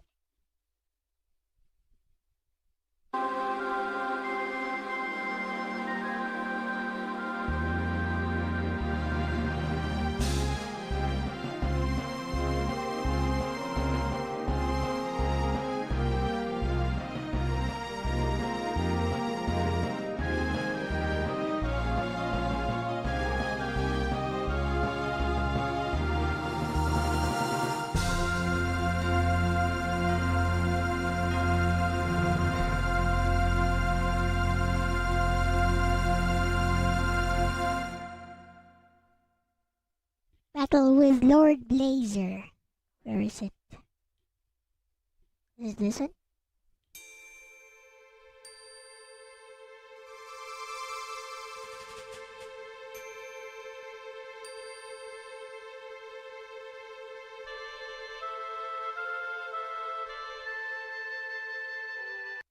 Nope. Maybe this it?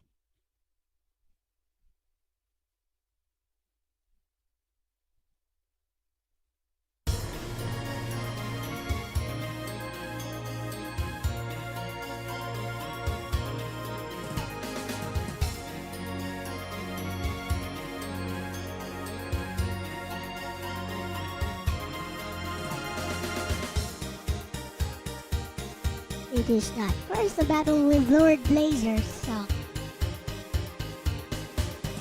Check out this one though.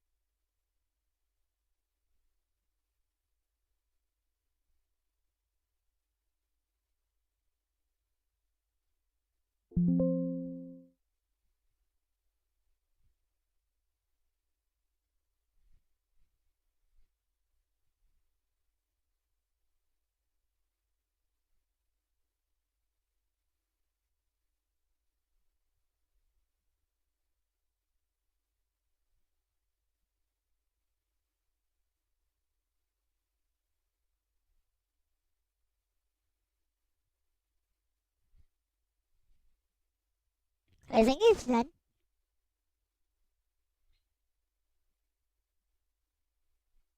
It's done. Okay.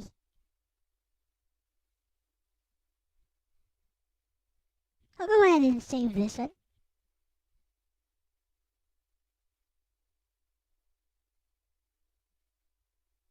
Make new project.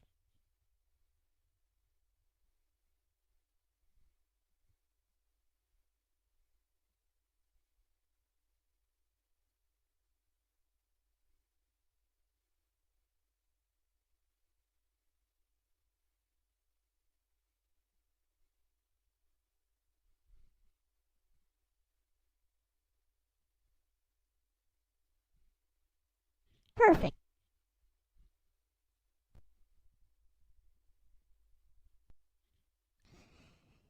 And now we can add the music. We import some files. I'll use disc 1 music mostly.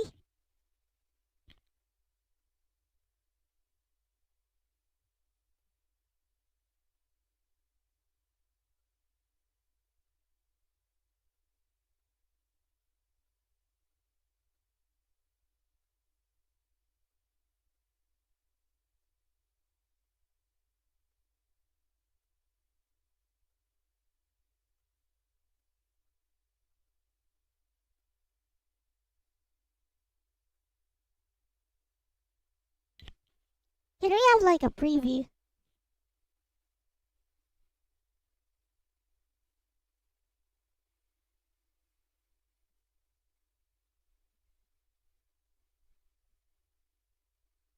Oh well.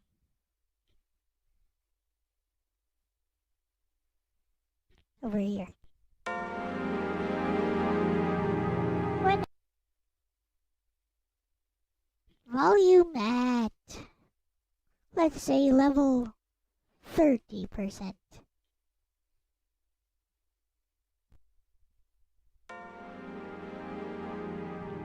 Whenever people talk about iconic JRPG villains, there's one iconic laugh that comes to mind. Too loud. Volume, let's say,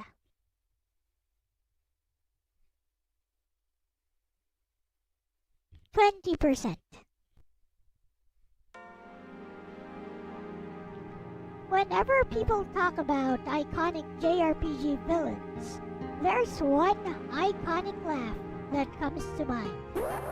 And, well, yes, I could talk at length about how Kefka is basically medieval steampunk Joker. I'm just bringing up Final Fantasy VI today, specifically because Kefka's claim to fame is that he is the villain that broke the world.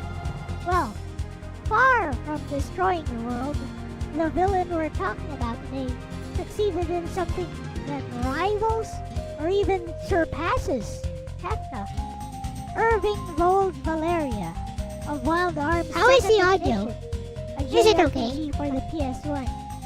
The villain who saved the world. One thing that immediately sets I think I should lower it more to 40%, like 10% maybe.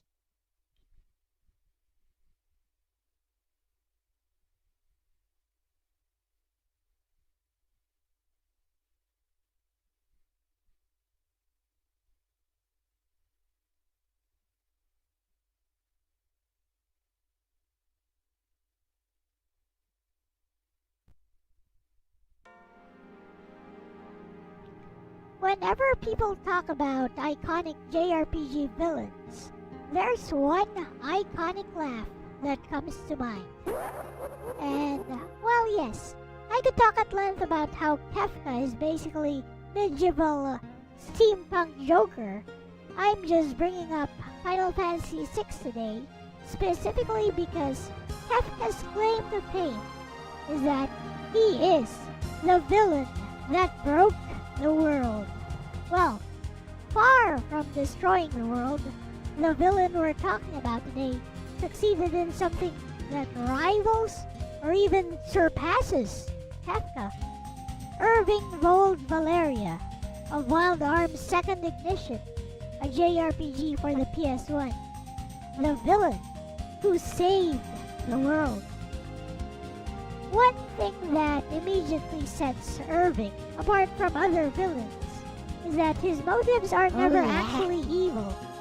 It's something that you could definitely miss if you don't have a habit of investigating everything you can in your JRPGs. But there is actually a book inside of his house, which also functions as a main base of ARMS, the Agile Remote Mission Squad that your characters are a part of, and that Irving formed himself to counter the worldwide terrorist threat of Odessa. Inside this book, Irving lays down his philosophy. Basically, the only real way to unite the world is through a world-ending threat. And I believe this is a philosophy that, while seemingly simplistic, is still plausible when applied to our world. What he doesn't say in this book is that this philosophy forms the backbone of his grand plan to save the world. Being a very... Alright, then you're not alone? No, too short.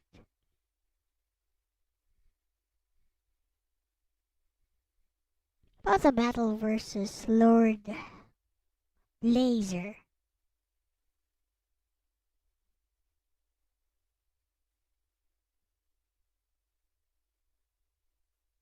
Put it here.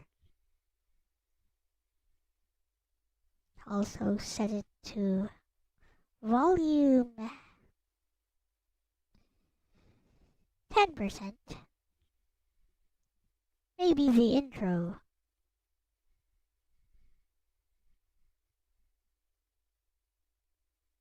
Also volume 10%. Finally,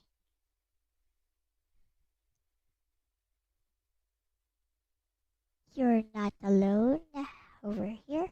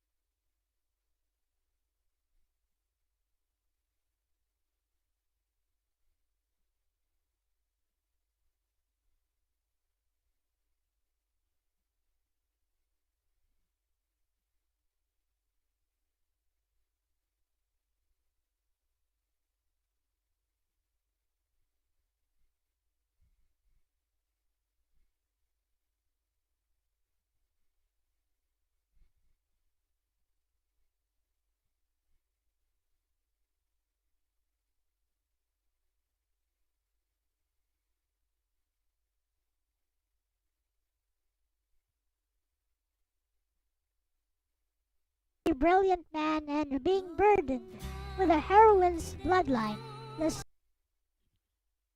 It's the vocal theme. I'll get rid of that.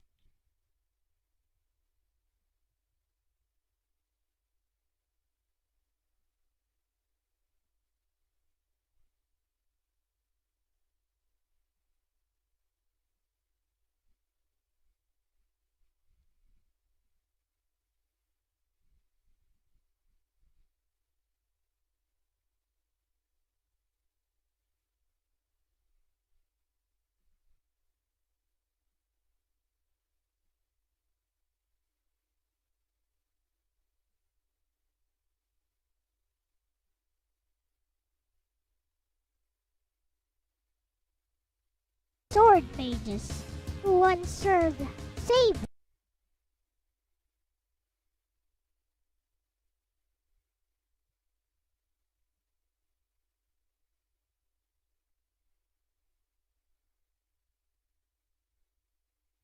the world. He had discovered an encroaching sentient parallel universe that had devoured countless universes before, that is fast approaching their world of Filgaia.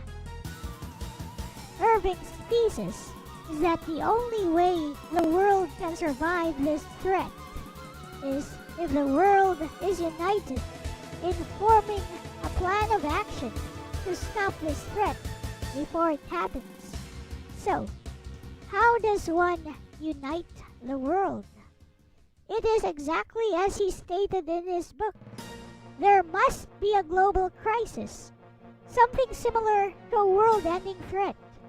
And he does this by funding the terrorist organization called Odessa himself. But of course, Odessa cannot be allowed to run rampant, which is why he provides the solution as well, by organizing arms in order to quell the terrorist threat. What's fascinating is that Irving isn't trying to conquer the world. He isn't seeking revenge, immortality, or godhood. He genuinely believes humanity can only unite when it has something greater than itself to fear. In other words, he created an artificial but very real problem that threatens the world, and then provides the solution to the problem himself. One might call his approach very Machiavellian, and if this were any other JRPG, you'd expect the protagonist to eventually foil his plan and uncover that he was evil all along. But that doesn't happen. The main theme of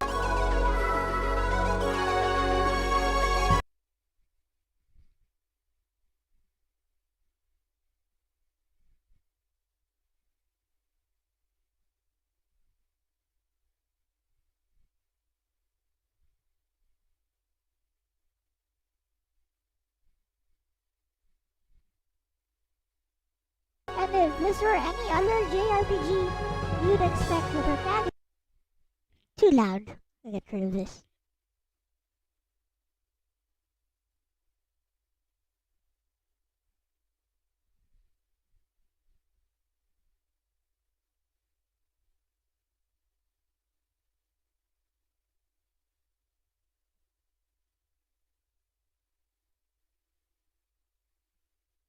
That very real problem that threatens the world, and then provides the solution to the problem himself. One might call his approach very Machiavellian, and if this were any other JRPG, you'd expect the protagonist to eventually foil his plan and uncover that he was evil all along. But that doesn't happen. The main theme of Wild Arms' second ignition is that the world does not need a hero. If hero is just a euphemism for sacrifice, this is not up to speculation. It's something explicitly stated by Marina, the main character's fiancé, and it is a theme that is repeated and emphasized in the story. Tim, one of the main characters, was once meant to become the pillar for his village, someone who is to be sacrificed to save others. This is why the clash between the main villain and the protagonist, Ashley Winchester, is an ideological disagreement rather than a physical confrontation. After all, both of them want to save the world. It's just that Ashley believes in a world without sacrifices, while Irving's philosophy is that sacrificing a few to save the many is necessary. In the end, Irving makes the ultimate sacrifice by willingly incorporating the encroaching parallel universe into himself and his sister, not for any selfish motive, but to give Ashley the chance to strike it down once and for all. using the hopes and dreams of all the people of Hilgaya who wish for existence to continue, just as he'd always planned. Irving Vold Valeria may never top popularity polls or appear on lists of gaming's greatest villains, but his story deserves to be remembered. It's worth noting that if the SNES era had a villain who broke the world, the PS1 era had been quietly harboring a tragic antagonist who ultimately succeeded in saving it. And I think that should also matter. Think about it. This has been LCX, and I'll see you next time. Bye-bye! Bye-bye! Yeah, I think that's okay. I do think, I should lower the volume a bit more.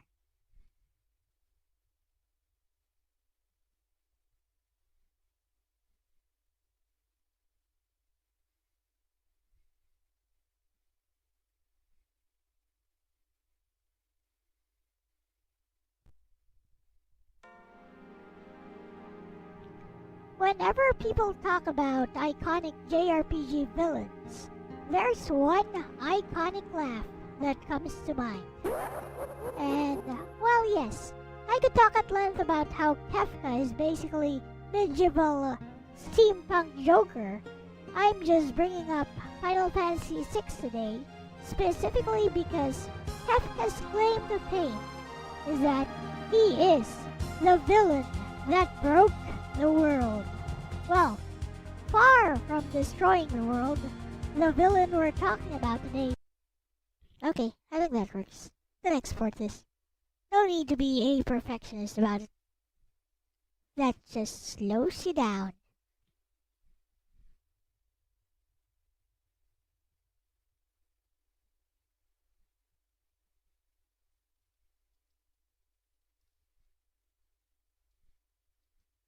BGM.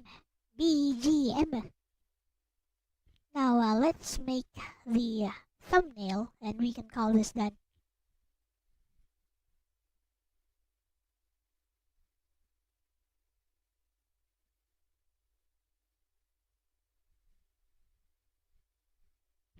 Fortunately, exporting this should not take too long.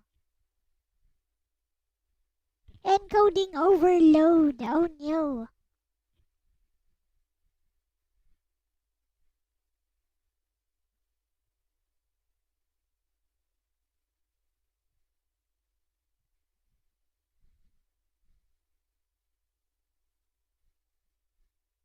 There it is.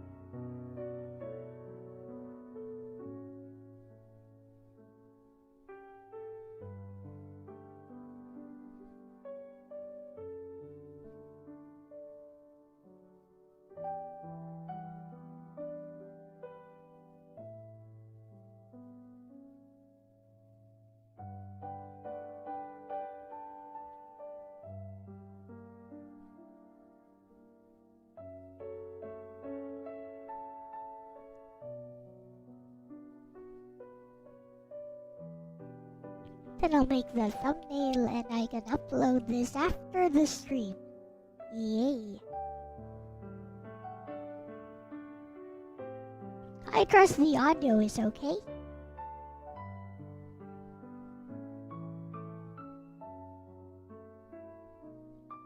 I think the audio channel separation is okay at least.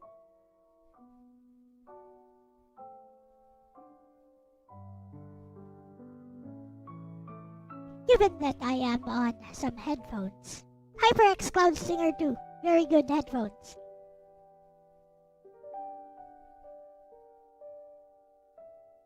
Sounded great though. Wonderful.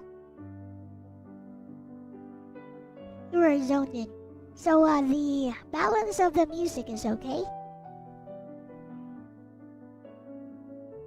Not too loud, not drowning me out or anything.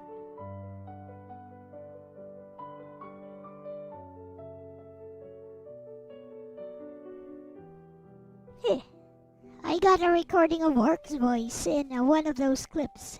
I had to edit it out. Good thing it was just a clip.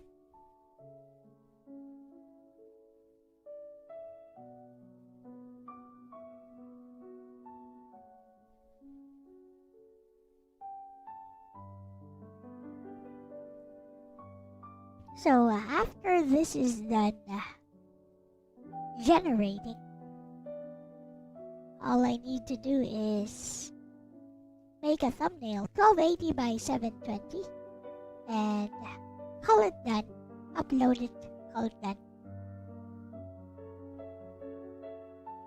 And so I have made another video,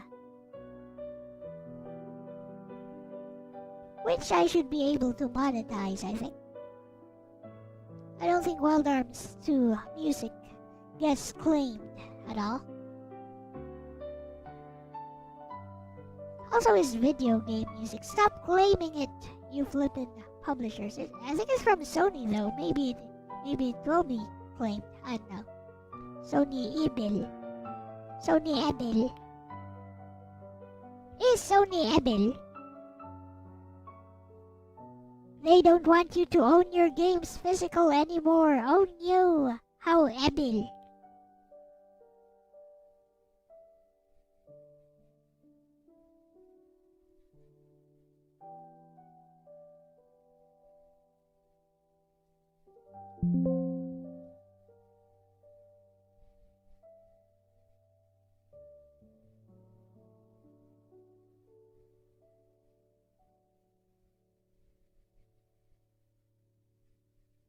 Okay, let's make the thumbnail. I have like a cleaned up version of Irving.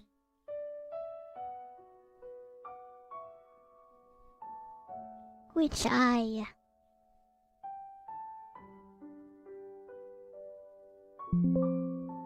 basically blew up using AI.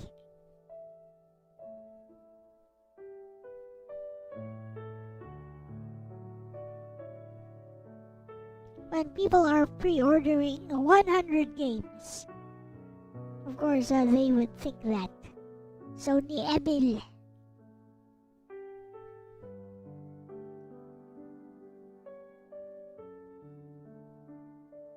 Yush. Now we got picture of Irving.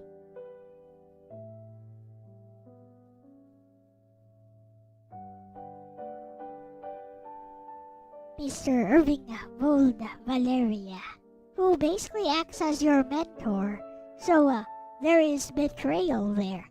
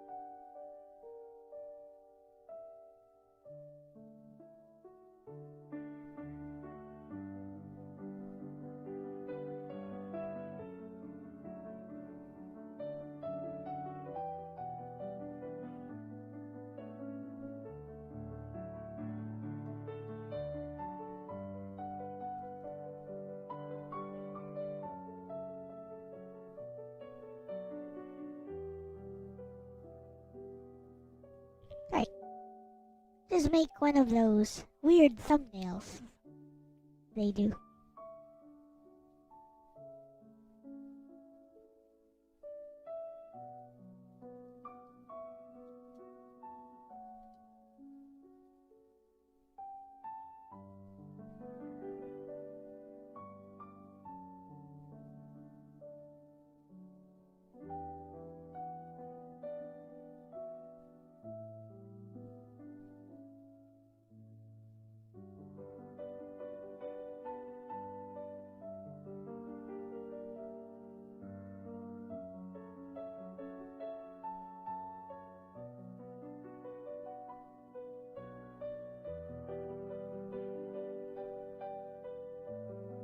You know, those thumbnails that tend to catch attention.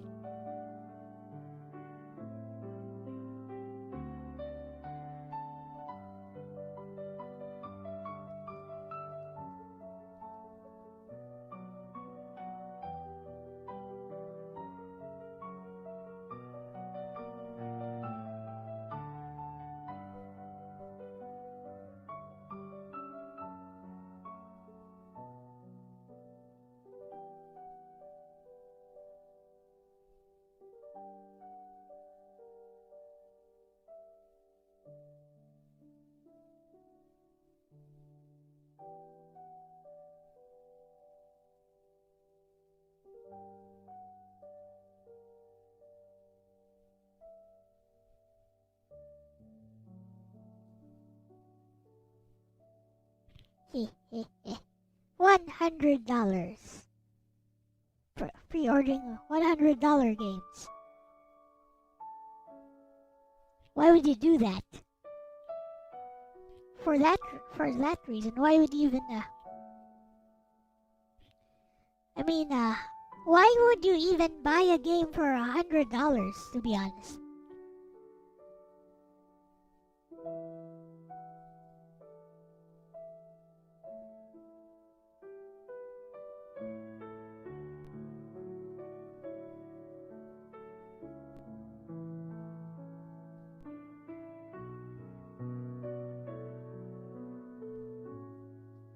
Alright. Because GTA, I don't get the fascination with GTA.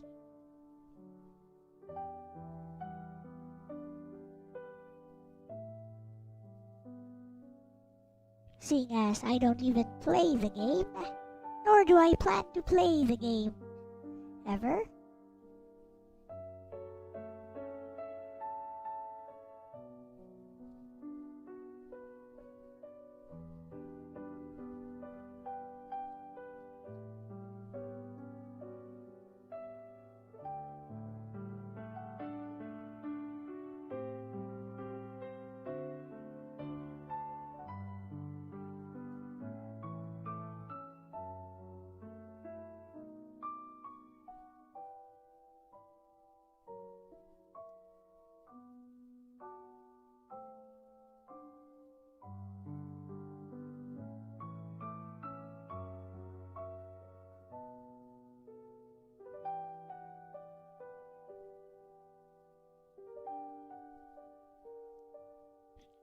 Gotta add the glasses.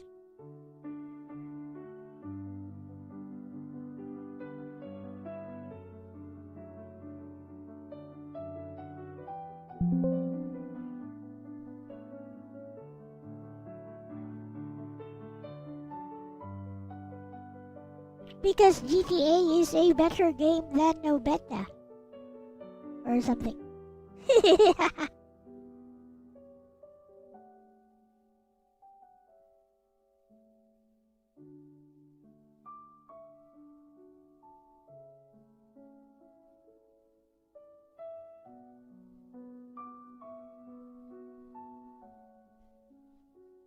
You guys get this reference? It's Yusuf Dikec. You know, that air pistol guy from the Olympics.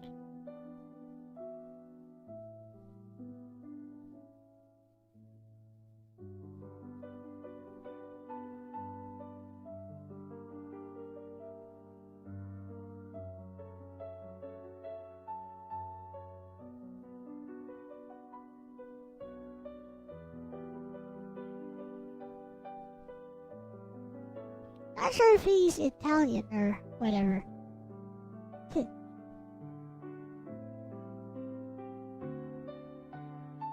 That Gemini symbol from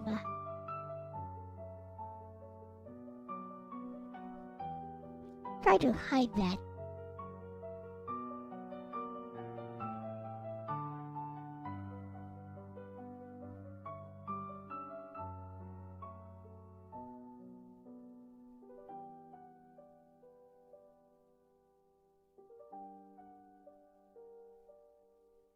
Yeah, does this exact pose.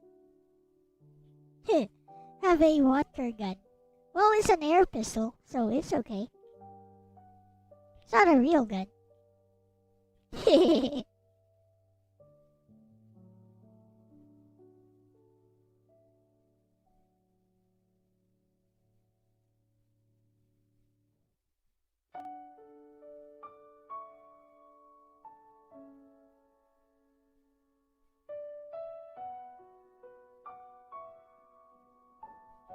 You think? Well, if you say so.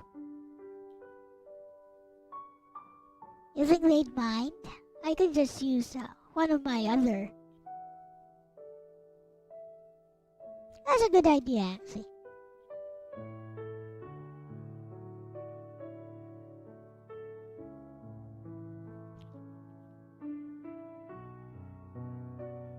I could use one of my safer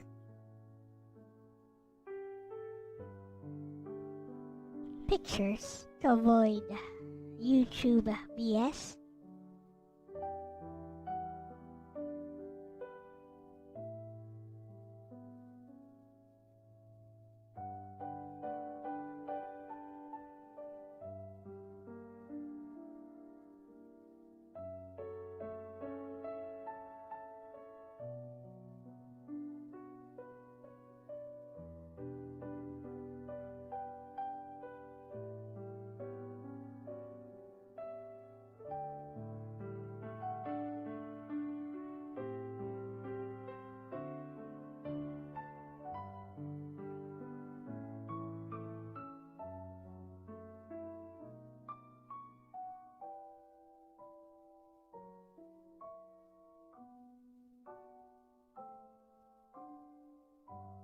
Perfect. Hide the Gemini symbol to avoid the AI hater people. I used Gemini to basically blow up this image of Irving from the official art.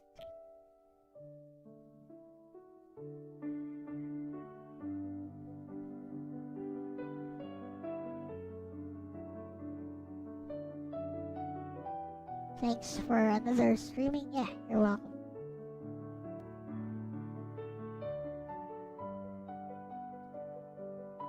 Alright, I'll premiere this, I don't know.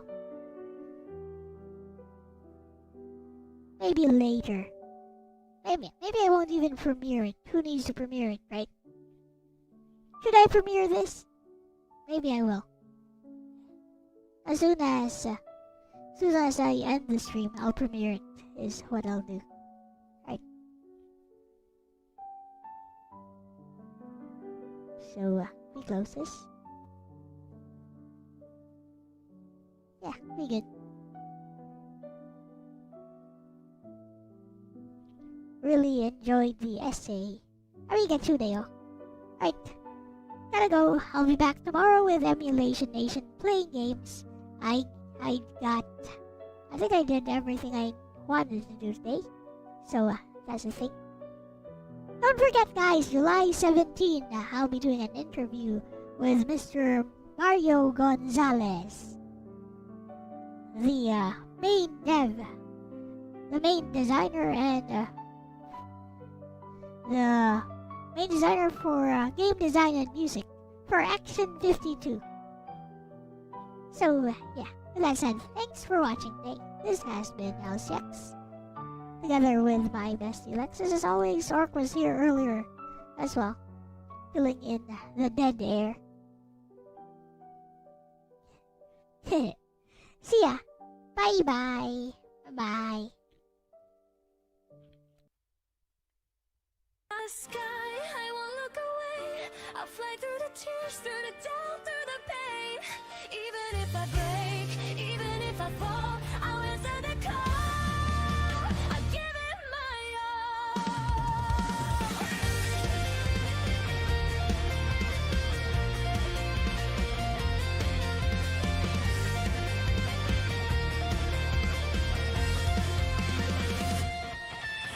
I'll wake to a world in motion, signals racing through the night. Every star is pulling me forward, like it knows my name tonight. I've been drifting in between what I fear and what I see, but the future's calling out to me louder than the past behind. If I hesitate, I brace the fear, so I breathe and face the fear. Ignite the sky, I won't look away. I'll fight through the tears, through the doubt, through the pain. Even if I break, even if I fall, I'll answer the call. Give it my all. Ignite the sky, let destiny burn. Every scar I carry is a lesson learned. I won't run, I won't hide. This is the day I decide.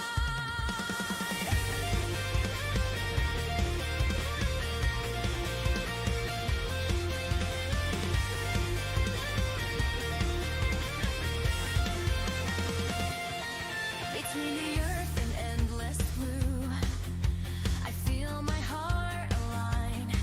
Every orbit, every choice leads me to this line. I don't need to know the end, just the reason I defend. If tomorrow tests my strength, I'll rise again. No more silence, no retreat. This pulse in me is real. Ignite the sky, I won't look away. I'll fly through the tears, through the doubt, through the pain. Even if I break, even if I fall, I'll answer the call. I'll give it my all. Ignite the sky, let destiny burn. Every scar I carry is a lesson learned. I won't run, I won't hide. This is the day I decide.